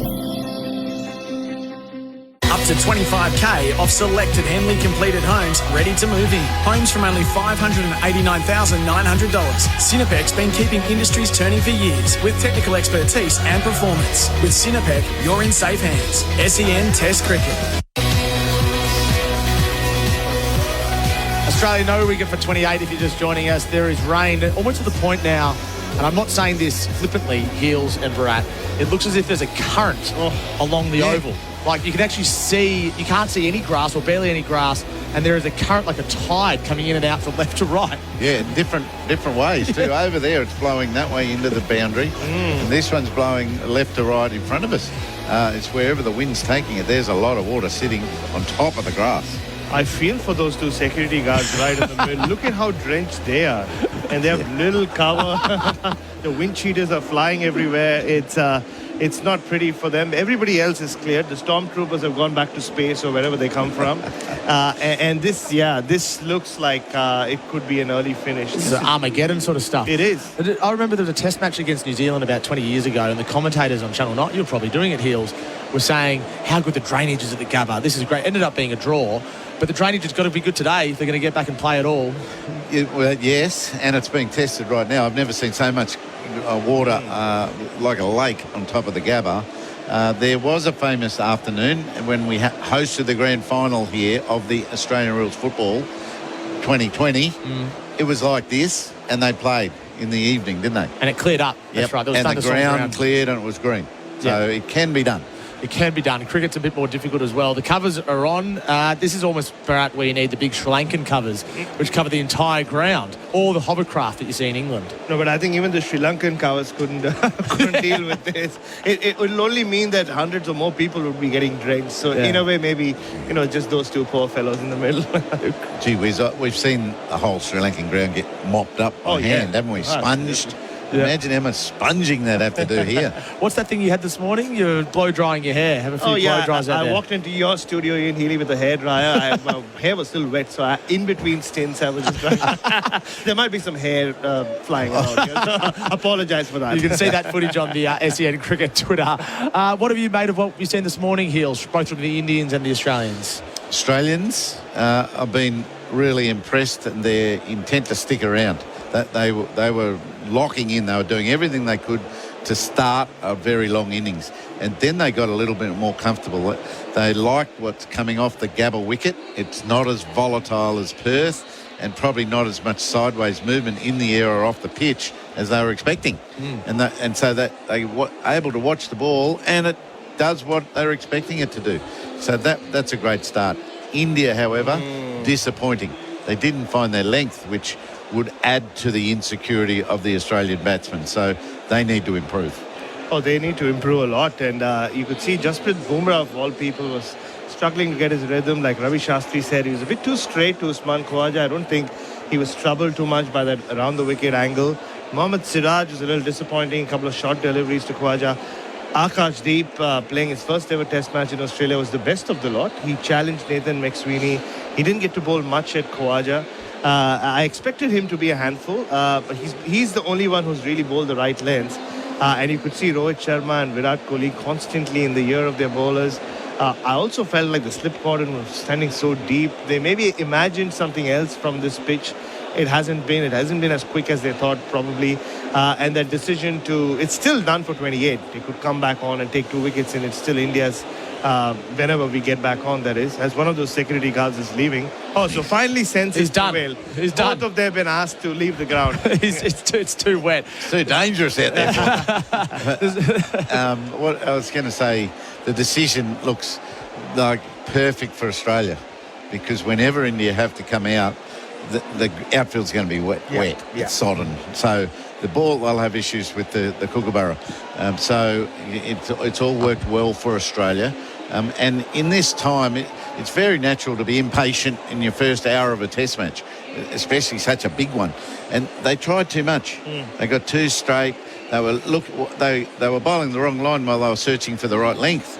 And so that you need patience. Someone had to settle them down and say, just keep it outside off for a start. Is Rohit Sharma that sort of guy, though?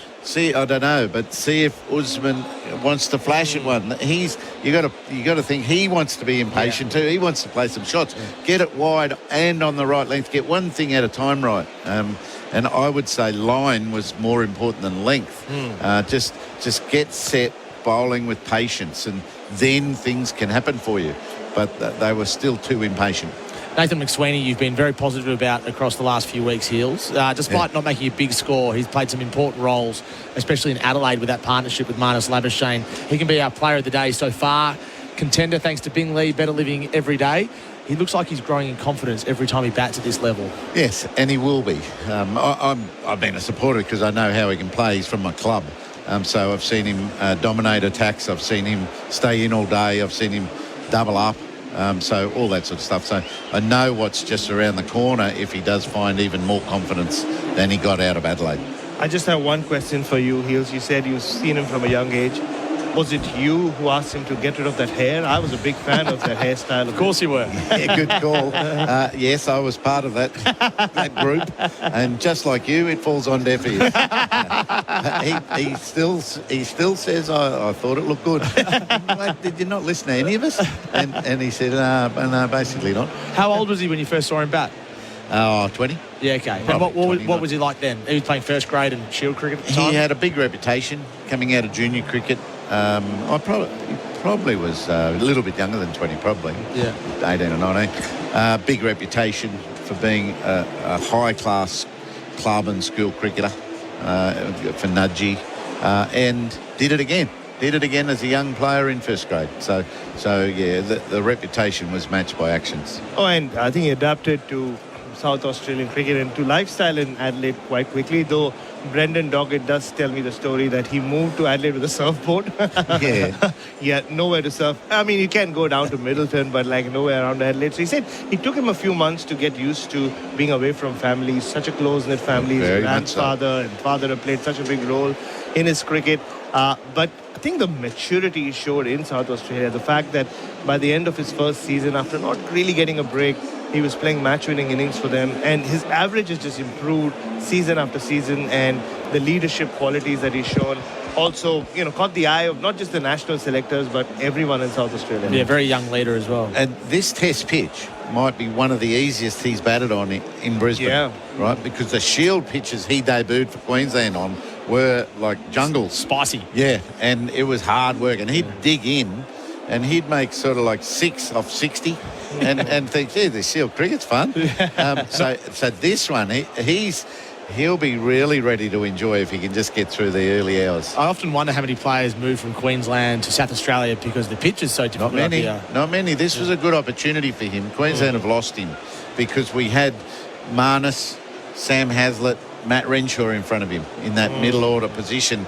He was about to get into the team, sure, when Marnus and Usman moved up to the test side, but South Australia pounced 2 months before we wanted them to. Your boys, Baz. Well, that was Dizzy Gillespie's big purchase, wasn't it? It was Nathan McSweeney, Nathan McAndrew came from elsewhere, Brendan Doggett, and and those guys have just grown within that setup. And who's on top of the Sheffield right now? You know that money you get, that distribution from Cricket Australia to the state associations, the owners of the game? You're supposed to use that to develop juniors, not pinch everyone else's. Hey, good things happen to people who go to Adelaide Hills.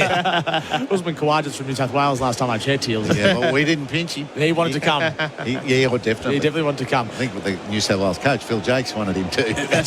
There is that. So since 2016 times the team has won the toss has elected to bat first. 8 times the team has won the toss has elected to field first. We'll give this the Bendix breaks big moment. Bendix, the best known breaks. Rohit Sharma won the toss, elected to field. Remains to be seen whether it'll be the right call or not, but can you blame him at the toss, Heels? Not really.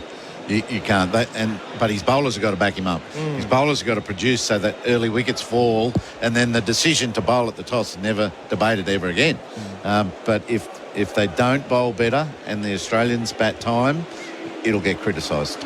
There is one narrative that's already doing the rounds in India, Heels, about whether that decision was taken because India wanted to make the best of those conditions or if they don't trust their batting. And it's been inconsistent. 2 collapses in the first innings, 150 all out in Perth, 180 all out in Adelaide. Hopefully it's not. I don't think it was a negative move. But if this doesn't work out, I'm sure that will come to the fore even more. An update from the Gabba. Not just rain, but lightning has been detected within 10 kilometres of the venue. Oh, no. That is why the staff have left the middle of the field, I'd imagine. And staff have been advised to stay undercover. So we'll keep you updated, not just on the rain and the puddles and the current that's sweeping across the Gabba turf, but also the lightning and maybe even some thunder. We may as well give it the full suite of conditions. That's from job site to your backyard. Lighten the load with Sherlock, and this is the lunch break for Robot Building Supplies. Baz, the dig for Sherlock Wheelbarrows. Lighten the load with Sherlock Wheelbarrows. Who are you having a dig at this afternoon? I think it's people who said that there'll be rain for 1 hour at some point today. That's it. the weather forecasters for sure is who I'm taking a dig at, because this is, if this is what it was supposed to be, we should have found out earlier, right, Heels? I would have thought so, but it did say... it's changed now, so I've lost the wording. Yeah. The wording was chance of rain in the morning and the afternoon. That's what we've had. We've had rain in the morning and the afternoon. Yeah, fair enough. This is like the day after tomorrow. It said 10 to 20 millimetres when I saw it, but 80% chance of rain. I always tell people who come from India, the rain in Brisbane is a bit like the rains in Mumbai. The outfield right now resembles the streets of Mumbai. It's flooded. Absolute puddles. It has absorbed since we first talked about the lake. It's the lake is shallower, so the ground is absorbing. When is the monsoon season in India? Is it like April, May, June? June to around September. Yeah. Once the elephant god comes and leaves, the monsoon stops. So that's always the belief, Okay. SEN Test Cricket for Royal Caribbean. Holiday in every way with Royal Caribbean and Hijaz Halal Financial Services. Heels, your first of the summer. The quiz is up next. 1300 736 736. One caller will go head-to-head with Queensland and Australia's finest, Ian Healy, to win a $50 Ponting Wines voucher. I'm pretty sure it is. Yes, it is. A $50 Ponting Wines voucher. Now, I don't know if you heard last week, Simon Katich was as competitive as anyone has ever seen in a quiz. So Adam Collins is aware of that. All you've got to do is just be slightly more competitive than him and you might be a chance. But do I win the voucher if I beat It depends how you perform. It's not necessarily the score. Do you want a Ponting Wines voucher? Oh, not particularly. Wrong answer. Yes, I'd like a Ponting wine, not so much the voucher. Your aim is to win, though. The winemaker he has making Ponting wines is very good, so it'd be good. Good. Well, go head-to-head with Heels after the break. 1300 736 736. Give us a call. Adam Collins will be part of the quiz with Ian Healy after this. Is your money halal? Get halal home loans and investments with Hijaz Financial Services. Escape the everyday and visit royalcaribbean.com.au to book your next adventure. SEN Test Cricket. Dreaming of a life where every day's a holiday? Silverwood's Yarrawonga offers premium lots from $308,000, ranging from $399 to $858 metres squared. Enjoy a permanent escape without leaving home. Walk family-friendly trails, unwind at Soul Wellness, relax at the Seabull Yarrawonga, or tee off at Black Bull Golf Course. Experience it firsthand at the Seabull Yarrawonga and have your stay reimbursed upon purchasing a lot. T&Cs apply. Secure your exclusive offer. Mention Resort Living. Visit silverwoodsyarrawonga.com.au hunterswireless.com.au. Installing or upgrading an irrigation system? Check out Hunter's Wireless Valve Link System, available at Nutrien Water. These products are cost effective by being easy to install, no digging, boring or ploughing. And the Wireless Valve Link allows you to add valves over 650 metres line of sight, including across footpaths or driveways, without installing new valve wiring, allowing for seamless expansion of your system and isolating valves in the event of storms or surge events. Visit nutrienwaterstore.com.au/WVL. G'day, Jason Hodges here. Like me, you know that life happens on lawn. And my mates at Strathair Instant Lawn have been producing world-class grass for over 50 years. Whether you need a play space for the kids, a barbie area for your mates, or an outdoor spot for the pooch, Strathair offer a lawn for every yard or project. From the hardy Tiff Tough Hybrid Bermuda to the greener in winter fescue. Call Strathair for a free quote today or go online to strathair.com.au. Sheen Panel Service. If you've had a car accident, call Sheen first. We'll handle your repair process from start to finish and provide an accident replacement vehicle at no cost to you. Rest assured, we use genuine parts and provide you with a lifetime guarantee on all repairs. So remember, call Sheen first on 1300 Repair. We'll take care of the rest at one of our 27 locations across Victoria. Sheen Panel Service. T's and C's apply. In golf, you want to maximise your power.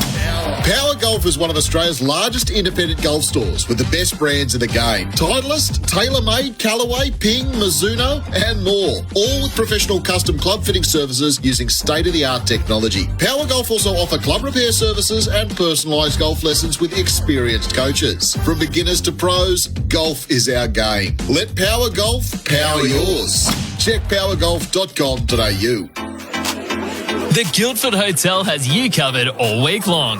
Grab our mouth-watering lunch specials for just $15 Monday to Friday.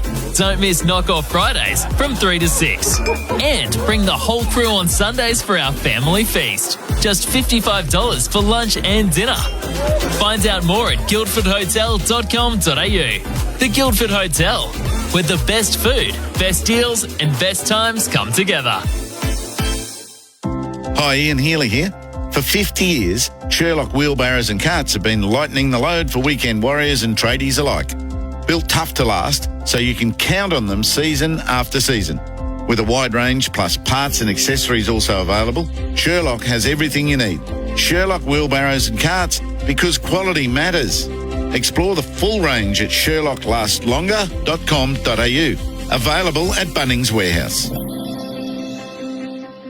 Men, ask yourself, what will it take to win back your freedom and take back control? The answer is simple with the Molicare Premium Men Continence Pads range. They provide the comfort, security and discretion you're looking for to take back control. The Molicare V-shaped pad is designed for men, keeping skin dry with a 3-layer absorbent core and advanced fast dry effect to prevent skin irritations and maintain healthy skin. Get a free sample and try the Molicare difference at molicare.au. Up to $25,000 off selected Henley completed homes ready to move in. Homes from only $589,900. Cinepec's been keeping industries turning for years with technical expertise and performance. With Cinepec, you're in safe hands. SEN Test Cricket.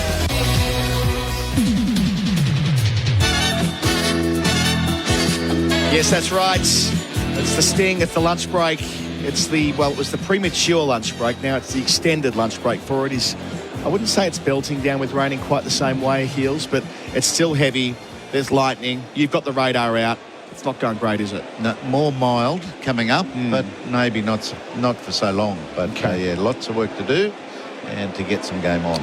Well, it is the lunch break for Robot Building Supplies. From stumps to roof, we will bowl you away with our better prizes. And, as I say, it's time for the lunchtime quiz, Baz. We can stretch our legs a little bit today. We don't need to be in quite the same rush because, That's true, yeah. It's lightning as well. They're not getting back on anytime soon. Nope. Which means you can take your time with the buzzer, but make sure you hit the buzzer. I think taking time with the buzzer's fraught. Yes, you still want to get in, but we can, No, but we can once you hit the buzzer, then you can take your time answering. We won't drop hints though. No. You can take your time answering the questions. We won't drop hints unless we think we've written the question in a way that's making it difficult to answer. Hey, the prize today is a $50 voucher for pontingwines.com.au to purchase Ricky's own Ponting wines. Experience Ponting wines on every Royal Caribbean cruise. And we've got Charbel in Parramatta. Do you read us at the Gabba? Yes. Terrific, Charbel. Great to have you with us. You're going to be up against cricketing royalty at this ground, especially Ian Healy. How do you feel about that challenge? Yeah, he was one of my favourite players growing up, so he's my idol. Yeah. Oh, wow. Don't suck up to me, mate. Charbel, where's that name come from? It's like my background is Indian. Well, there is some Indian adjacent questions here, Heel, so you might be in a good position for some of them, Chubb. But we'll see that the theme today is Brisbane Day 1. Whoa. So the first day of Brisbane Test matches, not just Border Gavaskar Test matches, but welcome to the Gabba. But wider than that as well. Welcome to the Gabba. Day 1 of the series and all that kind of thing. A lot of that coming up in a sec. Right, Charbel, it's very straightforward.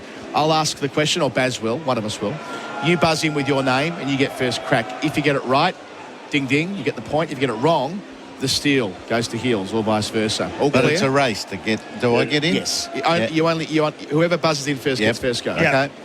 Okay. All right. Let's do this. Question 1. The last time India was here in 2021, they won a famous victory on the final day. But going back to day 1, who made a century for Australia on the first afternoon? Charbel's in. Well done. Was it Steve Smith? It wasn't Stephen Peter Devereaux Smith. Who was it, Heels? Well, can I just pass? You literally sat next to me when we called it together. I know. I've forgotten. Who was it? I'll say 5. Manus Labuschagne. Ding, ding. You were sat in that chair. Yeah, right. Sorry for not listening, mate. So 1-0 up, Heels over Charbel. Question 2, that's over to you, Bazza. Well, speaking of famous days at the Gabba, in 2002, the back page of one newspaper in England read Nasser insane after the England captain won the toss and bowled. The question is, how many wickets did England take by stumps on day 1? Charbel, here we go. I like this. Yeah. Was it 6? No, it wasn't. They didn't have a very good day. See, the hint's kind of in the question. I'll say 3. Neither of you are getting enough, it. Close enough. It was how many? 2. So JL early on, and Ricky very, very late in the day. Okay. And between times, Ponting and Haydos both made gigantic hundreds. And no Simon Jones by the end of the day. No Simon Jones. That was probably down here, wasn't it? It was fine leg, our ends, where he did his knee, and it took him a couple of years to get back to his best. So 1-0 Heels. Third question here. I don't mind this one. We'll see if this works. This is a good one. In 2003 on the opening day, it was Hayden and Langer opening the batting for Australia. Zahir Khan is next door at the moment, by the way. Yes. And Ashish Nehra opening the bowling for India. What did they have in common? It happened for the first time in Test cricket that day. Heels. They're all left-handers. That was the first time in Test history. Really? Two lefties and two lefties to start a Test match. Righto. So 2-0 up Heels with 2 to play. You're in a good position to get the Ponting Wines voucher and then subsequently give it to Bad's question. Oh, you can share it. You can share a bottle of red with. Yeah, why not? We can stretch out here. Ashish Nehra strikes me as one of those bowlers, Baz, that should have had he was still playing IPL like 5 years ago. Oh, he was. How come he wasn't more of a Test bowler? No, I think he kept breaking down early doors. Yeah, he had a good tour here, I think, but he broke down. He did well in South Africa in 2001. Yep. This was probably his last tour in terms of Test cricket. I think he played a little in Pakistan, but that was it. Okay. But he kept coming back as a wide ball bowler, and now is, of course, an IPL coach. Zahir Khan, he said, I don't know what is happening next door to us. Brett Lee had a guitar, and Zahir was sitting next to him. Interesting things next in the box next to us. There's a bit of Gareth get the guitar about that. Anyway, okay, Baz, question. So 2-0 Heels. This is the fourth question. In 2011, a tour that most Indians have forgotten, 3 Australians received their baggy greens on morning 1 at Brisbane. David Warner, Mitchell Starc, and who? Who was the third Australian debutant? Charbel, who was it? Who debuted against New Zealand here in 2011? Was it Mitchell Starc? No, he was one of them. He did. But He did. You might have Okay, misheard no, the question. yeah. I'm going to give you another. That's a mulligan, I think. So Warner and Stark were two of those debutants. Who was the third one? Fast bowler, Victoria. Fast bowler, Victoria. Swing bowler. Oh. Quick, nasty, big, brute. Yeah. Retired too young. Like dogs. Tattooed. Richard Johnson. No, Mitch was well and truly into his work by that point. It wasn't big fella. John Hastings. Oh. Who's no? I'm Who's trying to a work Victorian? out. Well, you've blown it now. Yeah, I'm out. It was James Pattinson. Pato. Yeah. Yeah. 5 for 27 in that Forgot second about innings. his sleeve. The triple wicket maiden out here in the second dig base. Unbelievable, yeah. Oh, there you How go. Player of the match how on is debut. Pato? Did you He hear of played him? for Oakley last year in the subbies. Oh, how And- dangerous would that be? And he played about half a dozen games and said, I'm not going to play anymore. Yeah, He played I footy think- this year for Doveton in the Yeah? NFL. So he's sort of floating around in the southeast, Okay. doing his own thing. keeping his fitness and his mobility going. It's And he good. doesn't he like travel the world with his partner off season? Oh, nice. Goes like camping, South America. One of the most interesting cricketers of the last very much 20 or so. 30 years, Pato. Last question. Where are we here? We're 2-0 up, I think. I've lost count of the score. I think Heels is 2-0 up. But you can capture it with this win, Yeah, Charbel. I might throw the tiebreaker in and maybe we can level it up. The crucial moment of the opening day against England here in 2017 was a run out just before stumps. James Vince for 83. Who nailed the direct hit for Australia? Charbel. Was it Tim Payne? It wasn't Tim Payne. Direct hit. Was it at cover? It wasn't. Yeah, covered. I know. I can. You can see it. You were probably commentating on yes, telly. I was. And he made 80, didn't he? Vince did. Vince, 83. He was going really well. Yeah, It was a bit of yeah. a turning point. I'll say. I reckon Steve Smith. A lot of butt bounds today. It was not an obvious. You know, Nathan Lyon, backward point. was it Lino? Yeah, I knew it was swooped in. someone not known for their cover fielding. Nathan Gary Lyon. So Okay. it's 2-0. I'm gonna play two more questions. Is that okay, Mitch? Can I do two more questions? All right, here we go. Charbel, I feel confident about the next question for you. I feel confident here. I'm ad-libbing here at this point. Day one in 2010.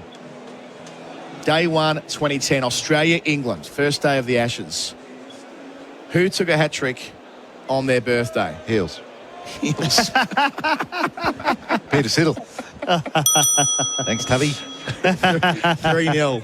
3-0.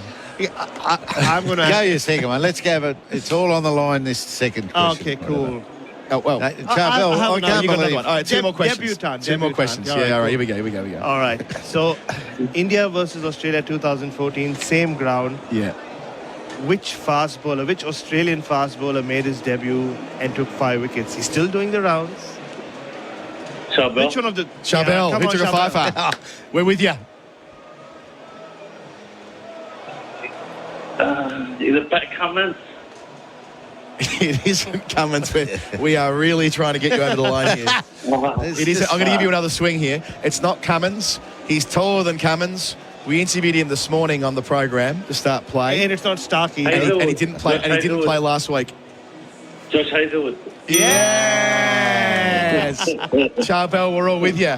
Yeah. I'm going to. I thought you were going to say Scott Boland. So we'll go back to the last question, and we will wrap it up because it's we're taking the what at this stage, Charbel. When Australia played England here in 2017, the test I was referring to before, which Australian was playing their first test in Australia? Pretty good Charbel. at cricket. Charbel, yeah. So was it Australian player or England player? An Aussie player, but he was playing his first test in Australia. That's the crucial bit here. He's still going around now. He's very, very, very prominent. First test in Australia was in November 2017 at the Gabba.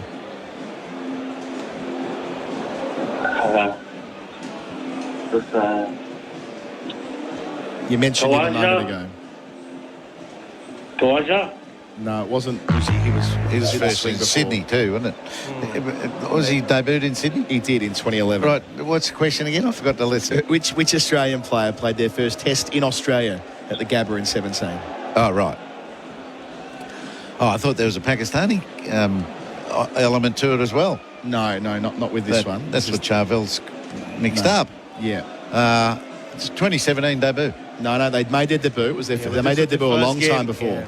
Oh, you see how confusing this is? Not really. I blame the Quizmasters. What's the question again? Brisbane 2017. Yep, their first test in Australia for Australia. Right, first test in Australia for Australia. 2017. How many years ago is that? 7 years ago.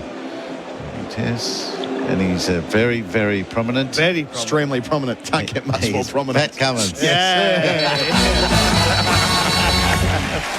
Charbel, you've been a great sport. You've won a $50 voucher at pontingwines.com.au to purchase Ricky's own Ponting wines. Stay on the line. We'll have that all sorted out with Pato. Experience Ponting wines on every Royal Caribbean cruise. Please call again, Charbel. It's been fun playing with you. Good on you, Charbel. Nice to meet you, mate. Thank you.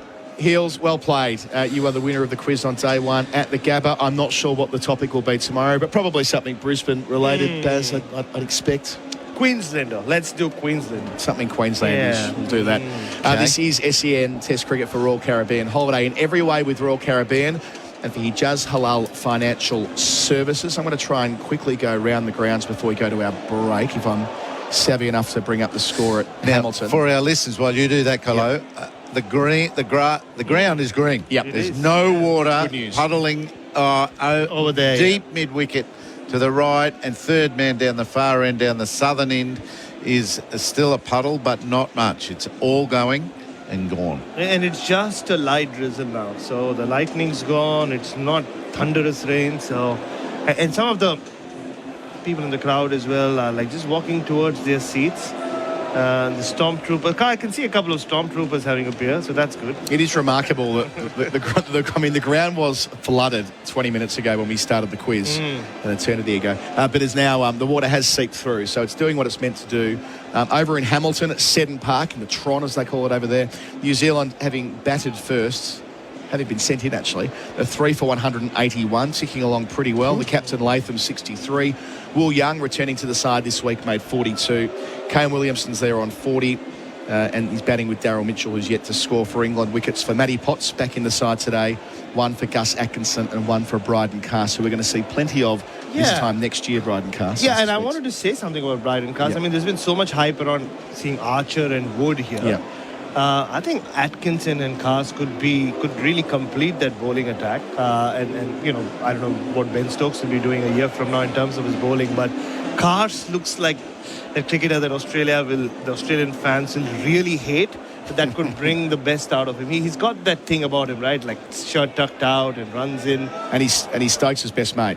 Oh. So he's big, he's brash. He's got South African tattoos on his arm. Yeah. So that's where he's from originally. And I've covered a lot of his cricket in England. He does bowl above 90 mile an hour in old money, so it's not like they're look, they are picking on talent a little bit here rather than on numbers, but he's doing it so far for England in Test cricket. Well, there's no better eye for talent than Brendan McCullum. Yep. And here we'll have a little team of scouts that he's trusting out there. Ian Botham, the former chairman or president of Durham. That's right. Yep. Likes him.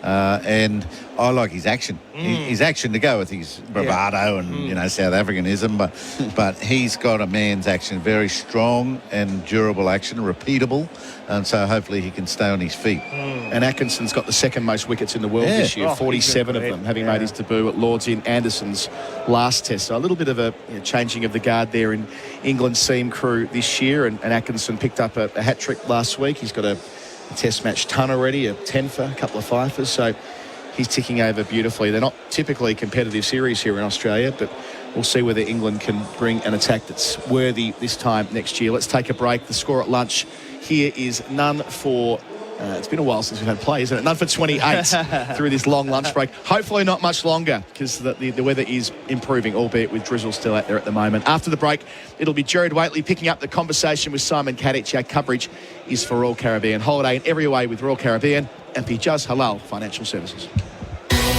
SEN Test Cricket for Host Plus. Winner of CanStar's Outstanding Value Super Award for the 7th year in a row.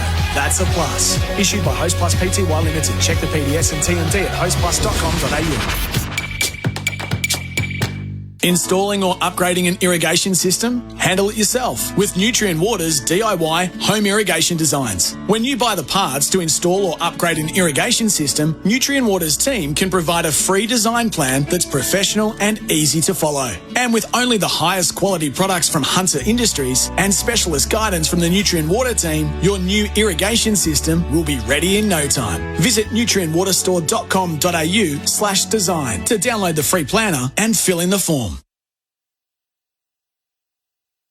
G'day, Jason Hodges here. Like me, you know that life happens on lawn. And my mates at Strathair Instant Lawn have been producing world-class grass for over 50 years.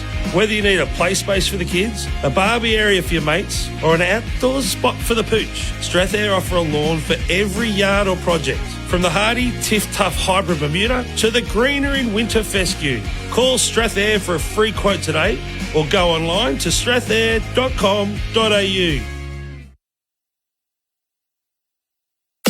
If you drive a European car, make it stop as well as it goes. Bendix's Euro Plus disc brake rotors are designed specifically for European vehicles and feature high carbon metallurgy for superior braking. Their SwiftFit protective coating also inhibits corrosion, so rotors will look great for longer. A direct replacement for OE rotors and tested to strict European standards. Bendix's Euro Plus disc brake rotors are the perfect choice for discerning owners. Bendix, put your foot down with confidence. Men, ask yourself, what will it take to win back your freedom and take back control? The answer is simple with the Molicare Premium Men Continence Pads range. They provide the comfort, security and discretion you're looking for to take back control. The Molicare V-shaped pad is designed for men, keeping skin dry with a 3-layer absorbent core and advanced fast dry effect to prevent skin irritations and maintain healthy skin. Get a free sample and try the Molicare difference at molicare.au. Hungry Jack's NBL is back. The NBL is what dreams are made of. Greatness is within reach. No limits, only endless possibilities. We grind, we hustle, because every moment matters, and big dreams demand it. Gets the drive-by, knocks it down! Watch live on ESPN, available via KO and Foxtel, and Sundays via 10 and 10 Play. NBL, we dream big. Welcome to Silverwood's Yarrawonga on Lake Mooala's tranquil shores. Premium lots starting from $308,000 and ranging from $399 to $858 metres squared. Located on the Victoria-New South Wales border, Silverwoods offers lakeside living where every day feels like a getaway. With the Seabull Yarrawonga, Soul Wellness Centre, renowned Black Bull Golf Course and more. Experience it firsthand at the Seabull Yarrawonga. Have your stay reimbursed upon purchasing a lot. T&Cs apply. Secure your exclusive offer. Mention Resort Living. Visit silverwoodsyarrawonga.com.au. G'day, Jason Hodges here. Like me, you know that life happens on lawn. And my mates at Strathair Instant Lawn have been producing world-class grass for over 50 years. Whether you need a play space for the kids, a barbie area for your mates, or an outdoors spot for the pooch, Strathair offer a lawn for every yard or project. From the hardy Tiff Tough Hybrid Bermuda to the greener in winter fescue. Call Strathair for a free quote today or go online to strathair.com.au. The air is fresher, the grass is greener, there's no doubt about it. Tassie is the perfect place to race this summer. The Ladbroke Summer Racing Festival has arrived, covering all 3 racing codes and every part of the great state of Tasmania. tasracing.com.au has everything you need to find the winners, detailed form guides, news and hosted racing coverage on Tas Racing Live. Raiders Guide swept to the front and Raiders Guide pulls clear to win brilliantly. Enjoy the Ladbroke Summer Racing Festival with tasracing.com.au. Hungry Jack's NBL is back. The NBL is what dreams are made of. Greatness is within reach. No limits, only endless possibilities. We grind, we hustle, because every moment matters, and big dreams demand it. Gets the drive-by, knocks it down! Watch live on ESPN, available via KO and Foxtel, and Sundays via 10 and 10 Play. NBL, we dream big. The air is fresher, the grass is greener, there's no doubt about it. Tassie is the perfect place to race this summer. The Ladbroke Summer Racing Festival has arrived, covering all 3 racing codes and every part of the great state of Tasmania. tasracing.com.au has everything you need to find the winners, detailed form guides, news and hosted racing coverage on Tas Racing Live. Raiders Guide swept to the front and Raiders Guide pulls clear to win brilliantly. Enjoy the Ladbroke Summer Racing Festival with tasracing.com.au. SEN Test Cricket for Host Plus. Winner of CanStar's Outstanding Value Super Award for the 7th year in a row. That's a plus. Issued by Host Plus Pty Limited. Check the PDS and TMD at hostplus.com.au. SEN Test Cricket for Royal Caribbean. Holiday in every way with Royal Caribbean and for Hijaz Hilal Financial Services. None for 28 when rain stopped play. The lake has drained, but it is still raining, so I wouldn't want to paint too much of an optimistic picture for you. The weather update for Beacon Trade, a tradie's key partner in lighting, fans and electrical. Simon Katich, you've got the most dependable app, and they've got it raining for at least another couple of hours. Yeah, it had 100% at 2 p.m, which is still half an hour away, and that's correct at the moment. And it was easing off around 3 p.m, so hopefully if the ground staff can start to get moving once the rain finally stops, then we might get on late today. I am curious, what is the fine print these days around the refund? Does anyone have a ticket in front of them at the moment? So we're at 13.2 overs. Somewhere in the recesses of my mind, I've got a 15 over threshold, the full refund. But these things would change from season to season. So there's at least 28,000 in at last count. So there's a lot of money at stake as to whether they can get back on or not. If you do have a ticket with the fine print, what is this season's threshold for a full refund, which probably will certainly play a role in. We won't be calling it off too early if there's a bucket of money at stake. No, particularly with such a good crowd and the chance to get back out there later, particularly if it does stay to the forecast and clear up around 3 p.m. You'd assume that they only need maybe an hour and a half to clear it up. And if it stops at 3, then hopefully there's a couple of hours of play later today. It's not quite the forecast that was projected, is it? Nothing like it. I thought it was just going to be a few little showers like we saw earlier today where they went off for 5 minutes or so, but this one came in hard and heavy, and the ground was absolutely flooded. So the ground staff or the security staff have been ushered back out into the middle now that the lightning has cleared. They've got their clear ponchos on. It's still raining, not as heavily as it has been. In the action that we saw, I feel like the two Khawaja pull shots from Mohammad Siraj is for what we've seen so far. Is the crowd was all over Siraj the moment that he took the ball, and he dug it in short twice, and you made the reference. It comes on a bit slower from that length on day one, and Khawaja was just all over it. Yeah, and I think that's the mindset of a batsman on day one, knowing, okay, if they hit this length, what are my best scoring options, my safest scoring options for probably boundaries, my most aggressive shots. And for Usman Khawaja, that's his favourite shot. And so the first one pulled it off a pretty, back of a length, but the second one was way too short, and he climbed all over it. So he's looked really good so far, and he copped a challenging spell early on from Bumrah for a couple of overs where he got pinned down that end, but he defended nicely to mid-off. He had a beautiful drive to mid-off, which was a good sign as well, which Shubman Gill reeled in. But I think Bumrah, there was some challenging little periods in the first few overs before that first outbreak of rain, but I think Usman Khawaja looked good in that period, and he's, when I say raced along to 19, in the scheme of things in this series, he's done a good job so far. When you're about to turn 38, as he is during this test match, what is the battle? What are you fighting with for all the experience that you've got? And I presume diminished reflexes play a role in all of this. What is the struggle that you're embarking upon? I think it's probably more from within, because you're always got that thought, and I wasn't playing test cricket at that age, but I was still playing first class cricket at that age, and you know that you're not quite the same player you were in your mid-20s or early 30s, particularly with your reflexes, and there's certain shots then that you probably have to adapt, and particularly the short ball's one of them. But seeing him pick up those shorter balls today, that indicates that he's picking up length really quickly. So that's a good sign.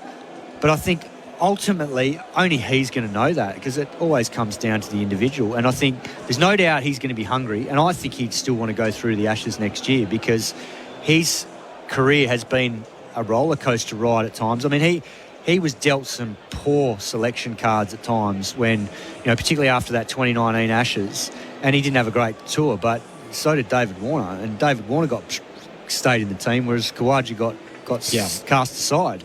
And he's come back in through pure luck, really, because Travis Head got COVID, plays the Sydney Test, bats like a genius, and then his last few years, you can tell he's playing carefree cricket because he's treating it like it was a bonus, and I think he's been Australia's best player in the last couple of seasons and deserves to go out when he wants to, but ultimately at this level, you get judged on performance, and he's got to keep performing, and hopefully, he can finish off this series well. But it is a challenge because history of the game suggests that not too many 38-year-olds can open the bowling against high-quality fast bowling. Yes. So it's entirely natural that the twilight is upon him. He doesn't have the miles on the clock, the relentless miles through a few years there, which offers the extension.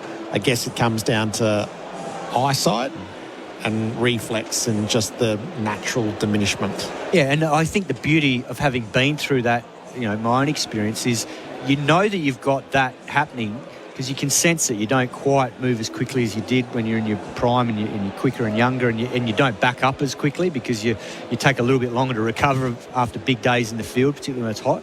But what you do have is a wealth of knowledge as to how to get through tricky little situations and periods. And that's what he's got. He's got that wealth of knowledge. So it doesn't mean that he's done.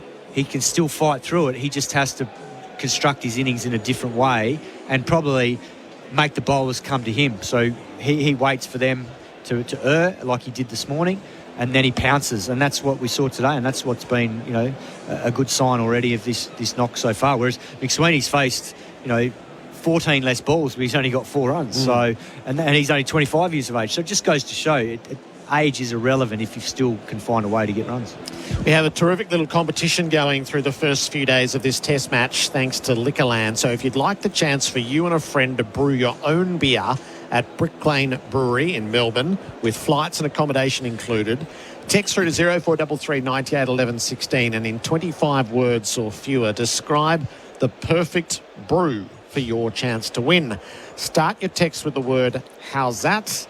It's all thanks to Tinny's How's That Hazy Pale Ale, available at Liquorland, the perfect cricket beer. Entries close Monday, so text 0433 98 11 16. Cheers, Liquorland. So just start it with the word "How's that?" Flights and accommodation to Melbourne and something on tap at Brick Lane Brewery. There's no task we can't set Tom Morris in search of an answer other than when is it going to stop raining. I can't give you that. What have you got for us, Tom? The refund for Test cricket in Australia, full day. This is from Cricket Australia. I've just asked the question. Less than 15 overs are completed and no result is recorded for the match on the day. Yeah. So presumably on the 5th day, if there's 5 overs completed, you don't get a refund. Or they wouldn't charge you anyway. No, it's gold coin. It'd be gold coin. But anyway, so what are we? 13.2 overs in. Yeah, so there's a big price on 10 more balls. There is. Get 10 more balls in and everyone pays the full lot. There you go. And it's different per format as well. In a twilight test, after the time that a twilight ticket permits entry, less than 10 overs are completed and no result is recorded for the match in the twilight session. I need to delve into that a little bit more. But either way, 15 overs today. That's interesting. So we did get just this through while we were chatting. We should at least get a day 4 and heaven forbid a day 5. Jimmy from Mooney Pond, 0433 98 11 16. But one of the discussion points out of Adelaide, because the game was just played at such a ferocious speed, was, the old world notion, test matches go 5 days, whether there is a place in the evolution of the game for the 4-day test match, just because so few go to 5 and there are so few draws these days. Do you have a philosophical position? Yeah, I probably come from a traditionalist perspective because I love the challenge of that extra day and what it is both mentally and physically.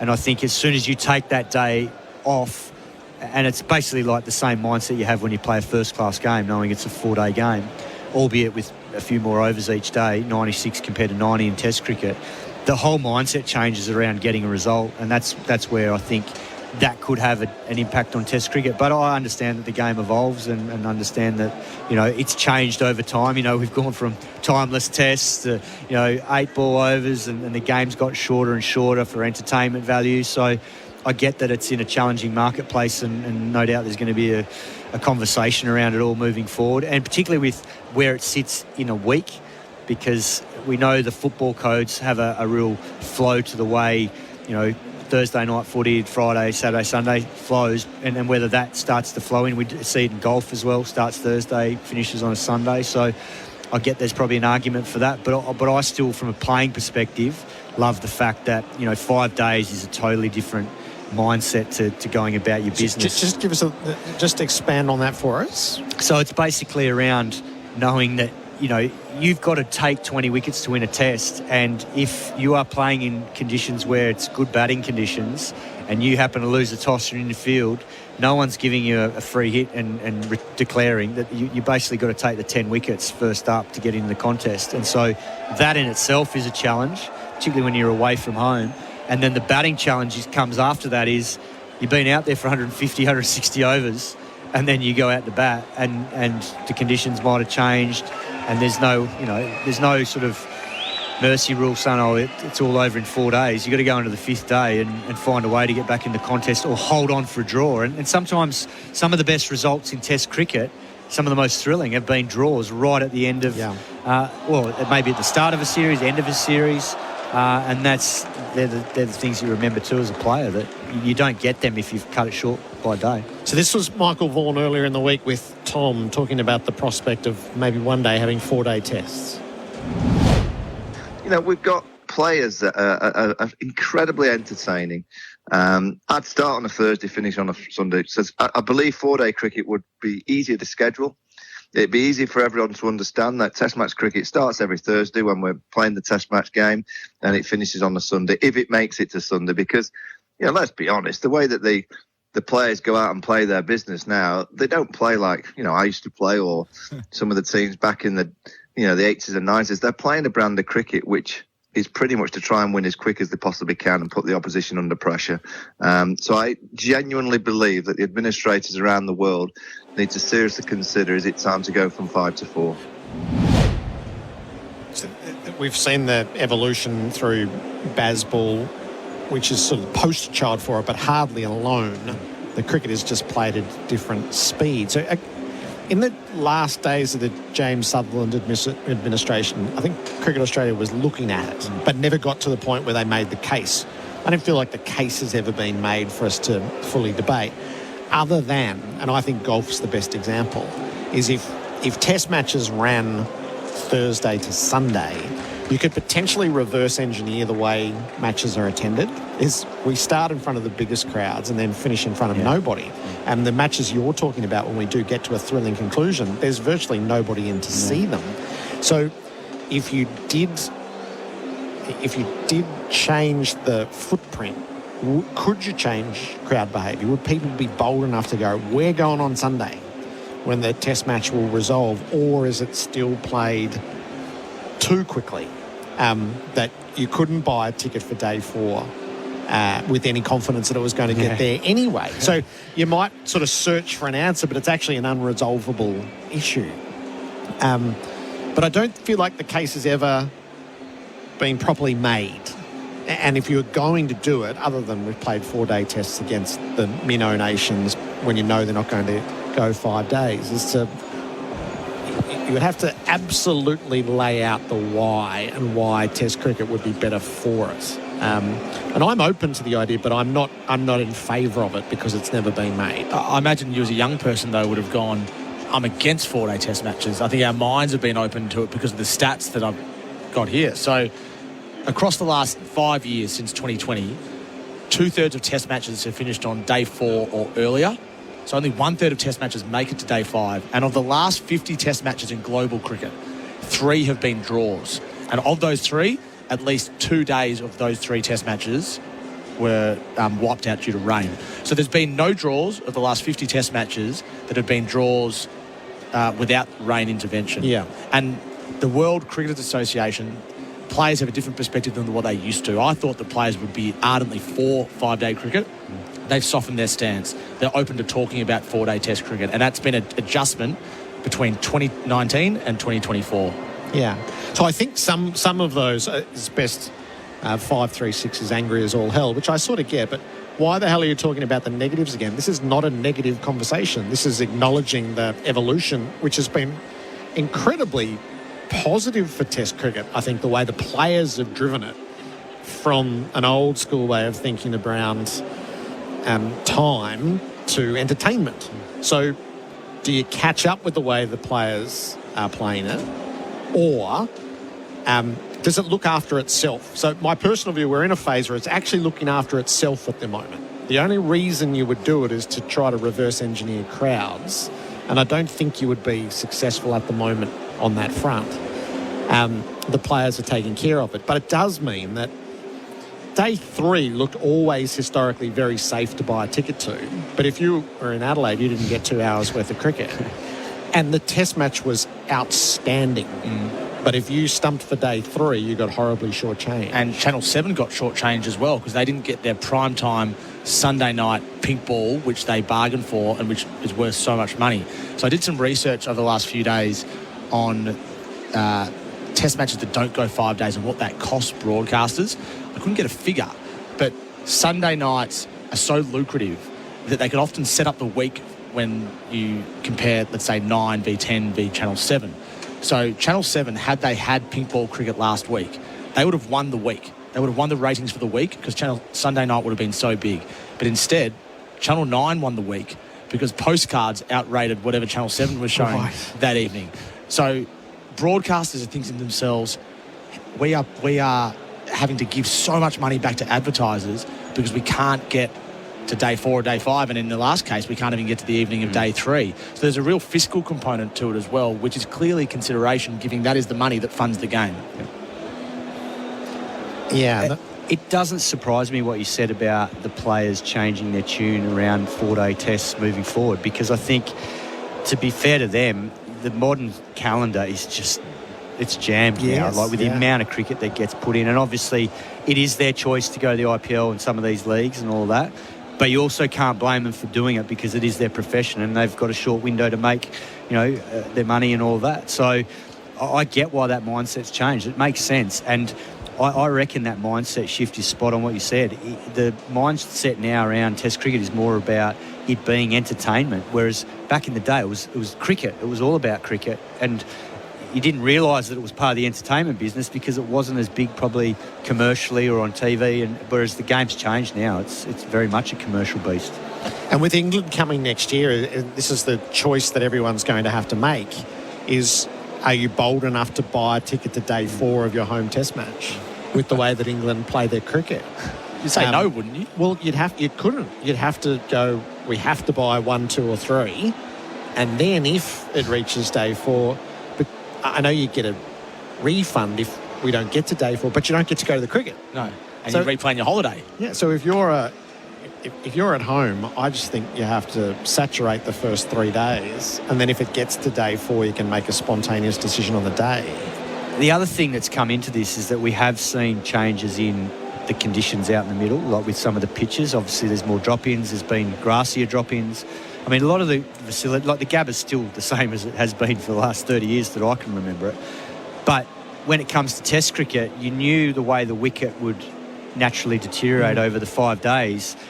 You could sense when the game speeds up, wickets would start to spin on day 3 or late day 4, and then that's when clusters of wickets would happen and you knew you were going to get a finish. Whereas now it's trickier to sort of read that because a lot of these drop-ins sometimes might start with thick grass on them but get flatter and flatter, as we saw with the MCG over that period. It's not like that now, but there was a period of probably at least 5 or 6 years where, and even in Shield cricket, it became a road by the end of the match. Yeah.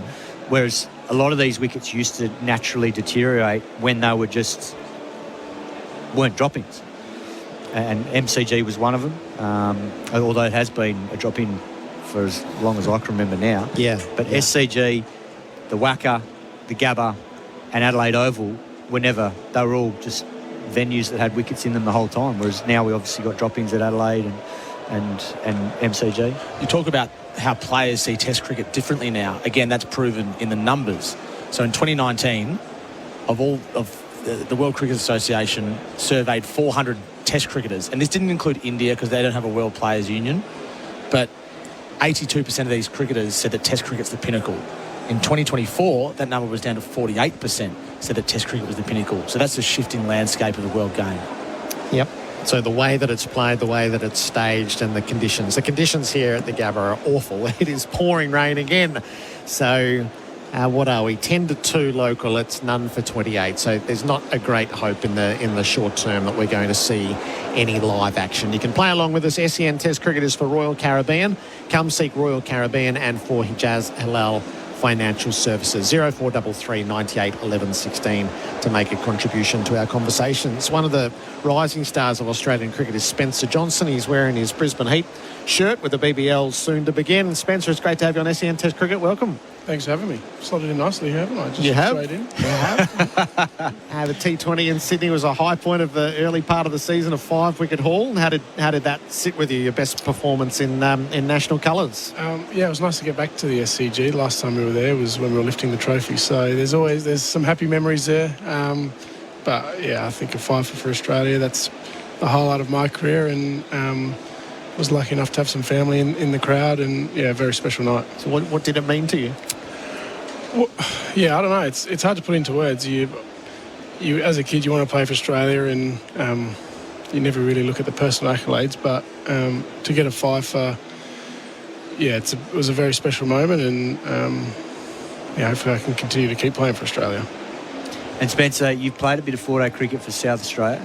Is it your goal to wear the baggy green at some stage? Yes, definitely. I do get asking this, but it's probably there's not many spots in the bowler.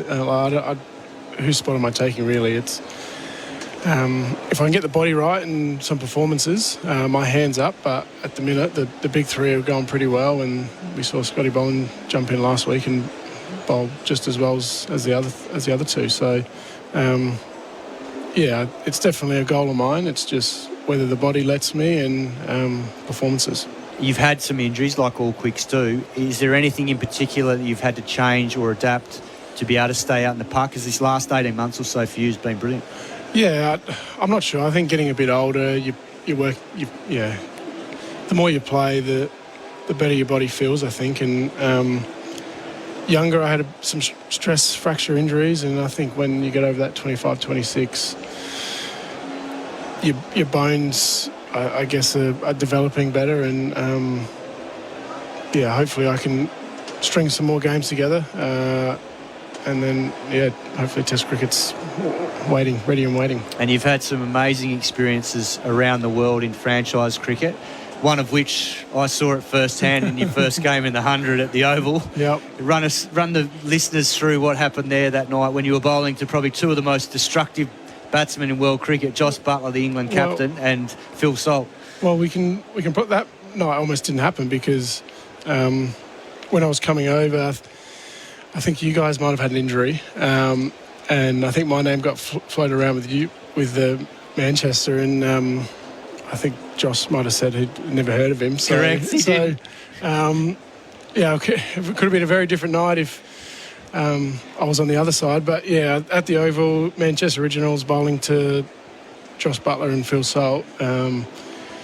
Pretty nervous. It was, I guess, my first tournament overseas, and being the overseas player, I'm thinking, geez, I'd probably got to perform here. You can't really, if you're the overseas, there's a bit of pressure on. So that night was, pretty ridiculous. I don't know what. Run me through the figures again, please. Yeah, mate. three for one. Of how many balls? 20 balls, 19 dots. It's, it doesn't make any sense, to be honest. And at the end of the night, Josh Buttler knew who you were then. Yes. Pretty incredible. And that was on the back of the MLC where you'd played in the US for, I think it was the Los Angeles Knight Riders? Yes, yeah. Played in my first year in the Big Bash. Came in when we had 6 games left, and all I wanted to do was play the 6 games, and we ended up in a final. We lost the final, but played 6 round games and then 4 finals. So I ended up playing 10, and then all of a sudden the MLC offer comes up, and you go there, and I did it right there, and then things have just kept rolling on from there. Went to the 100, 3 for 1.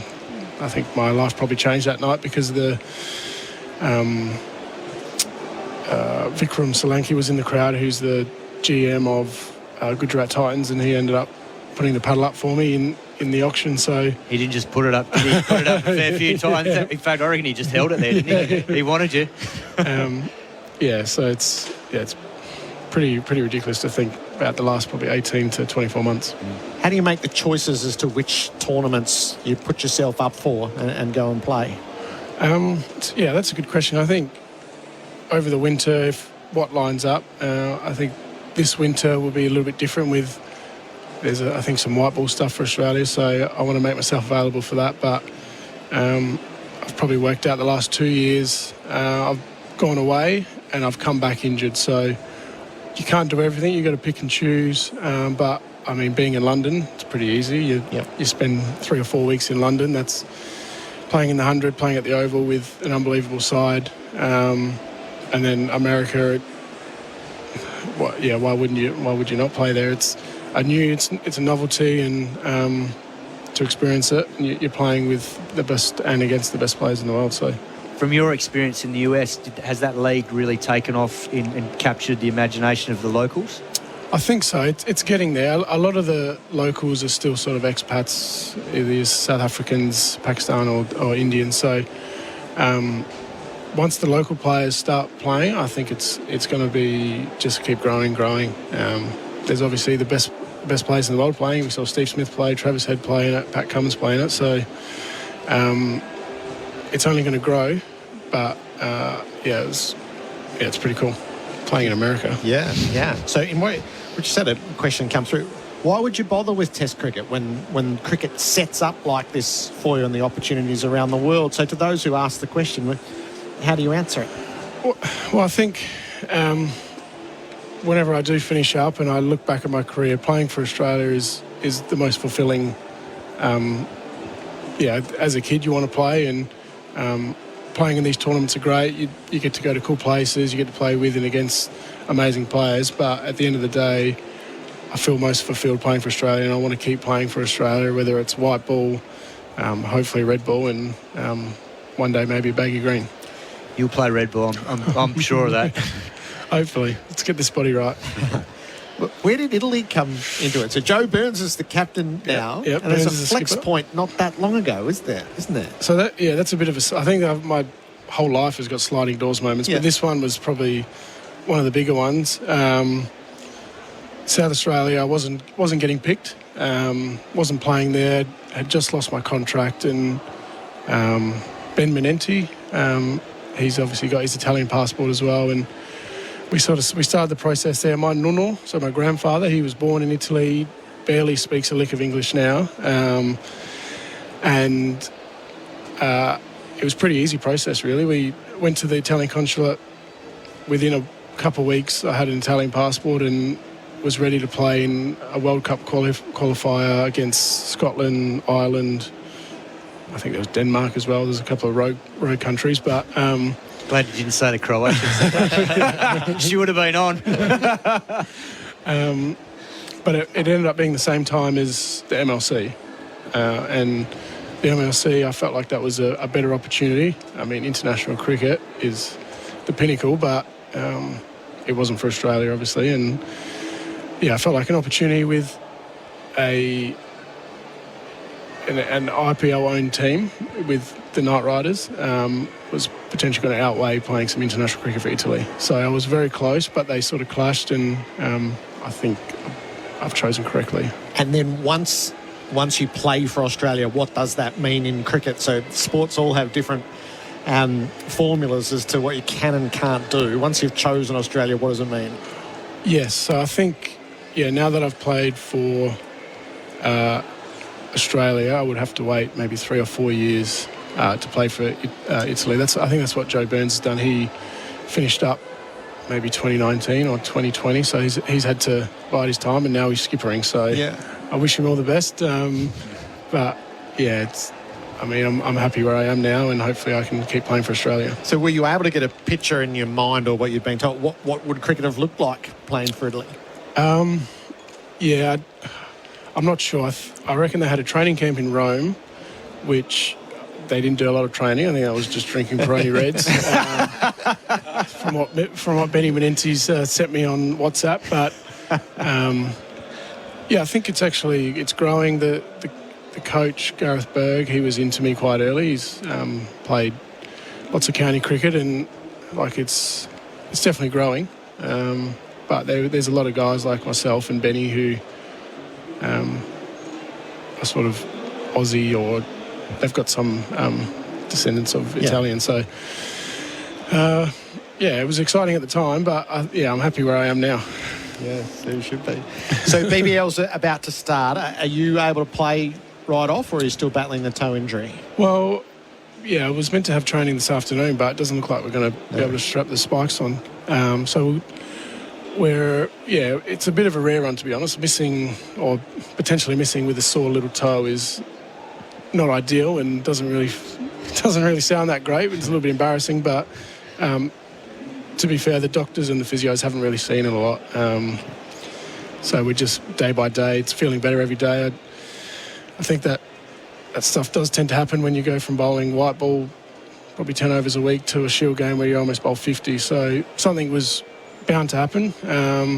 But I'm glad I played that Shield game. I got through, apart from the toe, good. Felt good. Bowled a lot of overs, and can take some confidence going into after the Big Bash to play some more Shield cricket. You had a magnificent win at the SCG last year. Nathan McSweeney, who's out here playing today, was your skipper. What can you tell us about him and his leadership? Because he's obviously been touted as a future leader for Australia. Yeah, little bud. In our little friendship group with myself, Kuhneman, and Xavier Bartlett, we call him Little Ricky. So he's a born leader. We sort of look up to him.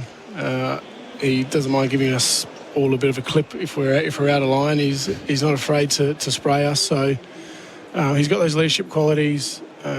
He came to South Australia 2 years ago, and he's skippering there now, and he's done an amazing job. Without him, we're still playing well, but in South Australia. But he's definitely a big hole for us, not just as a player, but as a skipper and a leader. So he still reaches out almost, morning of games in the Shield stuff, and he's good. He's good, bud. Good stuff. So you've just signed a contract extension with the Heat? Yep, another 4 years, which is very exciting. I can't really see myself playing anywhere else, to be honest. The Gabba suits me well. I've sort of got to own this end here that we're at, with the short side straight. Don't mind going across with the big square boundary. So I love playing up here. It's I think when I came up here, my career was going one or two ways really, and the perception I had in South Australia was probably a little bit laid back. Wasn't getting picked, and I think that coming up here, they've embraced my laid backness, and it's been crazy what's happened in the last 24 months. Brilliant. And all power to you for what comes next. Spencer, it's great to see you. Thanks for stopping by. Beautiful. Thanks for having me. Cheers. Spencer Johnson with us on SEN Test Cricket. Fantastic story. And on the build. You and I share the same view as his time span's actually perfect. 2 years to get properly seasoned, and then there'll be a gap, and he feels like the first one in to me. Yeah. He'll be there for sure. No, I'm convinced he'll play Test cricket. Good. I've seen the skill set at close hand, and he's definitely good enough. All right. Kat, terrific. We'll talk again as the day goes on. It's 2:05 local time. We haven't had play for ages, and it's still raining, and it's raining heavily enough. None for 28. I did like, hang on, I just want to find this one before we close this seg. Give up, Gerald. I'm on the train. Go and have a can. That's from Curtis, who's both annoyed with me and declaring that we won't get back on. We'll see. This is SEN Test Cricket as we work our way through day one here at the Gabba for Henley Homes. Buy a Henley completed home and move in now. SEN Test Cricket for Host Plus, winner of CanStar's Outstanding Value Super Award for the 7th year in a row. That's a plus. Issued by Host Plus Pty Limited. Check the PDS and TND at hostplus.com.au. G'day, Jason Hodges here. Like me, you know that life happens on lawn. And my mates at Strathair Instant Lawn have been producing world-class grass for over 50 years. Whether you need a play space for the kids, a barbie area for your mates, or an outdoor spot for the pooch, Strathair offer a lawn for every yard or project. From the hardy Tiff Tough Hybrid Bermuda to the greener in winter fescue. Call Strathair for a free quote today or go online to strathair.com.au. Hi, Ian Healy here. For 50 years, Sherlock wheelbarrows and carts have been lightening the load for weekend warriors and tradies alike. Built tough to last, so you can count on them season after season. With a wide range plus parts and accessories also available, Sherlock has everything you need. Sherlock wheelbarrows and carts, because quality matters. Explore the full range at sherlocklastllonger.com.au. Available at Bunnings Warehouse.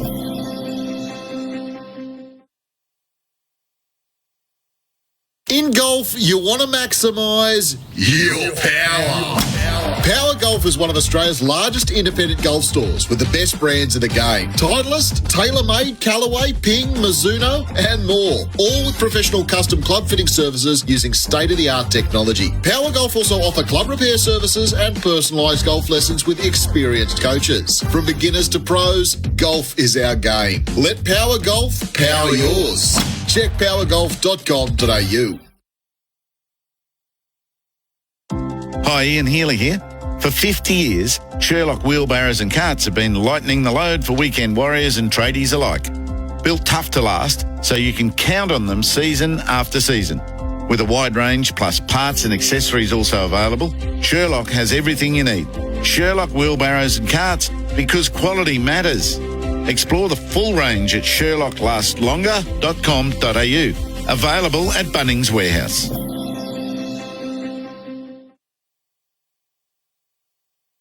Men, ask yourself, what will it take to win back your freedom and take back control? The answer is simple with the Molicare Premium Men Continence Pads range. They provide the comfort, security and discretion you're looking for to take back control. The Molicare V-shaped pad is designed for men, keeping skin dry with a 3-layer absorbent core and advanced fast dry effect to prevent skin irritations and maintain healthy skin. Get a free sample and try the Molicare difference at molicare.au. Men, ask yourself, what will it take to win back your freedom and take back control? The answer is simple with the Molicare Premium Men Continence Pads range. They provide the comfort, security and discretion you're looking for to take back control. The Molicare V-shaped pad is designed for men, keeping skin dry with a 3-layer absorbent core and advanced fast dry effect to prevent skin irritations and maintain healthy skin. Get a free sample and try the Molicare difference at molicare.au. Hungry Jack's NBL is back.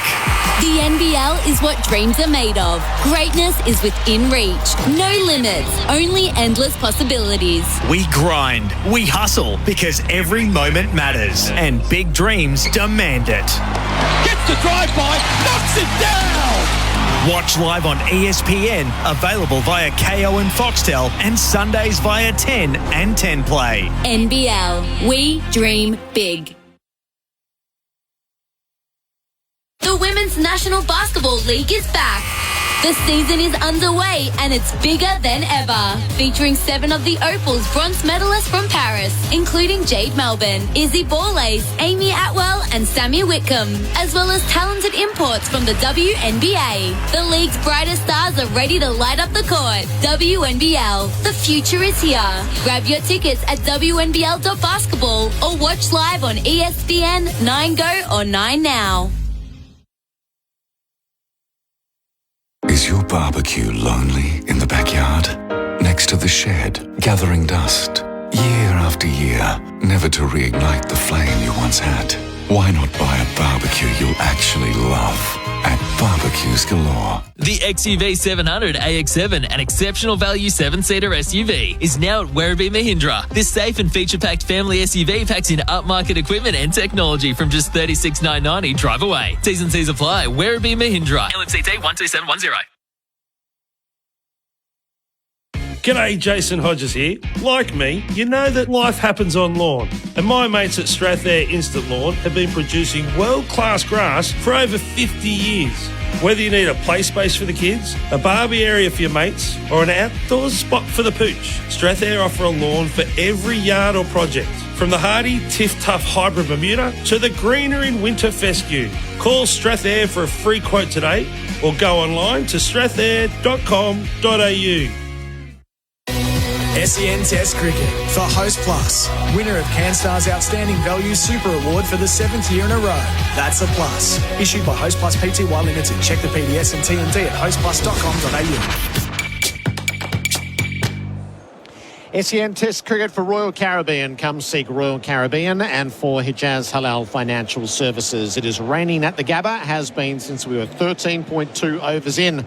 India won the toss, sent Australia into bat. Australia none for 28.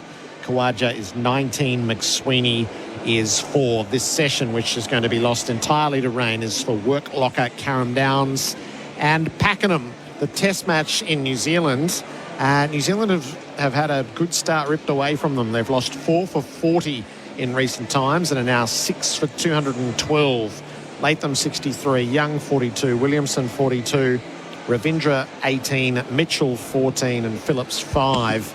Matthew Potts 3 for 63, Gus Atkinson 2 for 41 and Bryden Cast 1 for 56. So England, who were precariously placed having sent New Zealand into bat, have fought back well and seem to have the upper hand at 6 for 212. Right, we thought it's the buying season, isn't it? You've got to have your Christmas gifts in line. And so we can highly recommend to you Glenn Maxwell's book, The Showman. It's written with Adam Collins. It's excellent. Such a good depiction of Maxwell's life and career and all the flashpoints that have gone into it, told through the prism of one season and then all the stories threaded through. As the book was released, Glenn Maxwell came into the studio and joined me. Glenn Maxwell, it's great to have you back here at SEN. Long time, Gerard. It's been 7 years or six or 7 years, I think, since we've been here, but not even in the studio, as in Richmond. Yes. So nice to transition to a new place. We documented a lot together, and then in your absence, we have documented a lot. So the book's brilliant. I'll say that as a starting point. You and Adam Collins have done a terrific job. It's a great read. It's a very clever way of putting it together. What's it like to put your story out into the world? Probably a bit relieving. I think to sort of get a lot of things that have sort of happened throughout your career, be able to sort of document a lot of the things that have sort of happened. And as I said early in the book, this is a present to my family to sort of, I suppose, show them a bit of what's happened in my career. And it's something I'm extremely proud of. And to be able to sort of get it out there in the open is, it's a little bit of a weight off the shoulders. I've got 2 overriding thoughts, and we'll do them one at a time. The first is, it's a career that you could never have imagined because it was a career that was never possible. Is the trajectory of cricket changes as you arrive to it. So if you were your 15-year-old self, your mind would spin, wouldn't it, as to what your career has been? Yeah, it's quite funny because when I look back at like teenage me, I was always focused on I really want to be able to represent Victoria. That's my goal. It's my aim. And if I do that, my career would have been a success. Like that was all my goals were sort of directed towards that. And I remember getting a phone call from my brother as a prank when I was about 17 or 18. And he changed his voice and sort of said that I was picked for Victoria and I was going to be playing. And then obviously put his phone on unknown number. And I remember just thinking, I can't wait to one day get that actual phone call. And when it eventually came, it was pretty cool. And I would have never imagined to have got to where I am today. Like having a 15, 16-year career at the top level has been extremely special. And a form of cricket that essentially wasn't there, a competition that wasn't there, where you forged so much of your reputation in the IPL. So just sort of unfathomable, really, for that kid. Yeah, and I detailed during the book. I was a Sheffield Shield cricketer. That was my my goals, my dreams were to play successful Shield cricket and play for as long as I possibly could for Victoria, and red ball cricket was the one, and sort of by coincidence sort of fell into the white ball space, and I always felt like I scored relatively quickly, but never to the extent that white ball cricket was going to be my niche and my market for my career. And it's amazing the way that sort of opportunities come up, and we detail it to an unbelievable extent in the book, where we talk about I got an opportunity because of a random spot in the Australian side and sort of got pushed into a role where I was like, I'm going to try and make this my spot, and how do I suppose change my skill set to adapt to this. And the fact that I've been able to sort of keep that skill set for the next 15 years is something I'm very proud of. And the second part is you've lived the whole experience. It's a lot, isn't it, when you put it all together? Yeah, there is. And the good thing about the book, it's not an autobiography where it sort of details every series that I've played and every up and down throughout that. It's I suppose drawing on things that happened over that tumultuous year in 2022 and 2023, where I was able to sort of draw comparisons to earlier in my career, where there were some things that I suppose affected the way I went about things and shaped me into the player that I was in 2023, and almost to the point where it was just a maturing, I suppose, as I went through that early stage of my career, and to sort of get to 2023 where I'm at peace. I've got my baby boy, and the life has almost sort of gone that full swing. So your experiences. Could you have made it easier for yourself along the way? Do you look at something and go, oh my God, if only I'd known? Well, I read something from Whateley about his retirement stuff from yesterday, and it is one of those things that if only I'd known what I known when I was younger, and maybe made things a little bit easier for myself. But it all makes it part of the journey. I think it's what's fun about, I suppose, being young, maturing, finding ways, developing new relationships, and I think one of my favourite parts of the book is my friendship with Smudge, and how that's evolved and changed over time, and to a point where we're really close now, and that wasn't always the case early days. And the fact that we were able to grow up and mature at different times and come to a really nice point of peace in our lives is something that's really special.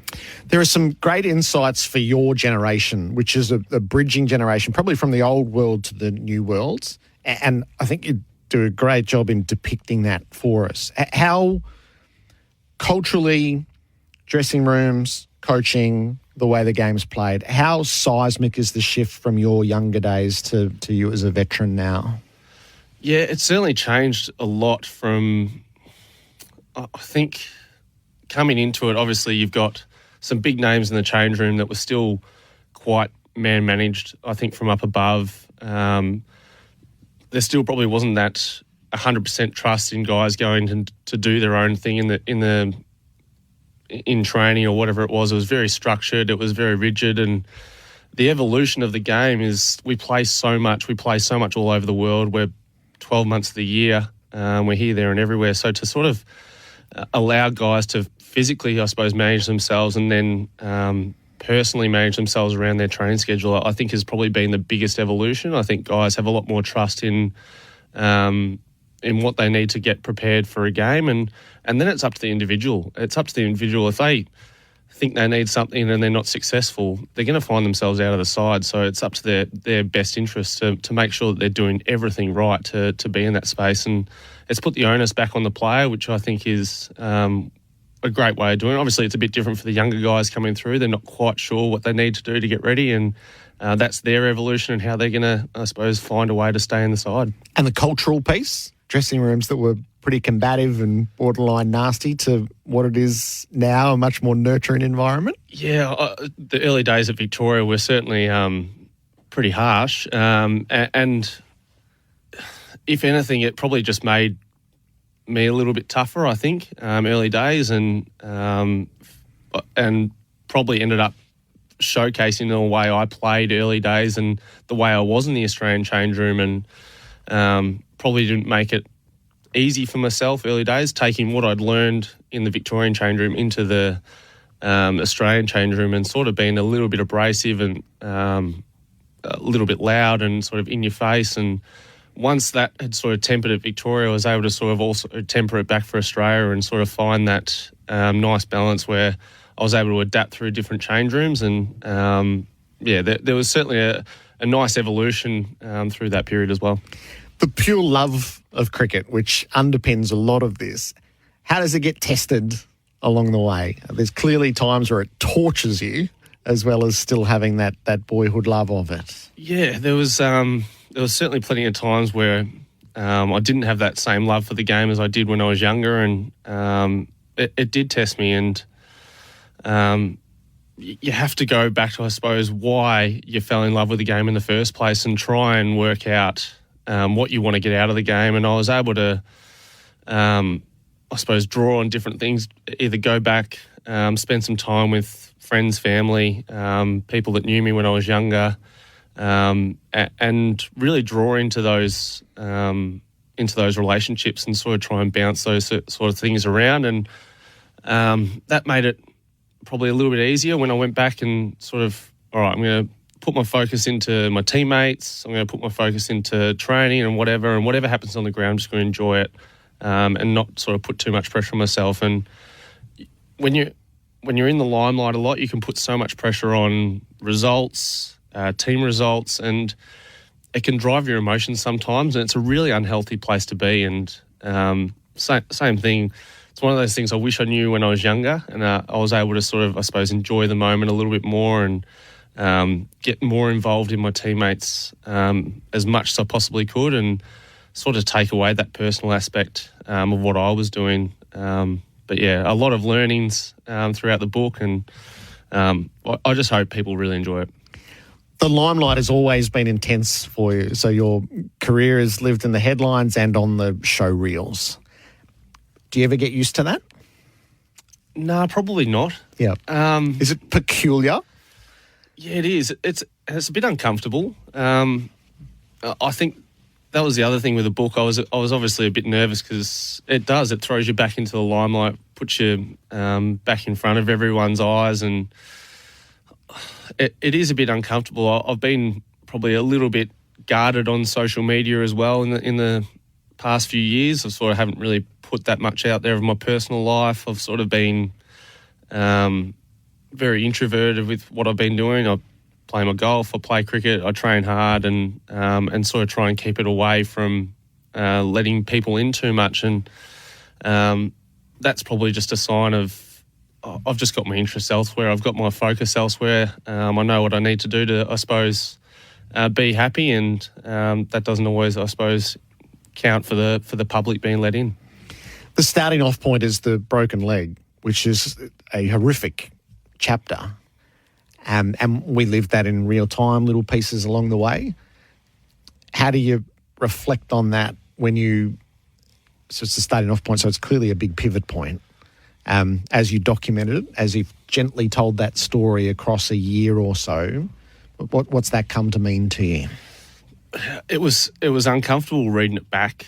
And I read that opening chapter a lot, sort of trying to make sure I got it right. And more so, I wanted to explain everything that happened and everything that I was feeling. And it's still uncomfortable reading it, just because it just takes me straight back there, and I almost feel the pain of that night every time I read it. And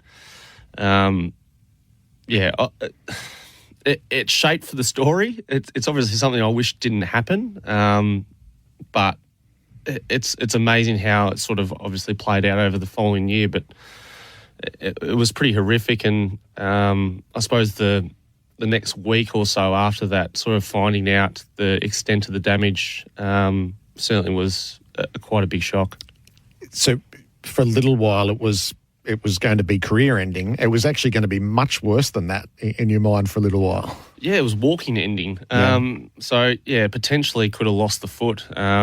which is like amazing, I suppose, in the sense that I didn't really think too much of it. I thought, broken leg, I'll recover, a couple of pins and I'll be fine, back running in 2.5, 3 months. We'll be absolutely fine. And I was so naive with the extent of the damage that I'd done, and I think they were surprised that I was back running when I was, and I suppose that was the thing. As soon as the injury happened, I got super focused in what I needed to do as far as I'm going to put all my heart and soul into my rehab. That's all my focus is going to be. I'm going to ice non-stop. I'm going to do everything possible to get myself right. And I was so focused and driven during then. And all my focus was to try and get back for the back end of the Big Bash. And that was so naive as well. Like the Big Bash was, I think, 11 or 12 weeks post-surgery was the last couple of games, and that's what I was aiming for, which was just unrealistic. And the fact that I was able to get back for that Shield game, I think it was in early Feb, was a sign that I'd done a lot of good work, but it also showed how far off the pace I was, and that I still had a long way to go. And then when I realised how far I was off, I was thinking ahead, going, the World Cup's at the end of the year. One-day cricket's the hardest format physically. How am I going to get myself up for this? Because I felt like I'd got to a point where this was as good as it was going to get, and just realised I was so far away and had a lot of work to do, and it's pretty well detailed. It is. Is it still a factor for you now as you're heading off to training now? Does it still play any sort of role in your physical conditioning? I'm still rehabbing it every day. Yep. It does still affect at different times, but it's not to the extent where it's painful. It restricts me too much. It just takes a bit more warming up to do. And the fact that I was able to get through the one-dayer for Victoria the other day and run around like I was young again, it's probably the best it's felt in the last couple of years. So that was a real positive last week. I was doing deep mid-wicket to deep mid-wicket in the same over, running across the Junction Oval, and it felt like I was a young player again. So there's a lot of positive signs that it's heading in the right direction. I've still got to make sure I keep up that rehab and keep up my gym programs and making sure that it's just always at the forefront of my mind to make sure that it's strong, it's healthy, it's good to go, and I keep taking care of it. I want to just pick a few episodes. I don't want to play spoiler too much because there's some great stuff in here, even though it's stories that we've heard. It's beautifully put together. So maybe just a few. How unexpected was the first IPL auction that you would go for $1 million? So that was number 2. The first one was it interrupted my uni at Vic Uni. I got picked up as a replacement player for Delhi Daredevils. So I went over there for a couple of weeks, and that was a great experience to be a part of the Delhi side, and full of superstars, and felt like I was kid in a candy shop, just trying to, I suppose, learn as much as I possibly could off all these superstars. So that was a great experience. And then the following year, to get picked up by Mumbai, I talk about in the book where it was, we were playing against the West Indies, and just the naivety. I had no idea the auction was on. I knew it was around those couple of days, but I completely forgot it was on. Like, I knew you had a game, so that's all I was focused on. And when I got told after I got out, I was just in shock. I had no idea what to think about. And to have that in the mid-innings and then go out there and field, those 48, 50 overs, whatever it was when we bowled them out, it was hard for it to escape my mind. It was great having my parents over there in Perth as well. I was able to share that moment with them, and it was certainly a massive shock, and probably changed, I suppose, the dynamic of my career from then on. Maximilian. Yeah, and there was so many of those headlines, and to only play, I think, 2 or 3 games throughout that whole tournament, it felt like you couldn't really show your value at any stage, and I found that really difficult as well. Felt like I wasn't really earning my keep. I wasn't really showing what I was worth, and probably found that a little bit difficult at that time. And I talk about like social media being an influence. I think I went over there, I had like, I think I was about 50,000 Facebook followers on that stage, and once it was about week 3, I think I was up to like 2.5 million or something like that. It was ridiculous. Yeah. It went through the roof, and it was that sort of shock to the system where you sort of get engaged by it all, and you sort of feel like you need to give more back. You feel like you need to invest more, and certainly an interesting time, but also a bit of a difficult one. Glenn Maxwell, a little earlier this cricket season. We'll have part 2 of that chat in a few moments' time. It's raining here at the Gabba and has been for a few hours now. Australia none for 28. SEN Test cricket for Royal Caribbean. Come seek Royal Caribbean. And for Hijaz Halal Financial Services. SEN Test Cricket for Host Plus. Winner of CanStar's Outstanding Value Super Award for the 7th year in a row. That's a plus. Issued by Host Plus Pty Limited. Check the PDS and TMD at hostplus.com.au. The air is fresher, the grass is greener, there's no doubt about it. Tassie is the perfect place to race this summer. The Ladbroke Summer Racing Festival has arrived, covering all 3 racing codes and every part of the great state of Tasmania. tasracing.com.au has everything you need to find the winners, detailed form guides, news and hosted racing coverage on Tas Racing Live. Raiders guide swept to the front and Raiders guide pulls clear to win brilliantly. Enjoy the Ladbroke Summer Racing Festival with tasracing.com.au. Hungry Jack's NBL is back. The NBL is what dreams are made of. Greatness is within reach. No limits, only endless possibilities. We grind, we hustle, because every moment matters, and big dreams demand it. Gets the drive-by, knocks it down! Watch live on ESPN, available via KO and Foxtel, and Sundays via 10 and 10 Play. NBL, we dream big. Sheen Panel Service. If you've had a car accident, call Sheen first. We'll handle your repair process from start to finish and provide an accident replacement vehicle at no cost to you. Rest assured, we use genuine parts and provide you with a lifetime guarantee on all repairs. So remember, call Sheen first on 1300 Repair. We'll take care of the rest at one of our 27 locations across Victoria. Sheen Panel Service. T's and C's apply. Beacon Trade. We've got the gear. Everything for the residential home. Lighting, electrical and Australia's biggest range of fans. With Beacon Trade by your side, you'll never work alone. Partner up at beacontrade.com.au. Ian Healy here. Sherlock wheelbarrows and carts are built tough to last. Apply now for funding through the Sherlock Community Sponsorship Program to support community-based events and activities. Visit sherlocklastslonger.com.au. Available at Bunnings Warehouse.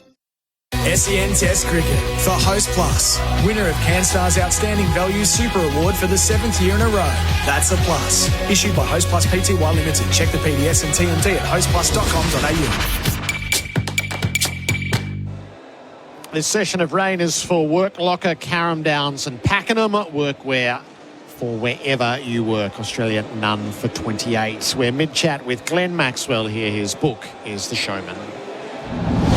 Had Virat Kohli blocked you on Instagram?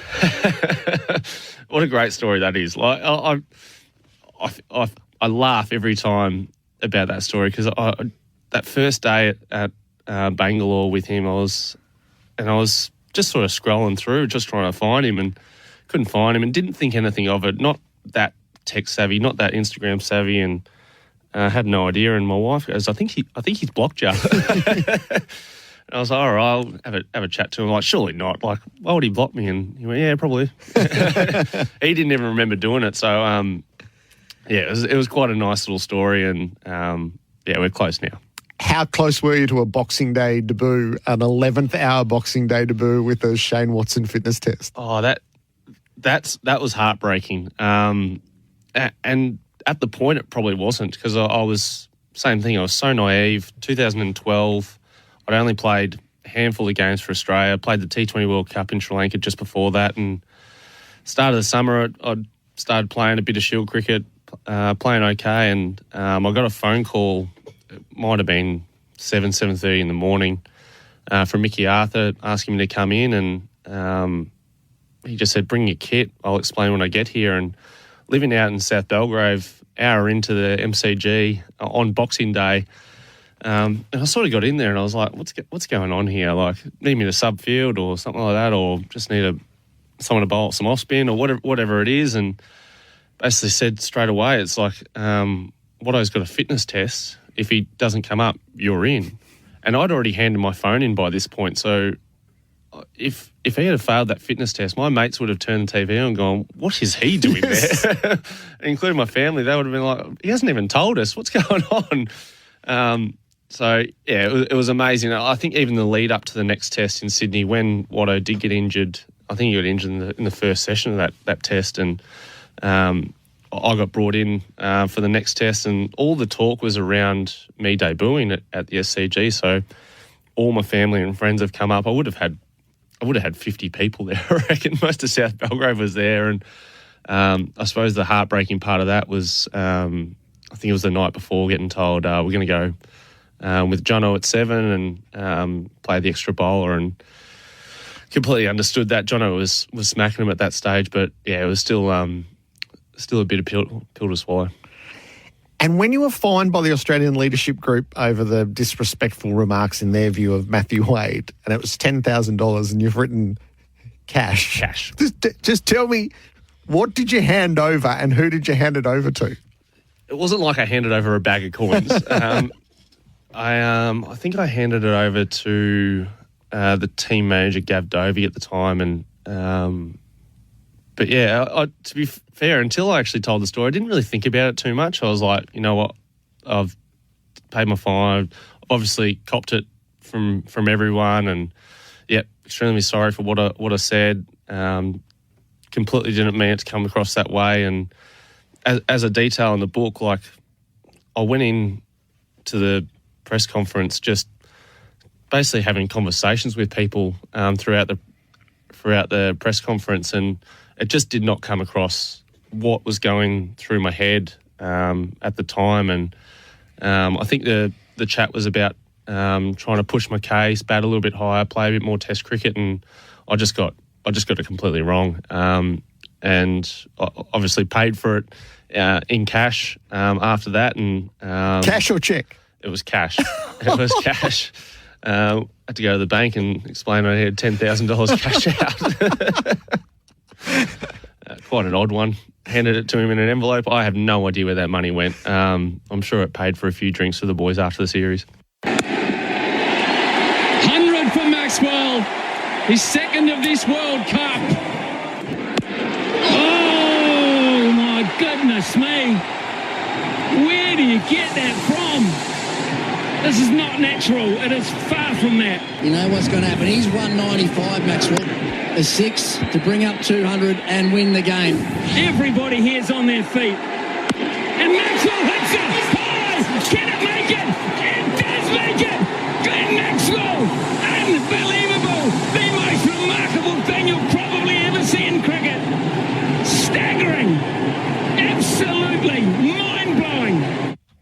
The most important day of my professional life was complete. Glenn Maxwell is in the studio. We declare Glenn Maxwell Day relatively regularly on this show. That was the high point of it, the double century in the World Cup against Afghanistan. And it's sort of the other linchpin of the book is, what does that innings mean to you? Yeah, it was pretty incredible. I think the whole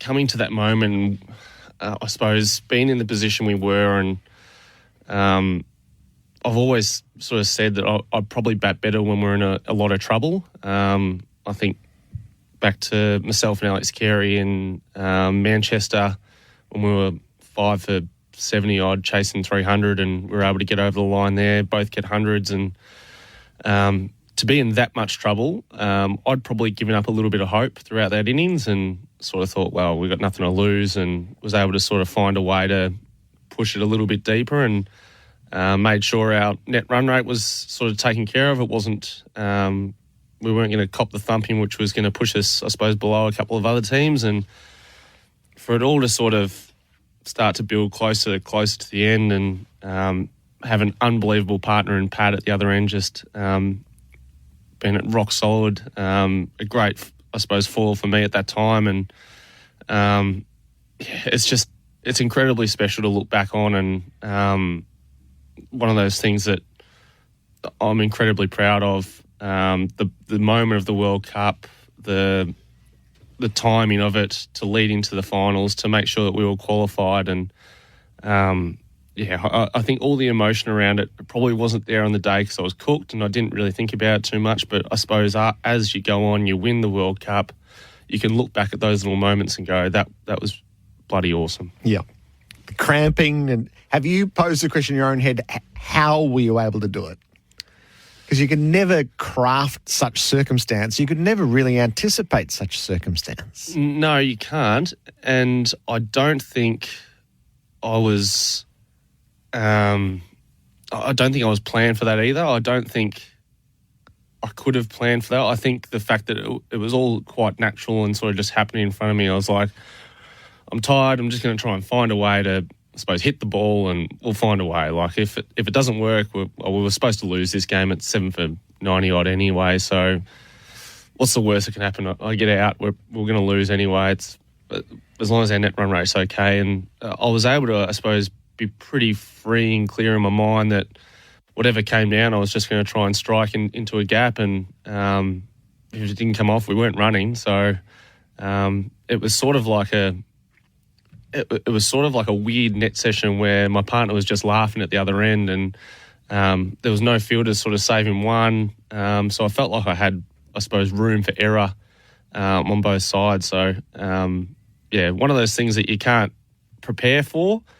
But I suppose all the certain little practice things that I've done along the way helped me sort of get through that period and helped me sort of find a way when it wasn't as easy to move around. Yeah. So the last one is what you've been able to bring to batting for yourself and for others, probably for the generation that's followed.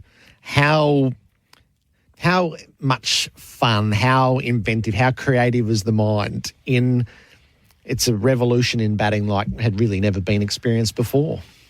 Yeah, I think when I started early on, I wanted to be someone that was fun to watch. I wanted to be someone that I would want to watch play the game, and that hasn't always translated into success. It hasn't always translated into big scores, big match-winning scores. But I think I've stuck pretty true to that. I think I've tried to keep the game moving forward. I've tried to be extremely aggressive and always try and take the game on.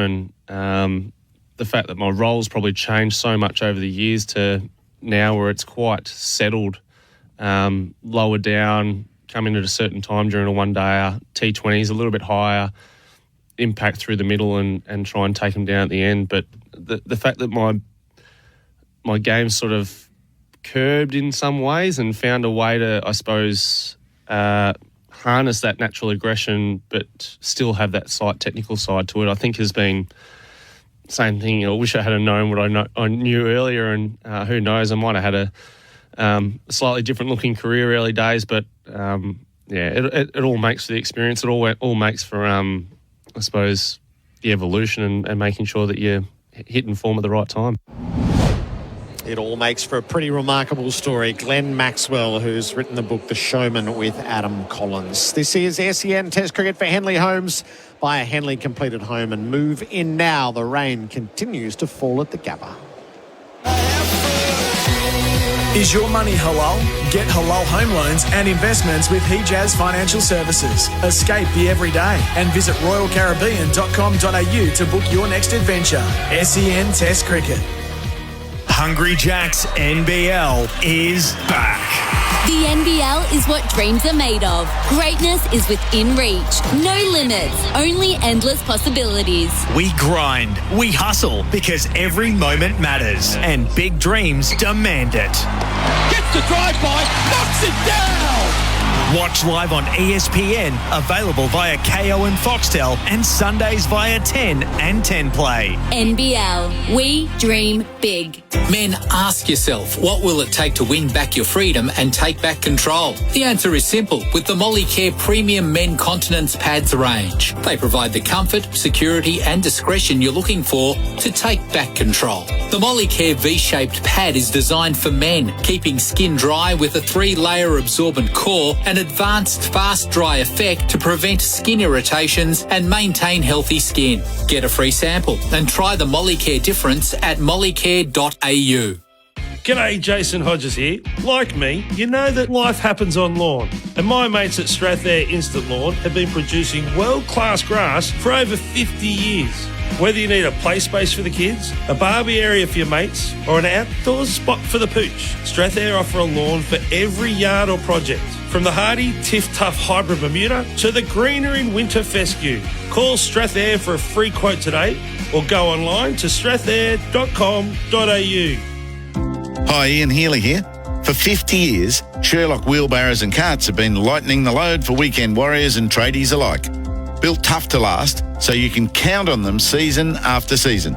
With a wide range plus parts and accessories also available, Sherlock has everything you need. Sherlock wheelbarrows and carts, because quality matters. Explore the full range at sherlocklastlonga.com.au. Available at Bunnings Warehouse. Top mechanics agree. Euro Plus brake pads from Bendix are the superior brake pad for European vehicles. So it makes sense they're paired with Euro Plus disc brake rotors. Both with unrivaled performance you won't find in original equipment parts.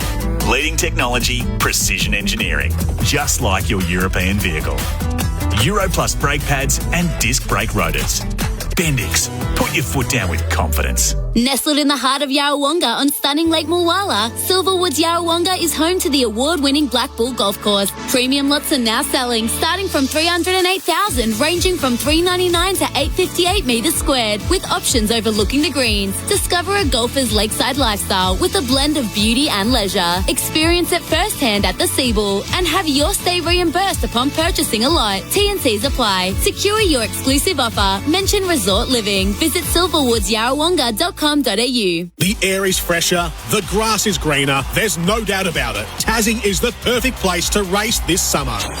The Ladbroke Summer Racing Festival has arrived, covering all 3 racing codes and every part of the great state of Tasmania. tasracing.com.au has everything you need to find the winners, detailed form guides, news and hosted racing coverage on Tas Racing Live. Raiders Guide swept to the front and Raiders Guide pulls clear to win brilliantly. Enjoy the Ladbroke Summer Racing Festival with tasracing.com.au. Installing or upgrading an irrigation system? Check out Hunter's Wireless Valve Link System, available at Nutrien Water. These products are cost effective by being easy to install, no digging, boring or ploughing. And the Wireless Valve Link allows you to add valves over 650 metres line of sight, including across footpaths or driveways, without installing new valve wiring, allowing for seamless expansion of your system and isolating valves in the event of storms or surge events. Visit nutrienwaterstore.com.au/WVL. Up to 25k off selected Henley completed homes ready to move in. Homes from only $589,900. Cinepec's been keeping industries turning for years with technical expertise and performance. With Cinepec, you're in safe hands. SEN Test Cricket. It's become make your own fun Saturday here at the Gabba. There are some youngsters just down below us who've been playing out in the rain. They were ringing wet. If you could visualise actual ringing wets, those kids were. So they're having a whale of a day. I'm not sure their parents will be that rapt, but it continues to rain. It's none for 28. SEN Test Cricket is for Royal Caribbean. Come seek Royal Caribbean and for Hijaz Halal Financial Services. Under the banner of Make Your Own Fun, we scout about the hallways and see who's here. And we found a little bit of Olympic royalty. Susie O'Neill, it's lovely to see you. Thank you. Good to be here. Legend in the Australian Sport Hall of Fame, the Sport Australia Hall of Fame. You were there the other night in Melbourne? Yeah, we haven't had a dinner for a while. So ever since, I think, 2019 was the last dinner. So there was 95 members who'd come down to that event. And I was saying, even for me, it's such a big thrill to, before the actual function starts, there's a room that you go into and all the members are there and you just look up and see, Ken Rosewell or, all people that you've grown up with look at Shane Gould, Dawn Fraser, and they're just right in front of you. So it's a real big thrill. And the procession at the start of the night when you all are introduced and up on stage, that is the living history of Australian sport. It's an incredibly powerful moment, I think. What's it like to be a part of? Oh, it's just a pinch me moment. Like when I was standing up there, I was next to John Bertrand on one side. I think Dawn Fraser was next to him, and Ken Rosewell was on the other side, Wally Lewis. And I remember just thinking, I can't believe, I always think back to when I was 10. I can't believe my 10-year-old self would think that I would be here. So, yeah, it's a really big thrill. Yes. It's been an Olympic year. Did you go to Paris? No, I didn't get the chance to go over, actually, but I watched a lot of it, watched a lot of the coverage. And we're just saying, if it wasn't for Queensland women, I mean, they really pulled their weight, didn't they, with it? But I really enjoyed watching it. They did amazing. I thought Paris was spectacular on television. Were you over there? I was, yeah. Was it amazing in real life as well? It was. It was incredible the way that they used their iconic venues. Yes. And then just the choices. So the swimming was at their twice the size of Rod Laver. And it was, I think Taylor Swift had just played there. Oh, wow. And when Leon Marchand won I was there for his first gold. Oh, the French guy, It was just amazing, the way the crowd, they all sat down through the first 50 metres and then no one could contain themselves anymore and straight up. And it had that Sydney feel to it, I reckon. And a lot of the swimmers, it said it was such a big contrast to Tokyo. Obviously, there was no one in the grandstands in Tokyo, and I was in Tokyo as part of the team as a deputy chef de mission. So I was wondering how the swimmers would find the crowd, if they'd find it overwhelming. But all the ones I spoke to said it was absolutely amazing and they loved it. And they said they loved competing when there was French people in their race, because the French crowd, was just, as you said, just amazing. The individuals in the pool, so Ariane Titmus does it back-to-back games. What did you make of that? Oh, amazing. I mean, I tried to do a double up, obviously back-to-back. It's very difficult to do. She did it. I can't remember all the stats for everyone, but and Kaylee McEwen also did it, didn't she? In both 100 and 200 backstroke, did she? It is incredible. You forget how incredible they are, because there's so many who are at the same level. And then Emma McKeon wasn't quite as strong, was she, as Tokyo, but still amazing in the relays, especially. Who else was there? It's always people. Molly O'Callaghan, that's right. I really enjoyed watching the room I'm in at the moment here today with Cricket Australia. Zach Stubblety Cook's in there. Yes. And we forget that he won gold, and we don't forget, but I do. No one else does probably. Tokyo, he won gold, and then he got silver silver or bronze in Paris. So amazing team. This is about to be an Olympic city. Where have you been around the periphery of this conversations? Gosh, yes. I'm trying not to get involved in the stadium's conversations. I've had... Actually, the last interview I did, they were just talking about Suncorp being the home of the swimming, the drop-in pool. And I said, but what about the weather? It'll be too cold for swimmers to be outside, I think. But, I'm not sure what's going to happen with the stadiums thing. The problem with Brisbane, isn't it, is that I think Paris built one venue only, which was the water polo venue, and LA is not building any venues. So it's pretty well sandwiched between those two spots. But I think we're all for a new stadium, but let's not say it's for the Olympics. Yes. And we'll all be happy. Where do you think the best spot for the swimming is? Oh, the swimming. Oh, geez. Oh, God, I really don't want to go on record. There's so many. I don't know enough. You know what? I don't feel like I know enough about it to make a comment. Okay. It needs to be great, though, doesn't it? It does. I mean, well, swimming is the main medal winner for Australia. And I think Brisbane will only be, and I've heard a lot of people say this quote, and I totally agree with it, that people only say Brisbane is a success as an Olympic Games if the performances are great. If Australia don't perform as a country, people will think it's a bad Olympics. So put whatever stadiums you want. I think the real focus has got to be on the athletes. And I don't know how many of the Paris athletes will still be there in 8 years' time. So we've got to make sure that the next batch are coming up. And at the moment, I think someone said Dean Boxall's squad as well is the main squad that wins all the medals. So you've got to make sure that, you've got a succession plan after that if they're not going to be there. But I'm certainly looking forward to it, and I'd like to be involved in it somehow, way, shape or form. I just haven't worked out how yet. So when you're an active athlete and you know there's a home games on the horizons, and this was your journey, even sort of 8 years out, so you'd won gold in 96, so 92, you're still a youngster at 92, aren't you? But yeah, how big a lure is it Massive, yeah. So in my career, if you want to do that exact example, so 92 I'd won a bronze medal at the Barcelona Olympics. 93 we got the games. I remember I was down in Canberra at the Institute of Sport on a training camp, and we got up early to watch the presentation. I don't know where it was at the time. And Sam Ranch, who was the president of the IOC at the time, said, and the winner is Sydney. Everyone who's old enough remembers that famous line. So for me, it was a massive incentive. 93, I was 20 years old. And, I mean, it's a little bit different these days, but back then the thought of swimming till I was 27 was almost outrageous. Hard to believe, but not many people swam to that point. But massive, massive carrot, because home Olympics. I mean, it was still I wouldn't say it was my most enjoyable Olympics of the 3 I went to, but it was the most memorable, and it's nothing you can replace. And to get just the lead up to it and all the support around it, and then the feelings that you get at a home Olympics, nothing can compare to that. So if you're anywhere near the age group of wanting to get there, or you're hanging on if you're going over the other side, it's a massive carrot to try and hang around. So you were, if there were half a dozen iconic athletes heading towards Sydney, you were one of them. How did that, if you think back on that, what was the pressure of that like? It was nerve-wracking. I've definitely never been as nervous as that again in my life, probably. And that was 24 years ago now, wasn't it? So in Australia, we're lucky enough, I like to do the grateful part first. We're lucky enough that people support sport and they're sports people, which is the positive.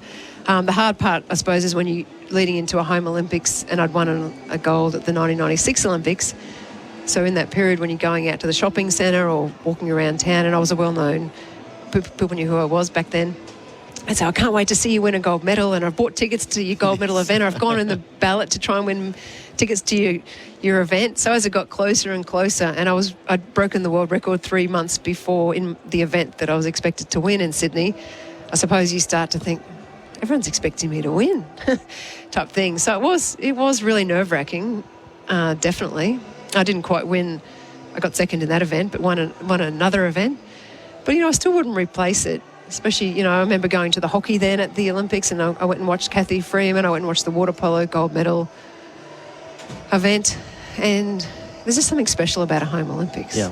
As you know, I mean, it's obvious, isn't it? As nerve-wracking as it is, I still wouldn't swap it for anything. So if we had a 16-year-old Queenslander here who's just revealed himself as a sprinting sensation, and he's got 8 years. He's got 8 years as a 16-year-old to wait. What would you tell him? I'd say take each day at a time. Yeah. Don't look too far ahead. Sure, that's going to be there in 8 years' time, but break everything down. Still just every training session, give it 100%. Set, every 3 months, in swimming, every 3 months you pretty much have an exam where you find out if you're going forwards or backwards. You usually have some sort of competition. Then set that one, and then the next one, and next one. And, when you're young, though, time goes slowly, doesn't it? Now that I'm 51, time goes like 8 years will be gone like that.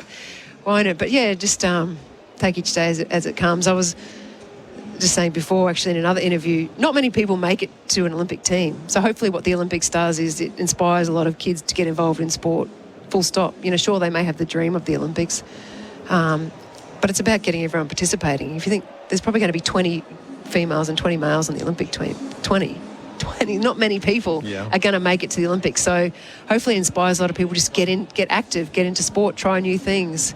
I think that's the main benefit of it.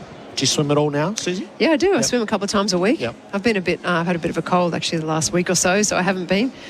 But yeah, I went to the World Masters last year. I enjoyed that. And then, I swim 3 times a week. I've got a friend who's running it's called Swim Tours Australia, tours around Australia, where she takes groups of people on trips. So I've been to one of those a couple of weeks ago. We went to Sydney and did all the rock pools in Sydney and did the Bondi to Bronte swim. Yeah. So I'm doing a couple of those next year.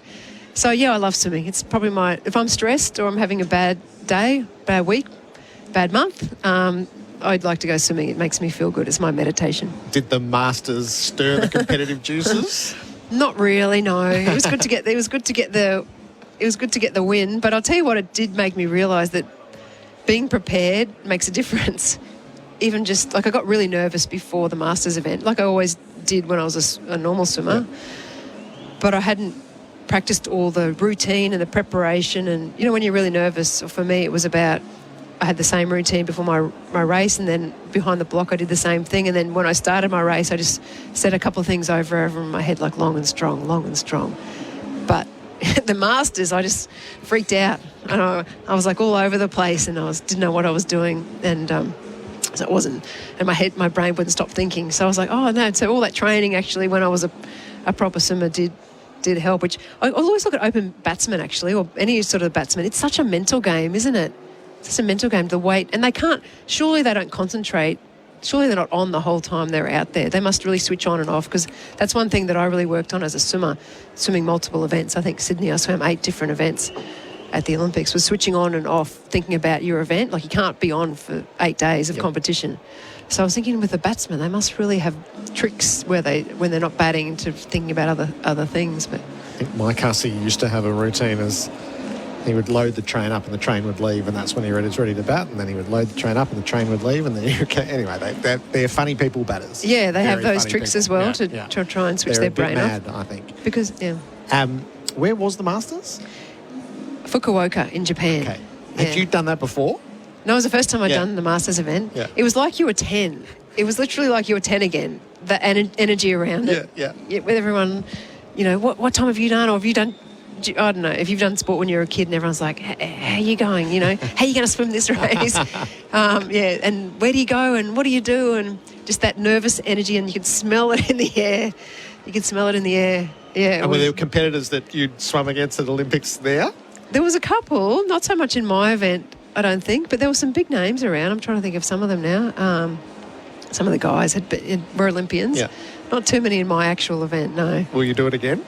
No. Happy with that? Yeah, no, I won't do it again. I didn't get as nervous as Sydney, but it was pretty nerve-wracking. I felt like I had more to lose than gain, put it that way. Yeah, when you go to a Masters event, But it was a good experience at the time. Fantastic. Great of you to stop by. Thank you. It's sort of become a busman's day for you, but we really appreciate it. No problem. I don't know whether we see any cricket, but enjoy the rest of the afternoon. Lovely to see you. Thank you. You too. Good on you. Susie O'Neill, Olympic royalty in this country, with us on SEN Test Cricket. It is raining here at the Gabba and has been for some time, although there's just a hint that it might be getting a little better. We're on the clock. It's just gone 3 o'clock here, so we'll bring you up to speed as we work our way through. This is SEN Test Cricket for Henley Homes. Buy a Henley completed home and move in now. Is your money halal? Get halal home loans and investments with Hijaz Financial Services. Escape the everyday and visit royalcaribbean.com.au to book your next adventure. SEN Test Cricket. SEN and Bing Lee are teaming up this summer to bring you live coverage of the Test cricket. Mum, was that a golden duck or a duck? I don't know, but I think picking duck for tea. An unbeatable partnership. Bing Lee, proud partner of SEN's Test cricket coverage. The air is fresher, the grass is greener, there's no doubt about it. Tassie is the perfect place to race this summer. The Ladbroke Summer Racing Festival has arrived, covering all 3 racing codes and every part of the great state of Tasmania. TasRacing.com.au has everything you need to find the winners, detailed form guides, news and hosted racing coverage on Tas Racing Live. Raiders guide swept to the front and Raiders guide pulls clear to win brilliantly. Enjoy the Ladbroke Summer Racing Festival with tasracing.com.au. Men, ask yourself, what will it take to win back your freedom and take back control? The answer is simple with the Molicare Premium Men Continence Pads range. They provide the comfort, security and discretion you're looking for to take back control. The Molicare V-shaped pad is designed for men, keeping skin dry with a 3-layer absorbent core and advanced fast dry effect to prevent skin irritations and maintain healthy skin. Get a free sample and try the Molicare difference at molicare.au. Hungry Jack's NBL is back. The NBL is what dreams are made of. Greatness is within reach. No limits, only endless possibilities. We grind, we hustle, because every moment matters, and big dreams demand it. Gets the drive-by, knocks it down! Watch live on ESPN, available via KO and Foxtel, and Sundays via 10 and 10 Play. NBL, we dream big. G'day, Jason Hodges here. Like me, you know that life happens on lawn. And my mates at Strathair Instant Lawn have been producing world-class grass for over 50 years. Whether you need a play space for the kids, a barbie area for your mates, or an outdoor spot for the pooch, Strathair offer a lawn for every yard or project. From the hardy Tiff Tough Hybrid Bermuda to the greener in winter fescue. Call Strathair for a free quote today or go online to strathair.com.au. If you're tired of dirty wheels on your European vehicle, listen up because Bendix has the answer. Euro Plus brake pads from Bendix feature dust reduction technology that will have your wheels looking cleaner for longer. But it's not just about the looks. Euro Plus pads are the perfect OE replacement, offering smooth, quiet and more confident braking. Ask your mechanic to fit them at your next service. Get Bendix Euro Plus brake pads today and enjoy superior braking without the dust.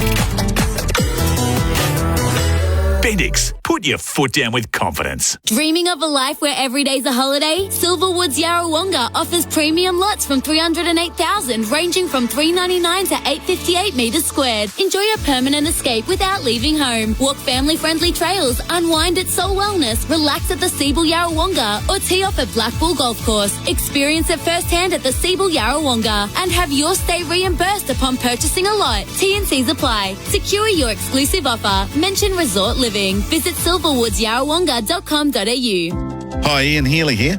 For 50 years, Sherlock wheelbarrows and carts have been lightening the load for weekend warriors and tradies alike.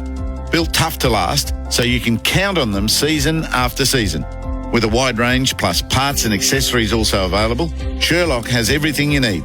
Sherlock wheelbarrows and carts, because quality matters. Explore the full range at sherlocklastlonga.com.au. Available at Bunnings Warehouse.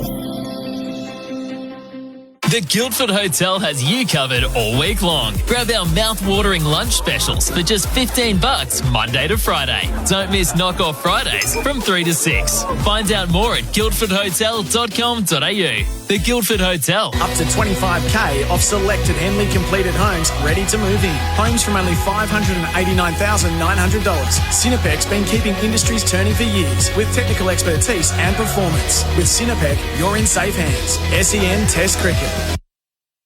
The Tea Break for Dakin, transforming your home into the ideal haven. And for Bundaberg Ginger Beer, the great Australian brew.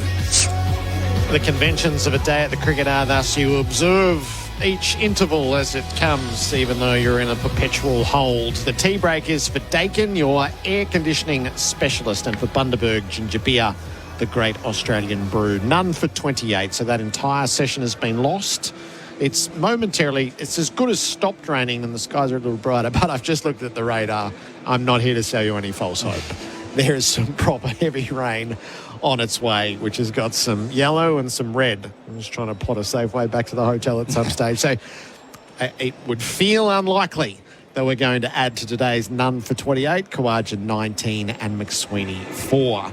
We heard the interview with Glenn Maxwell at the release of The Showman, which is co-authored by Adam Collins. We thought we might have a chat to the man himself. Collo, welcome back. It's nice to be here to talk about something that took a lot out of me at the time, Glenn as well, but we're really proud of now that it's out there and on shelves. Are you doing a book launch in Melbourne ahead of the Boxing Day test? We are. We're doing a launch on the 22nd of December at the old Hi-Fi bar. I think it's called Max Watt's House of Music these days. So we've got Glenn. You know what I'm going to say? Ricky Ponting is going to launch the book. Nice. And Jeff Lemon and myself. It'll be a Final Word cricket podcast production. So you can get tickets to that in all the usual Final Word places. But yeah, Sunday night before Christmas, Maxie's brilliant on stage. I'm sure this won't surprise you, Gerard. Having Ricky there as well will round it out beautifully. So tickets in all the usual places. We have had a long-term affection for Glenn Maxwell, the pair of us. Where did the concept first get raised around writing his story? Well, we were going to do a documentary on his life. That was the idea, a year in the life of Maxie. Remember the Shane Crawford documentary about the 2003 season, which was essentially shot with a handycam, where he would take you into places that most footballers wouldn't. And it came up beautifully. It was critically acclaimed. And I had this in the back of my mind. I rewatched it maybe 2015, 2016, and I said to Maxie a bit after that I thought him taking us to the IPL, T20 tournaments, playing for Australia, and the idea of that was that it would culminate in either a World Cup or him playing Test cricket for Australia again, which is a strong through line of the book. That's the one area of his career. I wouldn't call him unsatisfied because that would be overplaying it. He's very satisfied as a cricketer, but he would love to wear the baggy green again. He'd do anything to wear the baggy green again, and that was what we were considering at the time. But in the end, when what happened last year with the shattered leg and that cascading into that extraordinary performance in the 2023 World Cup, we thought, well, you know what, maybe we should go back and do that year of his life, but do all the other things we talked about before with the incredible life that he's enjoyed in the game. And it is incredible, isn't it? To plot his place in the revolution surrounding cricket. He's lived so much of his career in blazing headlines, for better and for worse. There's... he moves from eye popping to eye rolling absolutely seamlessly. So he's. What's his place in modern Australian cricket to your mind? Yeah, it's fascinating because to a generation of young people coming through, they would view the Maxwell presence to perhaps be equal to that of our Test players. I don't think you and I would see it quite in the same way because we come from a more traditional viewing of the game and appreciation of the game, but there'll be kids out there who have seen Maxie and all the range of tricks that he has and the things that he's able to do that other people simply can't do as being the virtues that they would like to have as a cricketer going into their future. So I think that's important. It's the generation that comes well after us. And I think it's worth remembering just how appreciated he is away from Australia as well. What's that expression about an emperor is never welcome in their hometown? You know, like there's something about a prophet, is never welcome in their hometown. Like there's a little bit of that with him, that in India and other parts of the world, he's seen as a symbol of everything that's great about the modern game and experimentalism and so on, whereas I think here there's been always that sense of confusion about where he fits and whether he's one thing or another, and never having really had the chance to play the red ball game. I know this brewed up again during the week when David Warner commented about the Sheffield Shield. I know categorically there's nothing that Maxie would have loved doing more than playing four-day cricket over the last few years, but when you're a nationally contracted player and you have responsibilities to the white ball teams, you can't say to Cricket Australia, I'm just going to sit out that 6 white ball games. I'm going to play in the Shield instead. It doesn't work that way. So circumstances have, in some respects, conspired against him playing more red ball cricket. So that's part of that complicated story. What's his grasp of his complicated story as you go back through the incidents through his life? Yeah, he understands that he is seen in those terms. We decided to end the book talking about the nickname The Big Show. We thought that was a good place to finish it off because his impression was that people stopped using that around the same time that he had that remarkable time at the World Cup last year, and that he'd almost graduated from the Big Show to Maxie or some other version of his name. So, yeah, I think he knows that at different points he has left himself exposed to people arriving at a conclusion about him, whether those conclusions are fair or otherwise. So take, for example, the golf cart Farrago last year in Ahmedabad. Now, you know, contrary to what everybody believes, and probably still do until they read the book, they weren't on it that day because of circumstances around the acquisition of booze, I hasten to add. They probably would have had a few beers had their plan come to pass, but they were in Gujarat, difficult to access beer in Gujarat, and they only got it much later in the day, and they were leaving the golf course relatively early to go back to the hotel. But the easy 2 + 2 = 4, you know, the dog bites man was that, well, he's fallen off the back of the cart having had a skinful. And he understands why that's the case. And he kind of jokes about it now, saying, I'm too far gone on that front because people know that I've enjoyed myself off the field as well.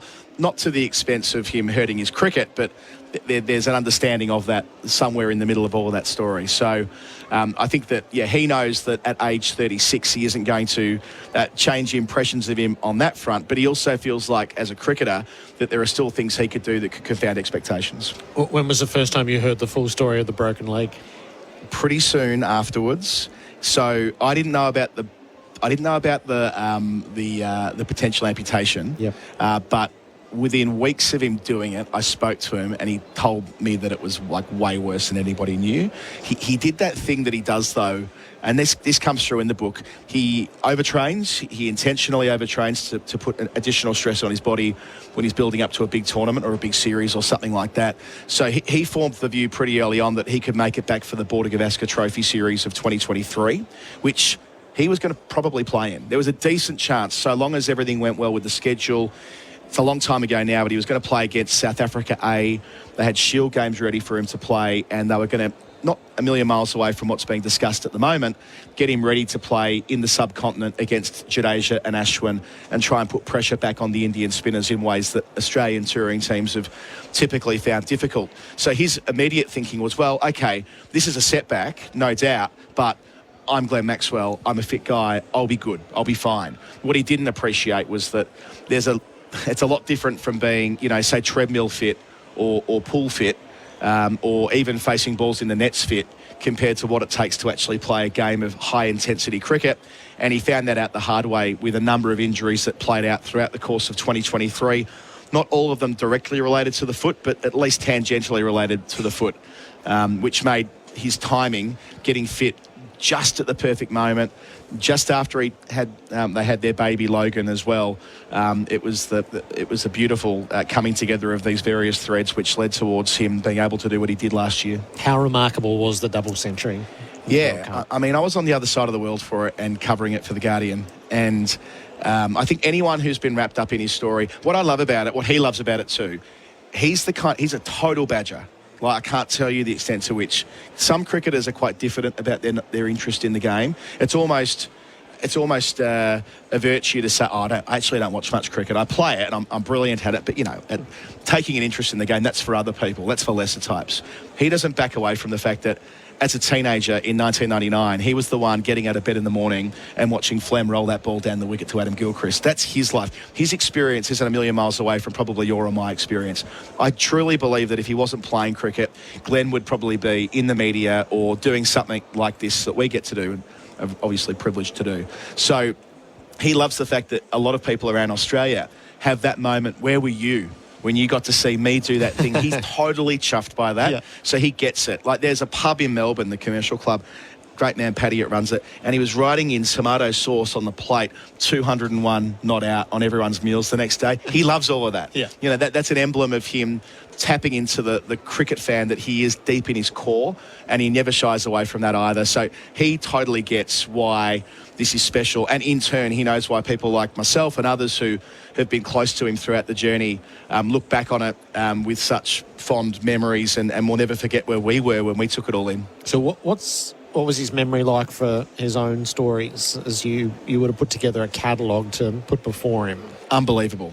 Like, truly unbelievable. There are some club cricket games he played in 2008 in the 5th division of the East Anglia Comp. I mean, we're talking, he'd had a bad season in club cricket, and the offer came to him to go off and play in England, and he was so desperate just to, not let the dream go that he decided to take up the chance to be a club pro, but not like the way you be a club pro if you play first grade cricket normally, where you go and play in the Premier League team. This was way down the pyramid in England, and he bossed it. And he's made his mind up quite early in the season that he was going to break the league run scoring record and the club's run scoring. And of course he did both of those things on his ear, but he did it with 5 centuries to finish the year, and he knew all the scores off the top of his head. He just rattled them off. He knew all the players' names, all the nicknames, all of that. From a 2008 season, which had its complexity too, I should add, that was the season where he made 100, walked off the field and nearly quit the game completely. That's when, that in hindsight, there should have been some awareness of his mental health issues when he was probably a teenager. But, if you're good at cricket, that masks everything else, doesn't it? As you're a pro on the way through. It took him a long time to reconcile that there are pretty deep mental health challenges that he's endured earlier on, and he's on top of these days, because in 2019 there was a bit of a flashpoint. But yeah, the early days of his career, his junior career, talking about games of footy he played as a kid, talking about everything in relation to his backyard, that level of detail was freakish, which made my job that much easier. There's probably, 30 hours of tape of he and I talking on Zoom, which is a privilege to have. I don't think we can publish it, to be honest with you, the raw edition of what Glenn had to say about various things when we're speaking offhandedly. But yeah, that's why those conversations were so in depth. When he went into his cricket room, as he describes it, and pulls out 20 bats, he's like, yeah, that one did this and that one did that, and he's so invested in every last detail. It's part of his charm. Well, have you got a favourite story? So I must confess that the cash fine yeah. story. That was my absolute favourite. I'm still not sure I quite got to the exact answer, but handing a cash fine, having to go to the bank, withdraw cash and hand it over to the team manager. And we're not talking ancient history here. Like, that's got warts all over it. Have you got a favourite story? Yeah, I mean, that's a cracker. The fact that he still doesn't know where that money was allocated. A $20,000 fine for, a misconstrued press conference response, would you say? Something like that. It wasn't a malicious, but he copped an absolute beating. Look, it's been a few months since we filed it, so it's going to be difficult to identify, like, one prevailing story. What I'll say is one that just makes you laugh. Yeah, well, I think what made my cricket badger heart sing was the level of detail he was able to go into about the World Cup final, like the love he has of Pat Cummins, and the way he was able to explain that through every little detail. Like, he didn't bat the day before the World Cup final. He's like, nah, sort of don't fancy it, which is a big part of him, is knowing what he needs to do about his preparation. And he went into excruciating detail about the eagle that he sunk on the 14th. The day before. And I think that just sort of sums up the guy that, whether it's golf or whatever, he's such an engaging, capable human being. And that's partly why I was so drawn to him in the early days, because it wasn't just what he did at the bat. He's just a terrific human being. The detail, the love, the care, that's all there.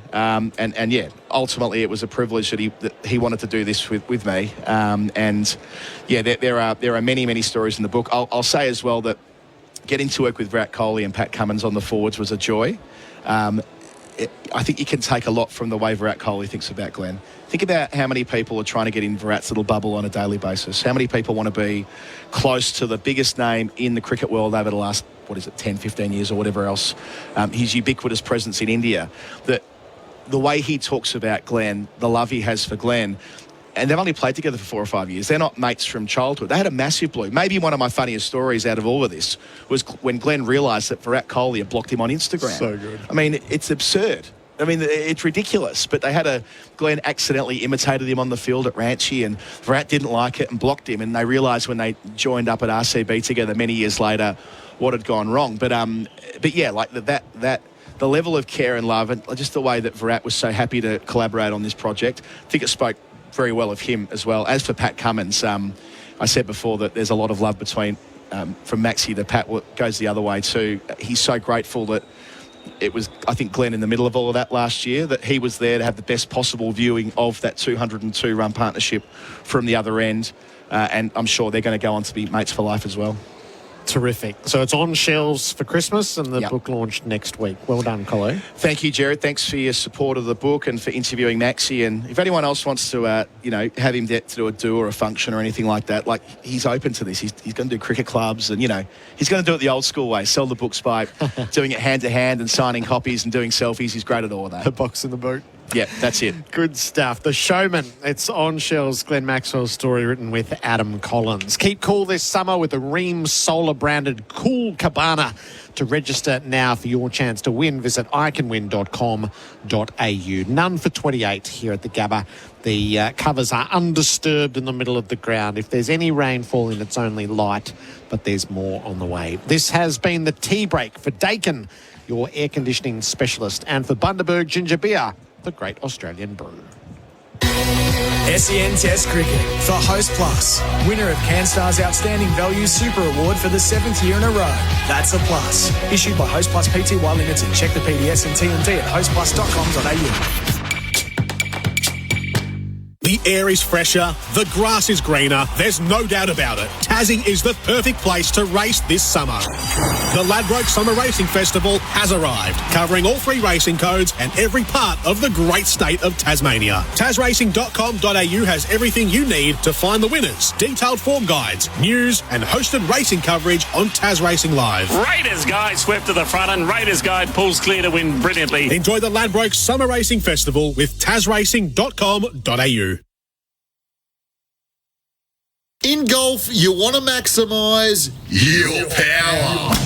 Power Golf is one of Australia's largest independent golf stores with the best brands in the game. Titleist, TaylorMade, Callaway, Ping, Mizuno and more. All with professional custom club fitting services using state-of-the-art technology. Power Golf also offer club repair services and personalised golf lessons with experienced coaches. From beginners to pros, golf is our game. Let Power Golf power yours. Check powergolf.com.au. G'day, Jason Hodges here. Like me, you know that life happens on lawn. And my mates at Strathair Instant Lawn have been producing world-class grass for over 50 years. Whether you need a play space for the kids, a barbie area for your mates, or an outdoor spot for the pooch, Strathair offer a lawn for every yard or project. From the hardy Tiff Tough Hybrid Bermuda to the greener in winter fescue. Call Strathair for a free quote today or go online to strathair.com.au. Hi, Ian Healy here. For 50 years, Sherlock wheelbarrows and carts have been lightening the load for weekend warriors and tradies alike. Built tough to last, so you can count on them season after season. With a wide range plus parts and accessories also available, Sherlock has everything you need. Sherlock wheelbarrows and carts, because quality matters. Explore the full range at sherlocklastslonger.com.au. Available at Bunnings Warehouse.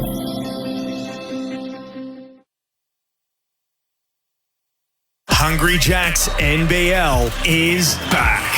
The NBL is what dreams are made of. Greatness is within reach. No limits, only endless possibilities. We grind, we hustle, because every moment matters, and big dreams demand it. Gets the drive-by, knocks it down! Watch live on ESPN, available via KO and Foxtel, and Sundays via 10 and 10 Play. NBL, we dream big.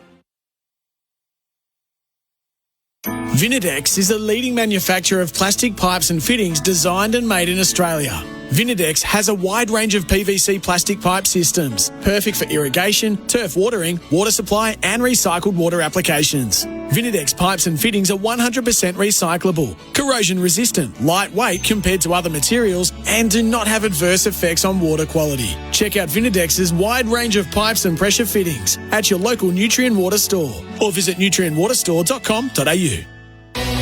SEN Test Cricket for Host Plus, winner of CanStar's Outstanding Value Super Award for the 7th year in a row.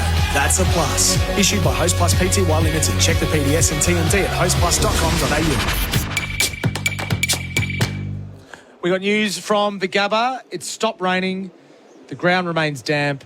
And the umpires, Cricket Australia, say will undertake an inspection shortly. I'm with Gerard Whateley. I still think it's highly unlikely we play today. But while there's hope, then we can remain somewhat optimistic that there might be some play later on today. But at the moment, we're just waiting and seeing exactly how it's going to play out over the next few hours. Tom Morris with you, and alongside me is Executive General Manager of the WBBL and the BBL, Alistair Dobson. G'day, Dobbo. Good to see you. G'day, Tom. It's great to be on, albeit a shame that you have to be talking to me rather than watching.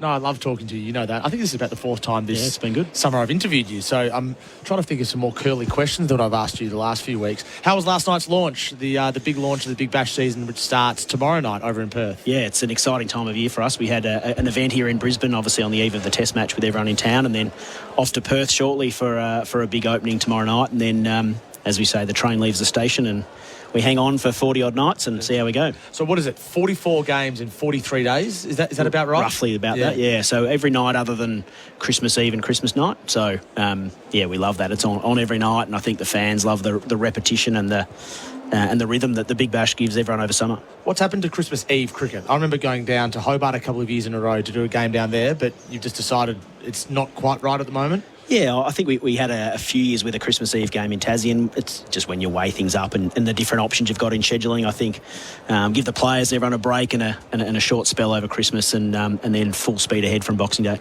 If 1 is not close and 10 is extremely close, how close have you come to Christmas Day cricket?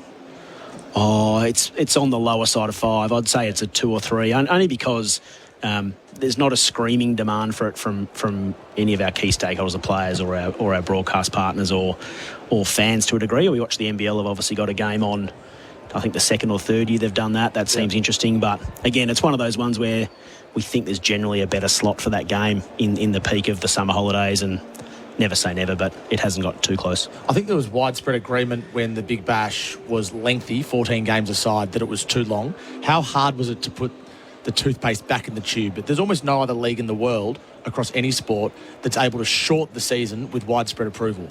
It was actually not as hard as you'd think. I think ultimately everyone came to the conclusion that that perhaps there's a quality over quantity solution or model for the BBL, and our broadcasters came on that journey, as did our clubs, and I think the fans were telling us pretty loud and clear, and to a degree the players as well. So I think that's the strength of the Big Bash, is the ability to innovate, try things. Not everything works, and be prepared to revert if you've got a better option. I love these big picture discussions about the Big Bash, because you can innovate and you can try things, and if they work, great. If they don't work, well, you move on to the next thing.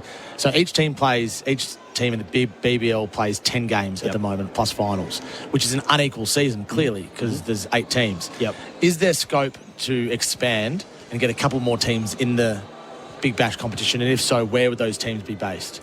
Yeah, I think we're in the fortunate position now, after perhaps a 2 or 3 years of trying to get the competition back, right-size it and get it back heading in the right direction, where we've seen really good growth the past 2 seasons and again this year, which probably gives us scope to consider the longer-term future. We've probably been a bit year by year until recently, so whether that's expansion or a different-looking competition or a structure that might be different to today is something we think about fairly regularly.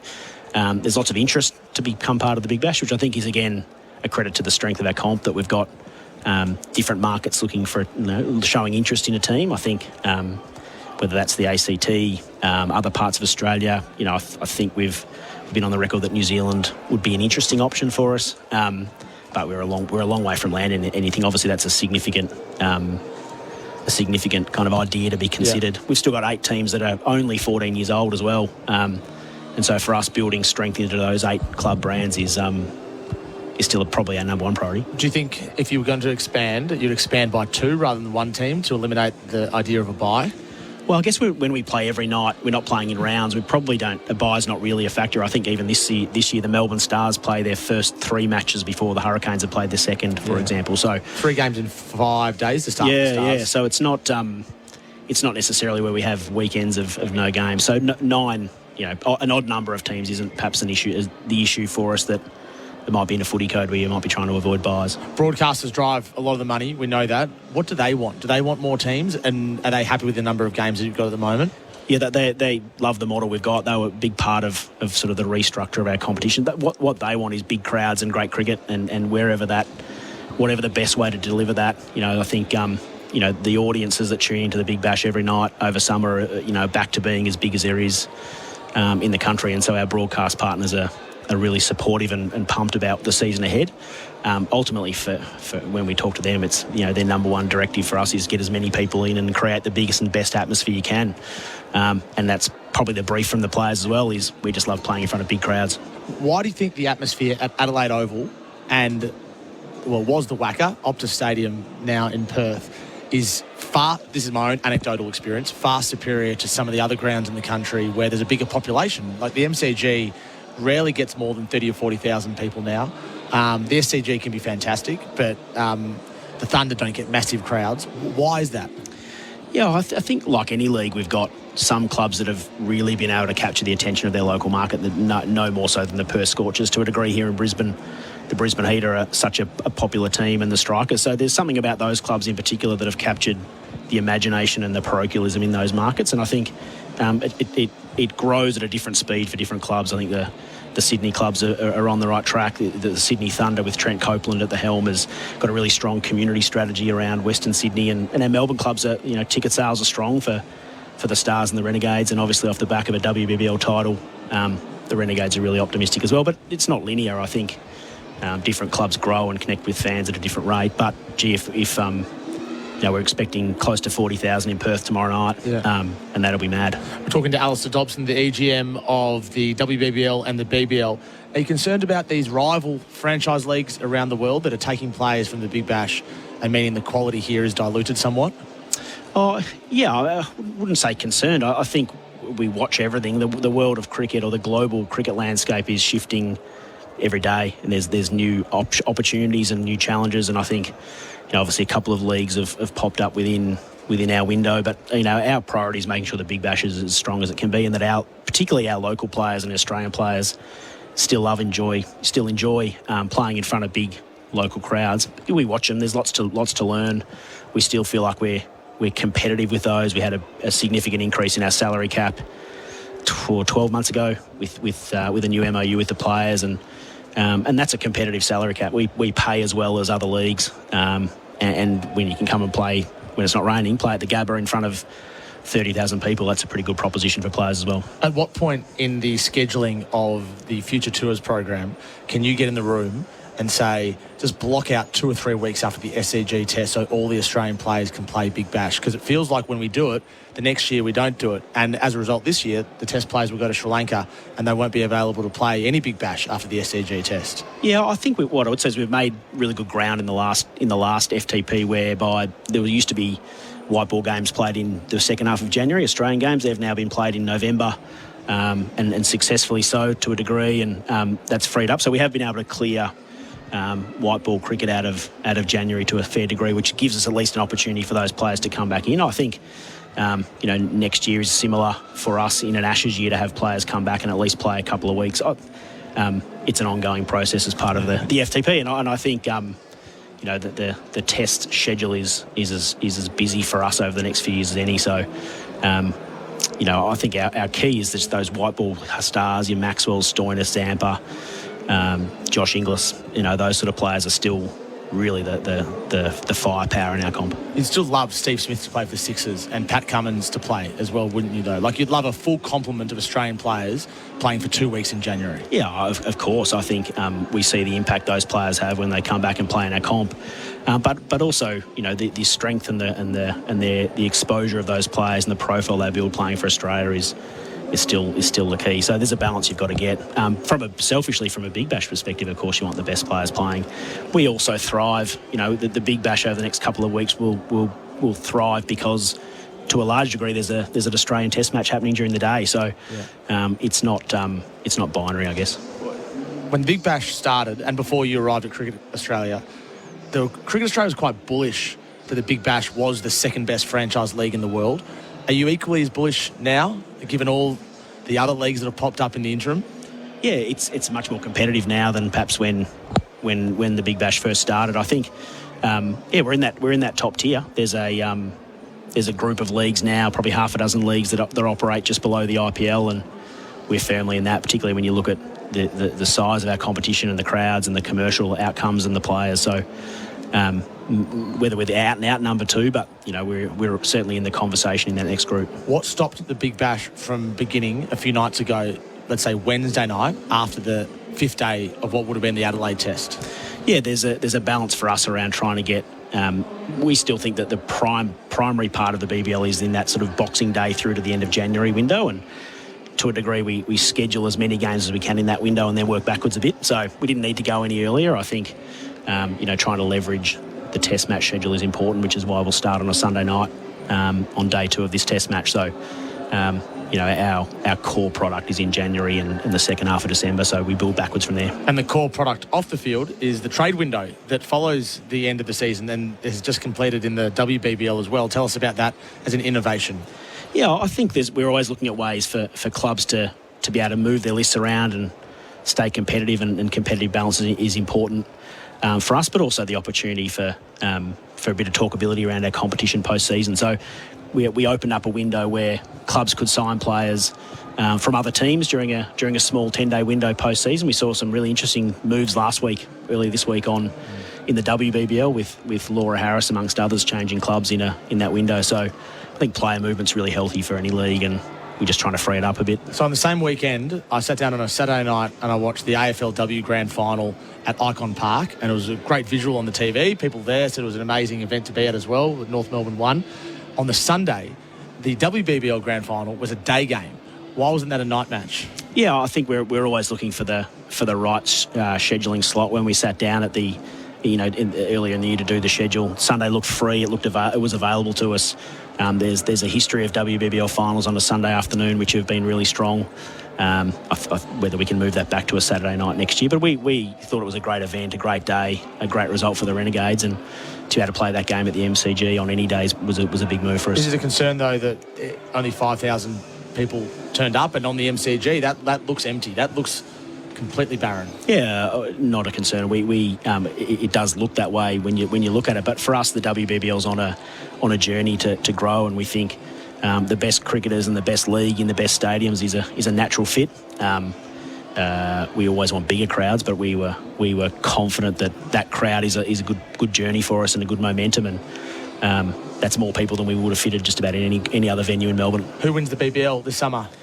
It's tough. It's always tough at this time of year, as you say, players moving around. There is something interesting about the Renegades, I reckon. I think, with Josh Brown coming over from the Heat up the order with Jake Fraser-McGurk, Laurie Evans coming over from the Scorchers. That's some pretty big firepower early in that innings. So there'll be a bit of boom or bust in the Renegades, but we'll know pretty early. The Scorchers will come out tomorrow night, and they're always up there. So it might be out of those two, I reckon. So the Scorchers v the Stars tomorrow night. You can listen to every single game of the Big Bash live on SEN. Dobbo, I appreciate your time. Thanks, Tom. Great to chat. Alistair Dobson, the Executive General Manager of the BBL. Up next, Peter Lalor is going to join Gerard as the rain sets back in here at the Gabba. The Guildford Hotel has you covered all week long. Grab our mouth-watering lunch specials for just $15 Monday to Friday. Don't miss Knock-Off Fridays from 3 to 6. And bring the whole crew on Sundays for our family feast. Just $55 for lunch and dinner. Find out more at guildfordhotel.com.au. The Guildford Hotel, where the best food, best deals and best times come together. G'day, Jason Hodges here. Like me, you know that life happens on lawn. And my mates at Strathair Instant Lawn have been producing world-class grass for over 50 years. Whether you need a play space for the kids, a barbie area for your mates, or an outdoor spot for the pooch, Strathair offer a lawn for every yard or project. From the hardy Tiff Tough Hybrid Bermuda to the greener in winter fescue. Call Strathair for a free quote today or go online to strathair.com.au. Is your barbecue lonely in the backyard? Next to the shed, gathering dust? Year after year, never to reignite the flame you once had? Why not buy a barbecue you'll actually love at Barbecues Galore? Beacon Trade. We've got the gear. Everything for the residential home. Lighting, electrical and Australia's biggest range of fans. With Beacon Trade by your side, you'll never work alone. Partner up at beacontrade.com.au. The Guildford Hotel has you covered all week long. Grab our mouth-watering lunch specials for just $15 Monday to Friday. Don't miss Knock-Off Fridays from 3 to 6. And bring the whole crew on Sundays for our family feast. Just $55 for lunch and dinner. Find out more at guildfordhotel.com.au. The Guildford Hotel, where the best food, best deals and best times come together.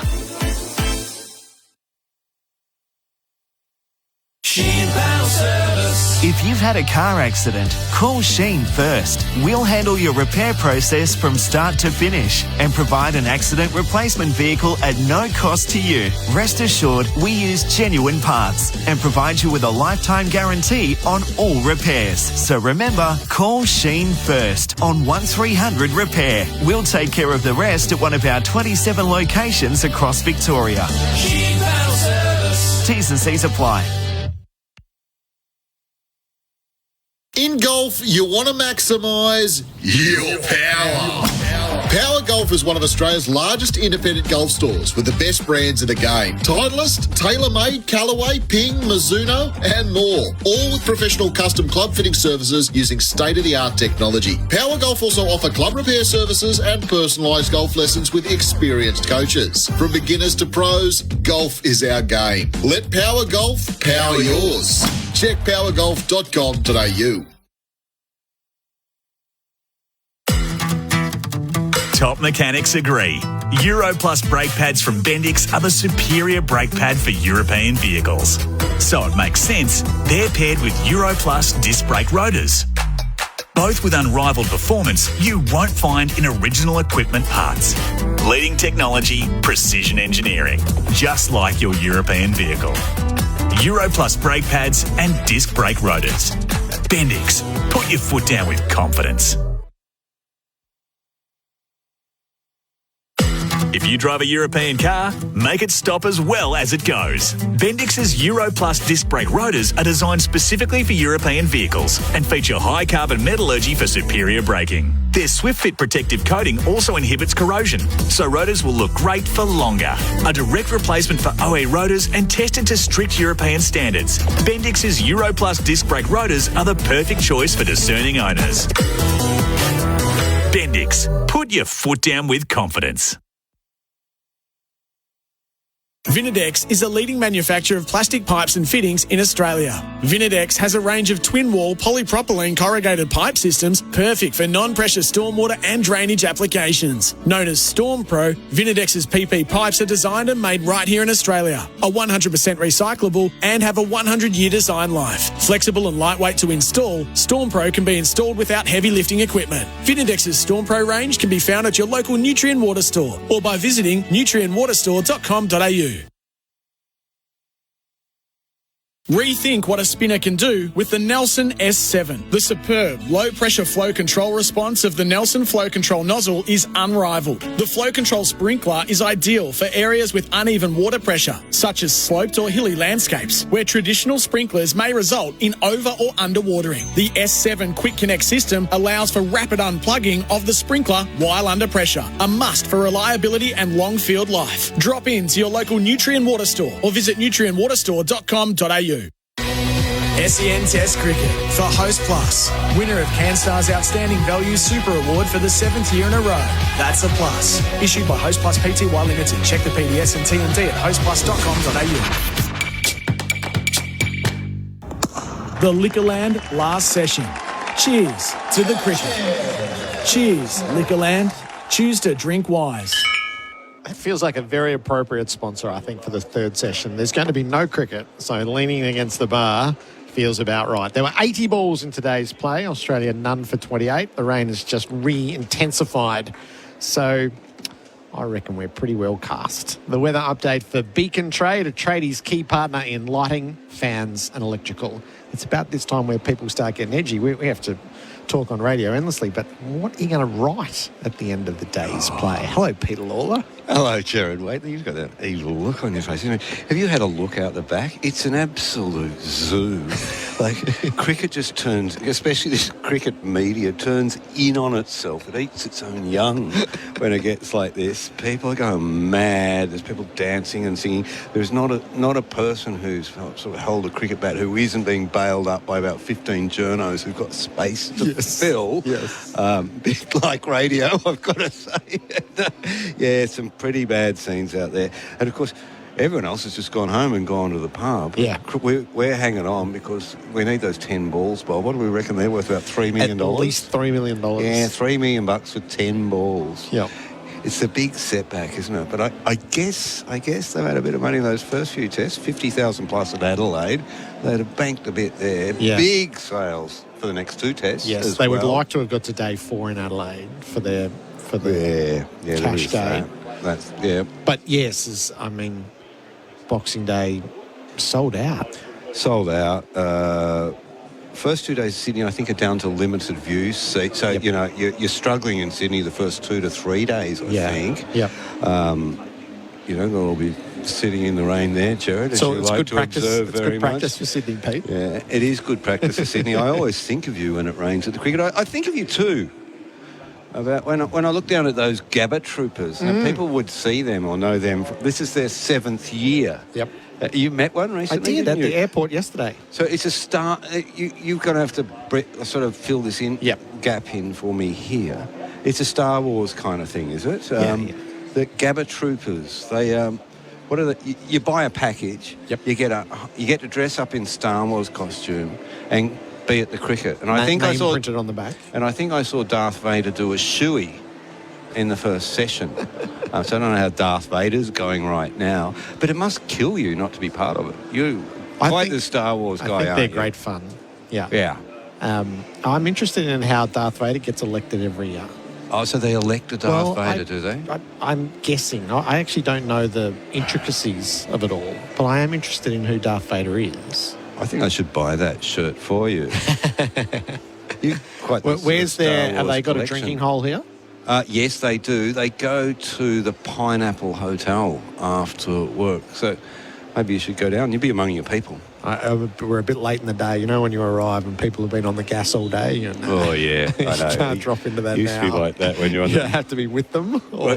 When you're in the morning paper and you roll in the afternoon paper, which finishes earlier, counterintuitively. Yep. Yeah, those guys and girls were 15 pints in when you'd get to the pub. Back in the day when journos used to drink, and this is a day that would drive you to drink, but we can't go to the pub, can we? So Sydney's got the Richies and the Gabba's got the Gabba Troopers. Yeah, I think it's great. Yeah. I really like it. It's a bit of fun, isn't it? You know. I do like the Saturday dress-ups here. Yeah. And it was the first day of the test, but my memory is early in the year it was Australia Day was the Saturday, I think. It was a fantastic vibe and people taking it in all sorts of different directions. Santas and elves and stormtroopers. There was a pink mob next. There was. As well. They were Obi-Wans. Obi-Wan Kenobis. Right, okay. Yeah, I went to the first Star Wars movie and I haven't seen any more, so it's really got no cultural references. Which one? The first one? Yeah, back before you were born. Yeah. Frank Ifield it was in the Bendigo Twin Cinema. And Frank Ifield was performing live in the next cinema. And I remember distinctly hearing Frank yodeling, "I remember you." Well, people going doing all that kind of stuff. Life was better then, Gerard. Much better. So they go to the Pineapple Hotel, not the Story Bridge Hotel, so you won't come across them. So they only do day one, so they won't come back tomorrow. But they'll get all their money back, although they won't get the money for their shirt back, I guess. No. Oh, that's it. I wonder where the line is between paying the Gabba Trooper and then buying your ticket. So you get a refund on your ticket, but you won't get a refund on your Gabba Trooper setup. I wonder what their rules around refunds are. I'm looking further into this, investigative journalist that I am. One of my favourite interactions with one of the stormtroopers was one year ducking into the TAB and the stormtrooper next to me. So there's a hall of fame for people who've turned out for 4 years, 3 years, 2 years. Yeah. But Lukey Sparrow's been turning out for about 43 years, hasn't he? In his handmade shirts with his... Doesn't have the bat as much anymore, does he? But he waves the flag vigorously. Yep. I'm a big fan of Lukey Sparrows. He's been going into the Australian dressing room since Steve Waugh's day. And it kind of fell out for a while, but then they've re-embraced him. There's a lot of love for for Lukey and what he does. He's sort of almost backpacker... No, he wouldn't like me calling them backpacker tours, but they're budget cricket tours, and they're serious cricket people, and they don't drink at the test during the cricket. Oh, okay. So, because... cricket's a serious business. You drink after the cricket. Yep. Yeah. I respect that. Did we learn anything in our 80 balls today? Yeah, we did learn something. We learnt that no matter how many times you tell them, visiting bowlers just do not get it right. It just defies belief that the Indian attack that bowled so poorly on that against Australia in the first innings in Adelaide repeated the mistakes here today. You've got particularly at this, bowling towards the Vulture Street end. Early on, we saw some balls keep really low. There was life in the wicket, there was movement in the air, but they bowled too short. So when you beat the bat, you beat the edge as well, don't you? And when you don't, and their lines were wrong, they didn't bowl at the stumps. You've got to bowl at the stumps when that ball's keeping low. It was hard work for the batters. I'm a coward. I think I would like it when it rains because I'd get to escape Jasprit Bumrah. But of course, the awful thing is that you escape Jasprit Bumrah for half an hour, he's refreshed and he comes back at you for another 6 overs or so.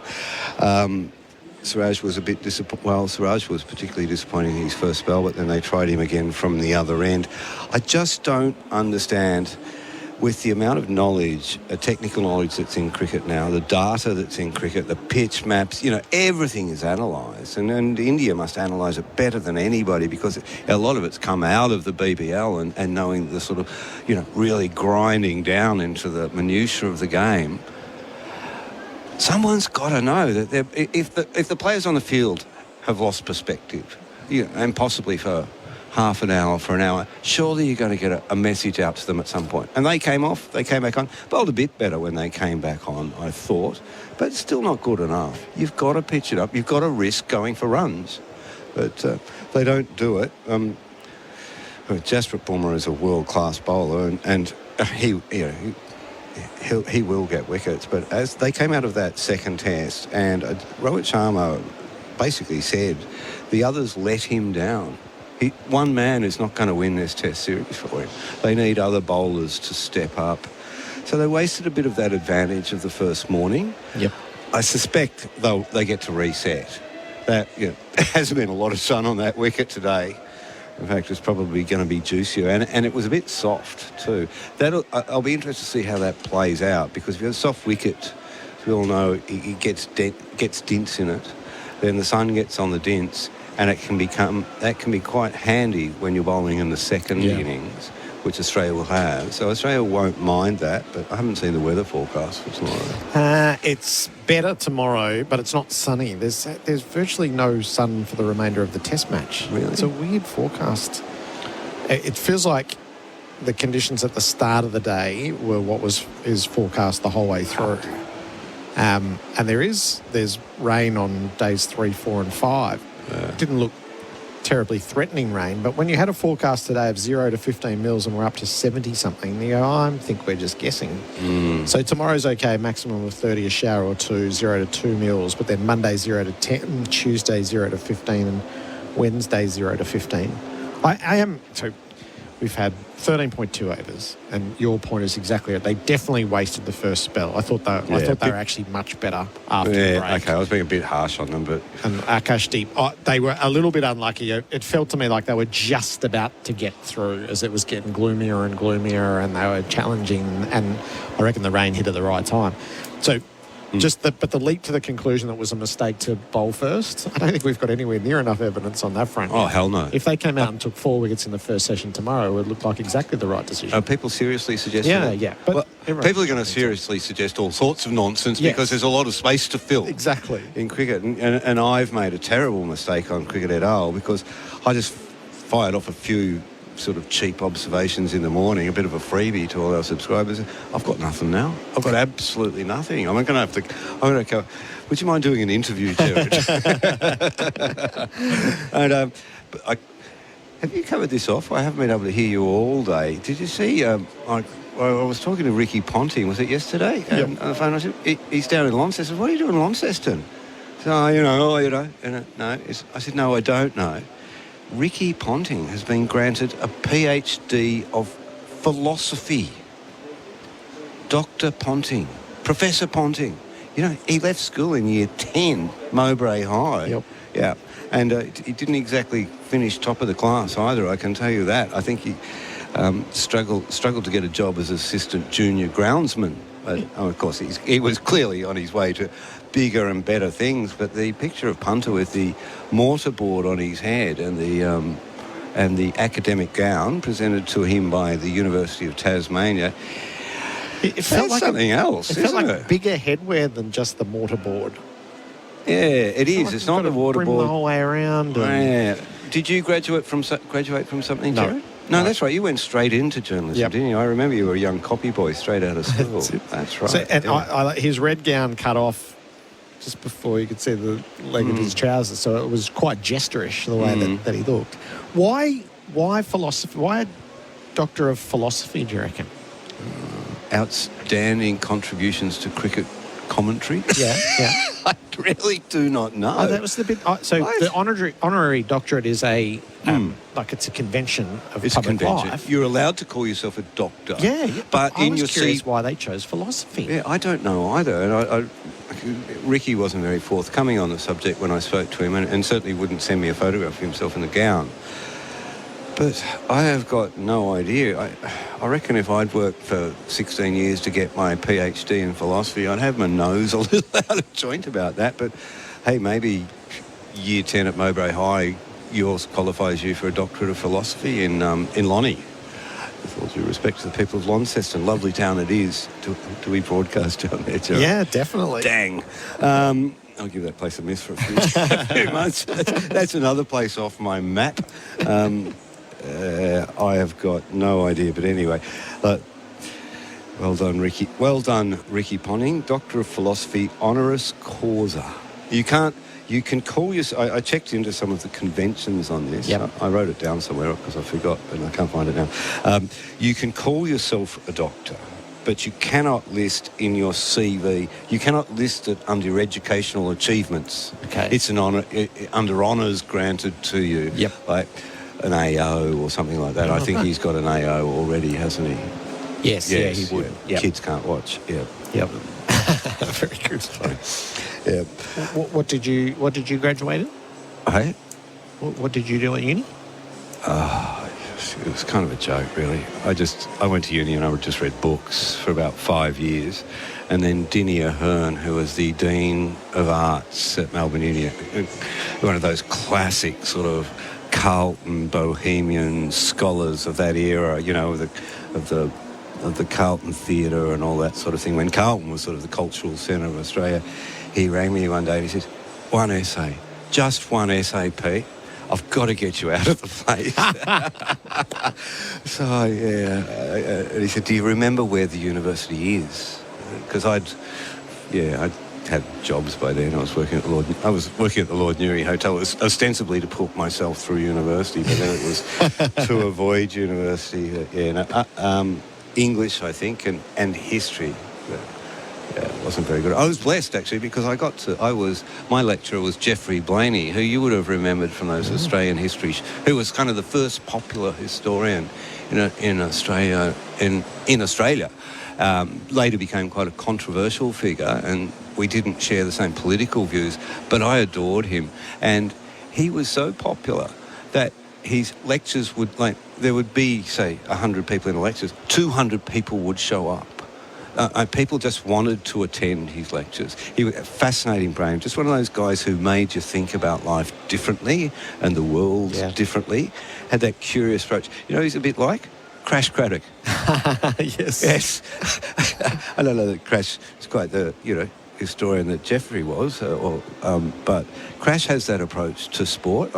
That's why I love listening to Crash when he does SEN with you. You go, yeah, I never thought of it like that, Crash. He's got a very unique approach, kind of reverses into it or comes at it sideways or spins it on a plate.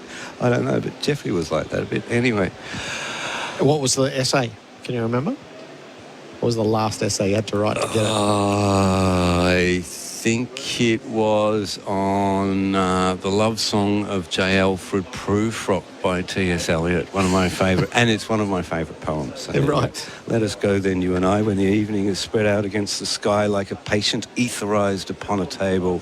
Let us go through certain half-deserted streets, the muttering retreats of restless nights in one-night cheap hotels and sawdust restaurants with oyster shells. Oh, do not ask, what is it? Let us go and make our visit. Yeah, that's the first stanza. I can't remember the rest. That's beautiful. Oh, I love T.S. Eliot. I'm a poetry buff. I've fallen in love with the poetry of Seamus Heaney, who's a lot easier to consume than T.S. Eliot, I can tell you. And if you go on Spotify, there's a fantastic record of Seamus, because I hate actors reading poems. They just perform them. But Seamus Heaney, who's the Irish poet laureate and Nobel Prize winner, he reads his own poetry on a record. I think it's called The Poet and the Piper. There's some bloke who plays a flute in between, and I fast forward over those tracks. But to listen to Seamus Heaney read his Irish poems does something for this old bloke. Yeah. Lovely. You ever got into poetry? Only Pam Ayres? Only Taylor Swift. Bob Dylan. Bob Dylan? Are you a Bob Dylan fan, really? Yeah. There's a Bob Dylan movie coming up. Yeah, there's been quite a few, hasn't there? There was one where that Australian female actor played Bob Dylan. There's some very good documentaries on Bob Dylan. A complete unknown is coming. So it's from his arrival in New York to his controversial set at the Newport Folk Festival. He has a cricket connection. He has, yeah. There is a very vague cricket connection with Bob Dylan. Tell me. When he did his first tour of Australia, Mike Coward interviewed him. I think it was back in about my number's going to be wrong. I'll say 67. And I got this fantastic review that Mike ran in the Adelaide Advertiser about this curious folk singer who disrespected his fans. And Mike didn't approve of him at all. But it's a great piece. I read it out at a State Library event the other night where we were celebrating the career of Mr. Mike Coward, a giant of the press box and of football broadcasting as well, particularly out of South Australia. He was Mr. Football and Mr. Cricket. In fact, if you walk down the street in Adelaide, every bloke that comes up to you, Mike was his footy coach or his cricket coach, or he knows him and introduces him to his sons. But anyway, he knew Bob Dylan. Brain break, Gerard. Brain break. When was that? When was that event with Mike? About a month ago at the State Library, because he's on the board of a thing called the LBW Trust, which is so many charities around cricket. Do you think, I'm not sure if there are around other sports, but cricket is a peculiarly charitable sport. And maybe it's the sort of people it attracts, and maybe because it's an international game.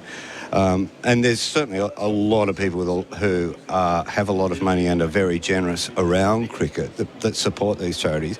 The LBW Trust was actually started by Peter Roebuck, but he didn't have much to do with it in the end. And that supports students in other countries and puts them through education, because education makes such a critical difference. And it's a very good charity. It's been running for years.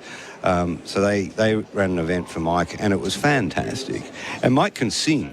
So I had this bloke from musicals, and I'm so good at musicals. He's from Hamilton or something like that. Right. Something unbearable like that. He's a fantastic singer. Hamilton's very good. Yeah.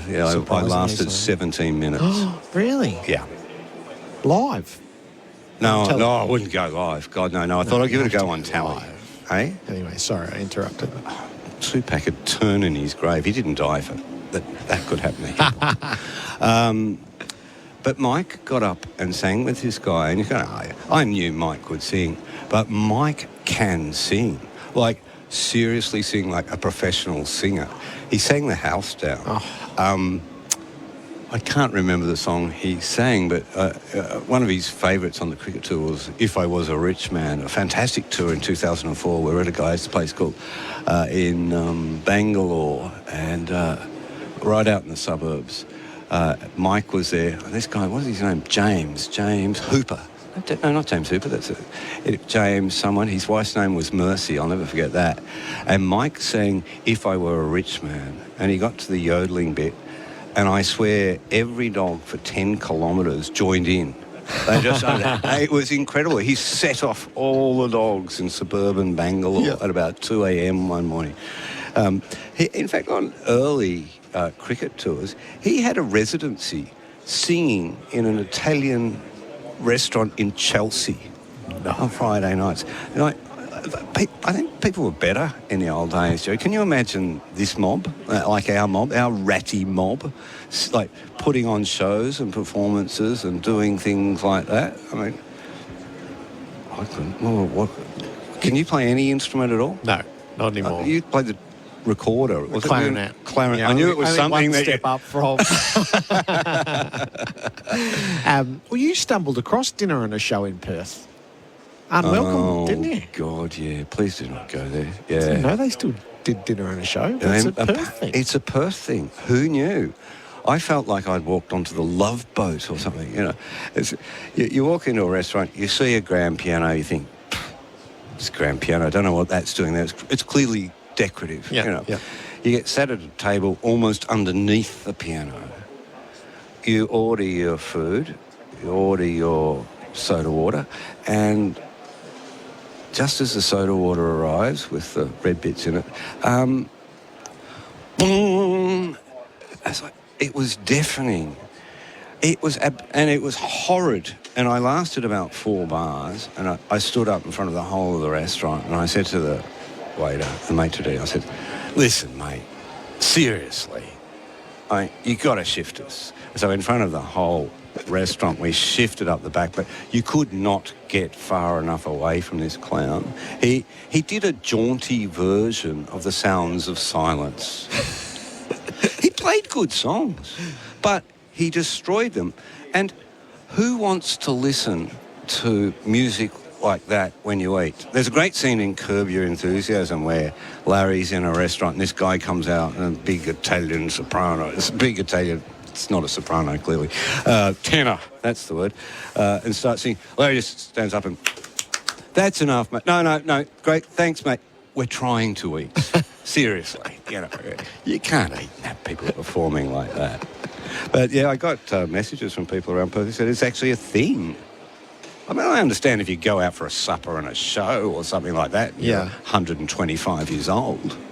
But I'm only 108. Yeah. I'm too young for that. Dinner and a show is for cruisers. It's for cruise absolutely. And the cruise ship is my idea of hell. Yeah. Absolute hell. Yeah. We won't double on a cruise ship together. There is an option for cricket people like you to do cruises because Ken Peace, the great cricket publisher and who was my sports editor when I was a cadet. Not a cadet, I was a copy boy, on the Sunday Observer. He does cruises, cricket cruises, where he talks to people about cricket on ships. Oh, really? Yeah, I reckon that's an opening for you. So this was one of the discoveries of this year's Melbourne Cup. Was there a Melbourne Cup themed cruises where this is where Sheila Laxon and Robbie Dolan were a double act promoting the Melbourne Cup, and they came together in the aftermath, and Sheila said to Robbie, I'll get you to ride one of our horses. Right. And then they go and win the Melbourne Cup together. Really? Yeah. There you go. So when they make a movie of that, it'll start on a cruise ship. I just have a policy about getting on boats. Like, never get on a boat for a party, never get on anything that you can't get off. Yeah. I think I made the mistake once or twice on Sydney Harbour, and I've just looked and thought, probably could swim. I could seriously swim, but they're long nights. They're very long nights.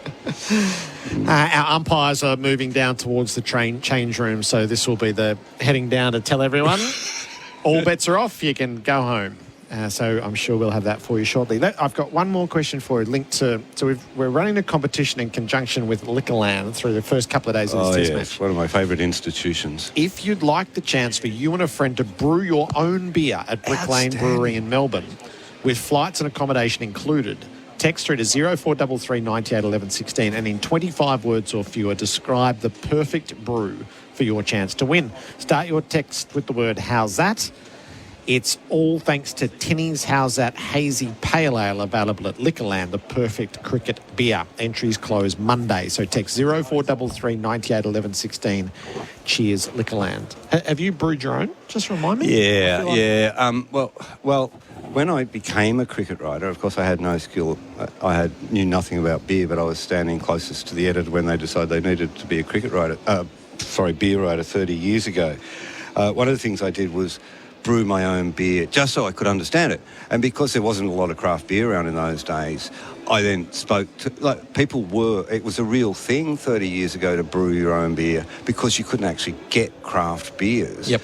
It's a real thing at other times when people are trying to save money in impoverished economic times. People used to brew beer to save money. In fact, yeast was banned for years because the big breweries were so politically powerful that they didn't want people making beer at home because they wanted to force them to buy it. Right. So yeast was purchased in little bags like a drug at a nightclub. If you could get a bit of yeast, you're away. I know a bloke who's got half a gram of this really good yeast. But then I got invited down to CUB Brewery in Abbotsford, isn't it? The old brewery there. Yep. I don't know if it's still there anymore. To their pilot plant with a guy called Michael someone or other. And I brewed my own Daily Telegraph Autumn Ale. We did a run of it. Michael did a lot more of the brewing than I did. But I was there in my gumboots and my overalls and, said, put that one in and do that. And he was ignoring me. And we made a very sort of malt heavy, because I love a malty beer, but quite hoppy considering the time, beer. And we sold it to raise money for charity. I can't remember which charity. Actually, it was Make-A-Wish Foundation. And it went gangbusters. We put it in one bottle shop up near Davey Warner's house. Yeah. And I got a call from the bottle shop in the morning. There are people lined up down the street to buy your beer. I mean, that's how hard it was to get craft beer in those days. Yeah. And then we had a couple of kegs, which we sold in the pub. Are we getting wound up here, Mitch? Okay. All right. You're saying I'm boring, Mitch. You're saying I'm rambling. And I think that beer, and it wasn't really my recipe. I mean, they were just humouring me, like saying, yeah, we'll do that. And they did what they wanted to do. But I think it became the Alpha Ale out of the Redback Brewery or whatever it was calling itself back then. So it actually became commercially available for a little while. In my cupboard, I do have some bottles still of the old beer. Little autograph on the thing there. Sue designed the label for me. We kind of ripped the label off, don't tell them, Grange Hermitage, to make it look really classy. And we were selling it for a lot of money back in those days, like $100 a carton or something like that. That was when a carton of beer was $20, $25. But it was limited edition. It had my autograph on it, Gerard. Who's not going to buy that? That's fantastic. Yeah. It's been a rich life, Gerard. It really has. It really has. So if you fancy brewing your own, following in the footsteps of Pete Lalor, and you'll have yours on tap at the Brick Lane Brewery. Play along. Brewery. Good brewery. For tinnies, how's that? Hazy Pale Ale available at Liquorland. And we've done our job, Pete, because play has officially been called off. Killed it. We've known for hours that we weren't going to play. Play has officially been called off, so $9.50 tomorrow, and everyone gets a refund. Okay. All right. Apologies for all that rambling. So, can we finish where we started? Where was that again? Are you going to file for Cricket et al. Tonight? Yeah, I might just, yeah. I've got nothing. What more is there to say? I've got nothing. Oh, we have learnt. So I've shown learnt? mine tertiary ignorance. You should have corrected me, but all doctors, all PhDs are doctors of philosophy. That's why pH is part of the name. All right. And the pH, sorry about that. And the pH balance is very important when brewing beer too. It's well above my level of education. And mine. Pete, lovely. We'll see you tomorrow morning. We'll see if we can get this thing started. Okay.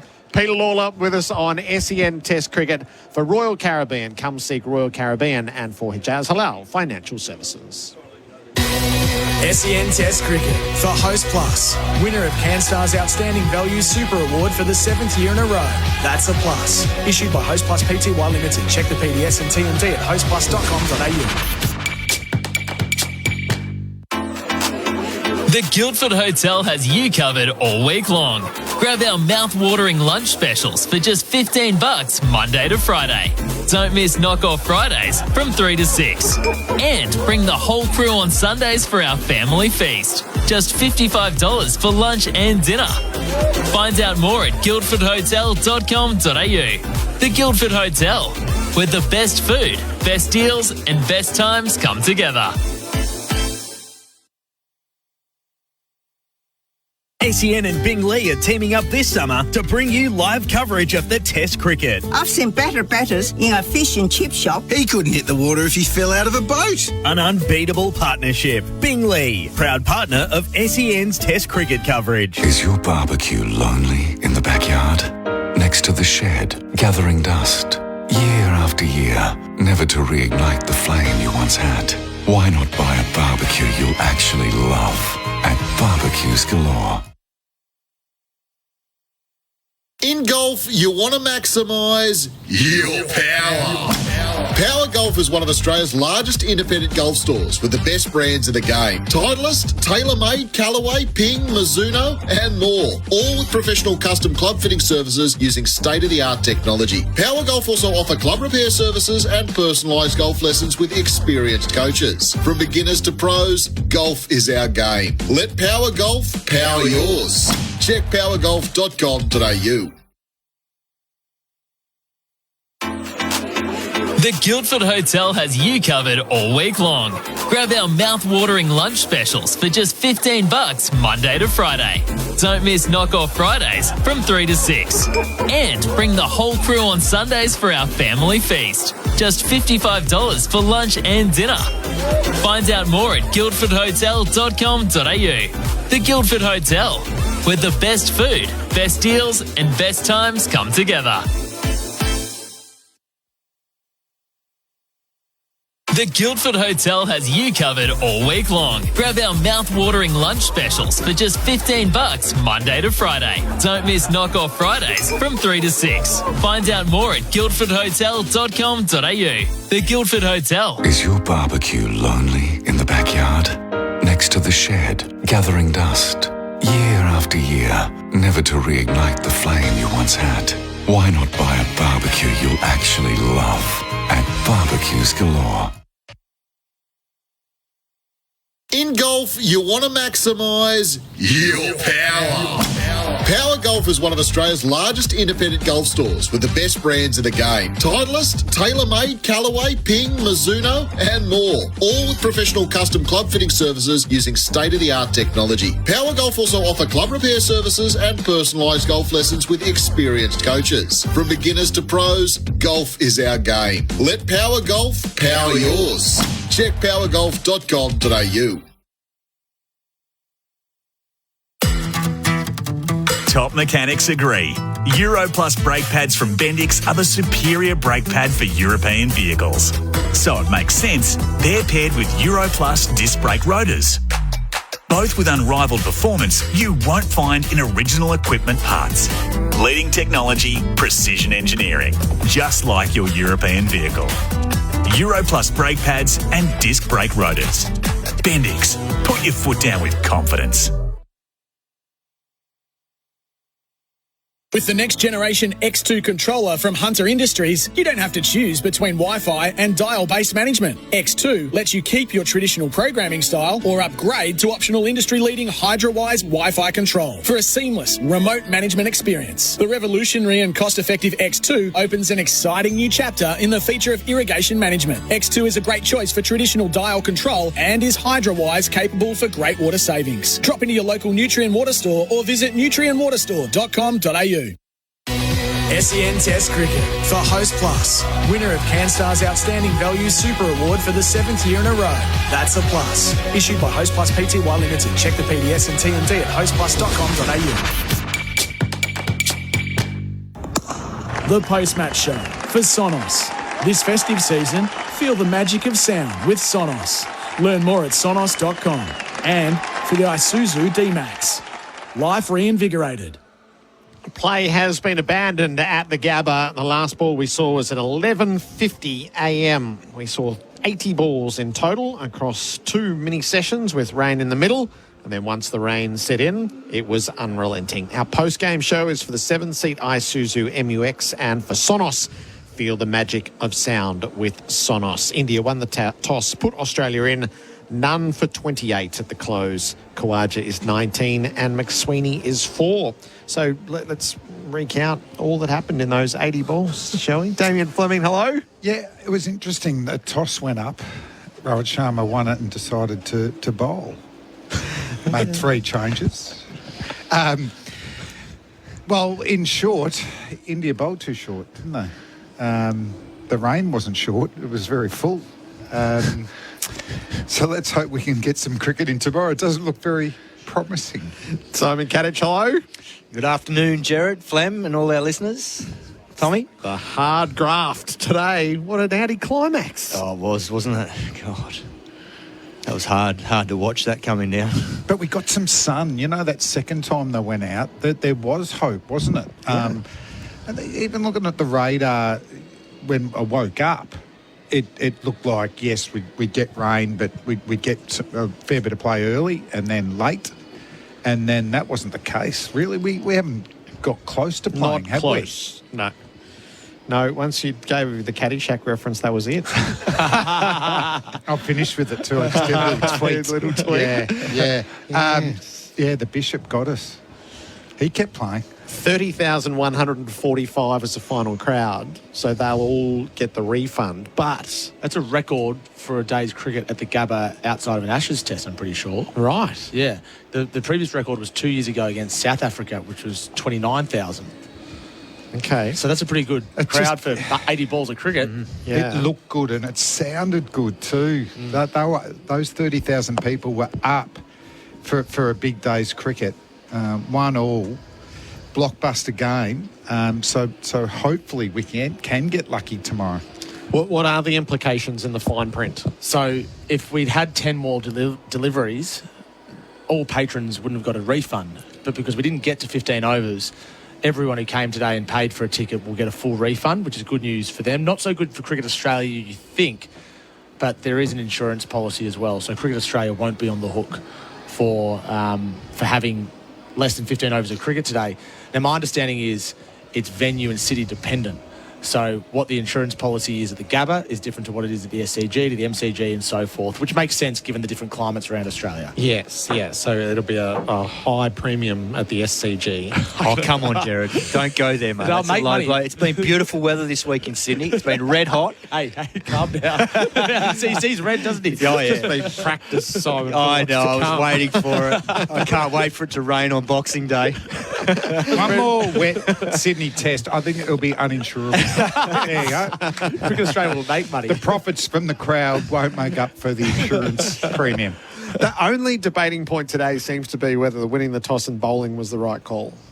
My personal view is we don't have anywhere near enough evidence to answer that question. Where do you Not sit? a lot of evidence. Simon and I said that we'd expect the captain to win the toss and bowl, but my first look at the pitch was, my God, that looks good. And it played that way, didn't it? So it's going to be hard to evaluate just depending on how much play we get. And Rohit Sharma alluded to that, the fact that last time they came here, they chased down the runs. So I think they feel like this wicket will get better and maybe there was going to be a bit of assistance today. But I think there was. I just think they got the wrong length. And the one that looked the most threatening was Akash Deep. When he started pitching it up, there was a bit of swing and a little bit of seam.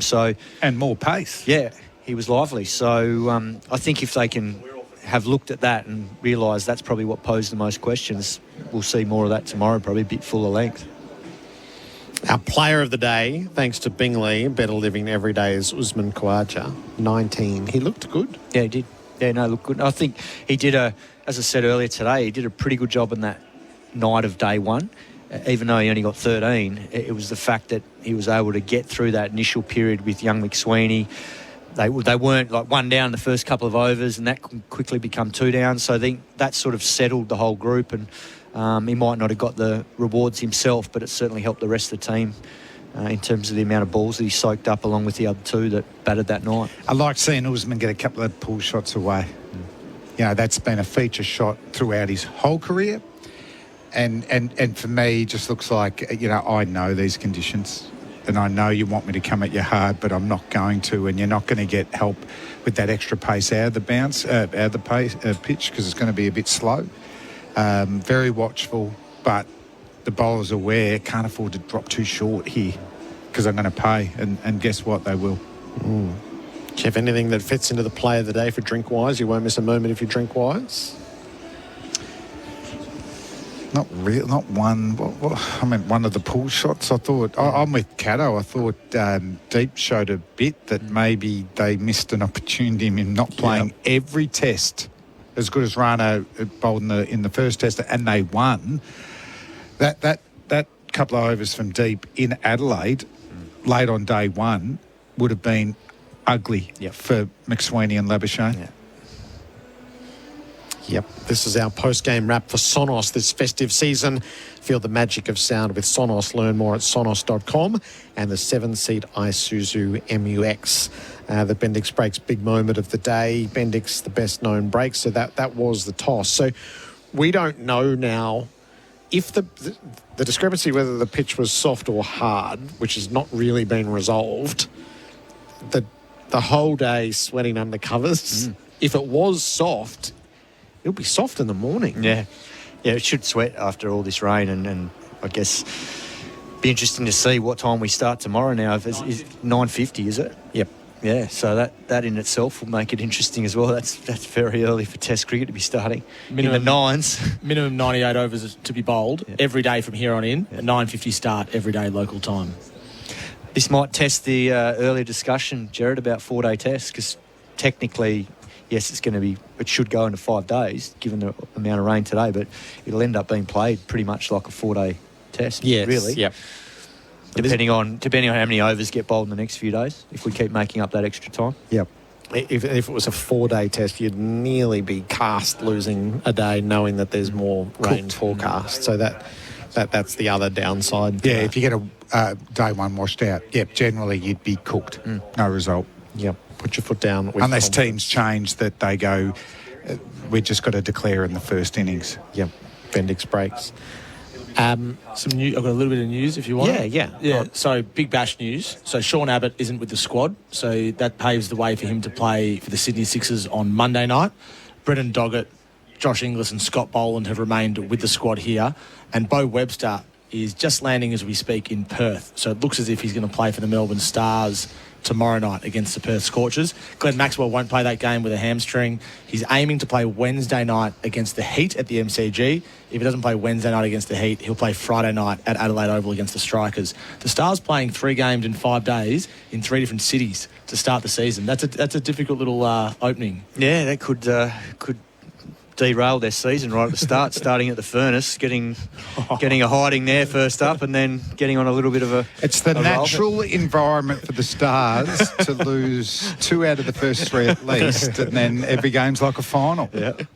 Oh, I do like it. Sun's been up for 6 hours by 9:50 in Brisbane. That is so true. Not a bad call. Sitting most of the Although it's very cloudy though. 9 for 315 in New Zealand. This is where it was an excellent day's Test cricket. England won the toss, sent New Zealand in. New Zealand were 1 for 142, and then the England fight back happened. And then the tail wagged substantially as New Zealand looked like they were going to get sawn off in the 230s. But they've got to 315 with 1 wicket to go. Mitch Santner's 50 from 54 balls unbeaten. Latham at the top got 63, Young 42, Williamson 44. Then it fell apart a bit for England. Potts got 3 and Atkinson got 3. Carse got 2 and Stokes has bowled 23 overs, got 1. So that's good signs for him. Yeah. Like Ashes next year. Because he's had such a bad run with his injury, but he's got a real bowling mentality, hasn't he? He knows, swings the ball both ways.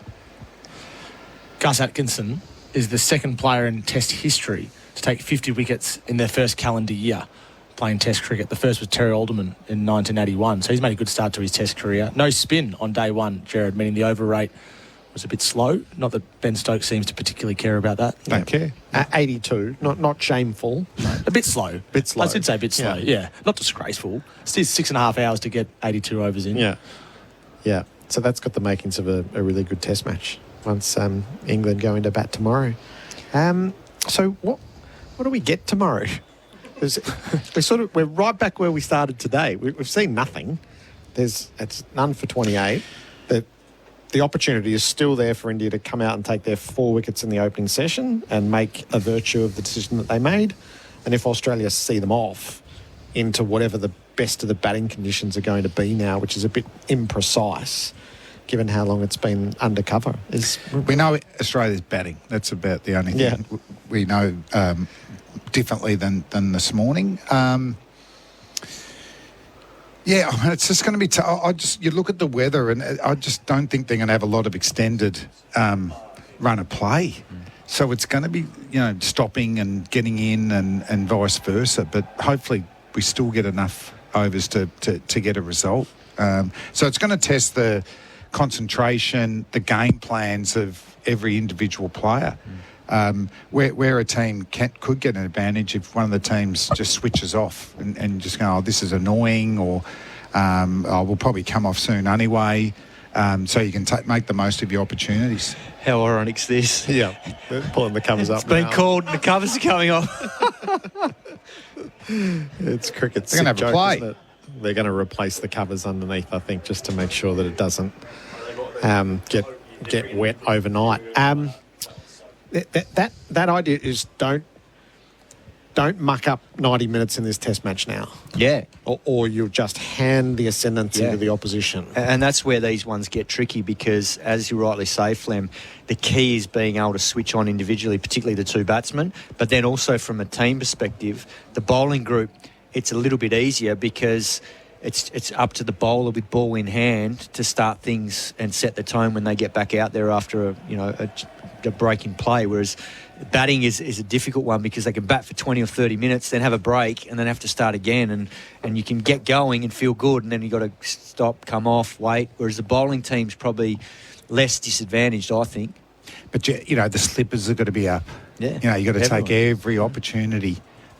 So as you said there, Gerard, you don't want a horror hour or 90 minutes. As we've seen in this series, a below par first inning score, can open it up big time. Yeah. That there'll be enough opportunity, that the pitch will continue to have enough in it to get a result.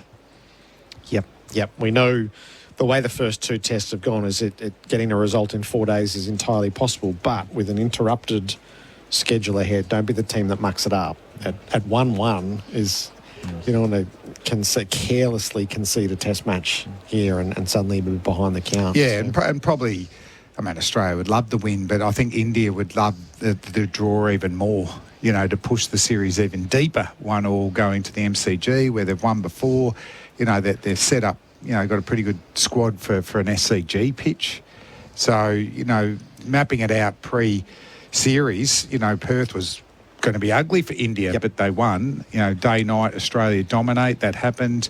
I know they won here last year with 4 years ago with a 2.5 third 11, but it was a bit of an anomaly, different time of the year as well. So this was a danger test for them as well. But I think they're more comfortable at the MCG and SCG. Yes, yep.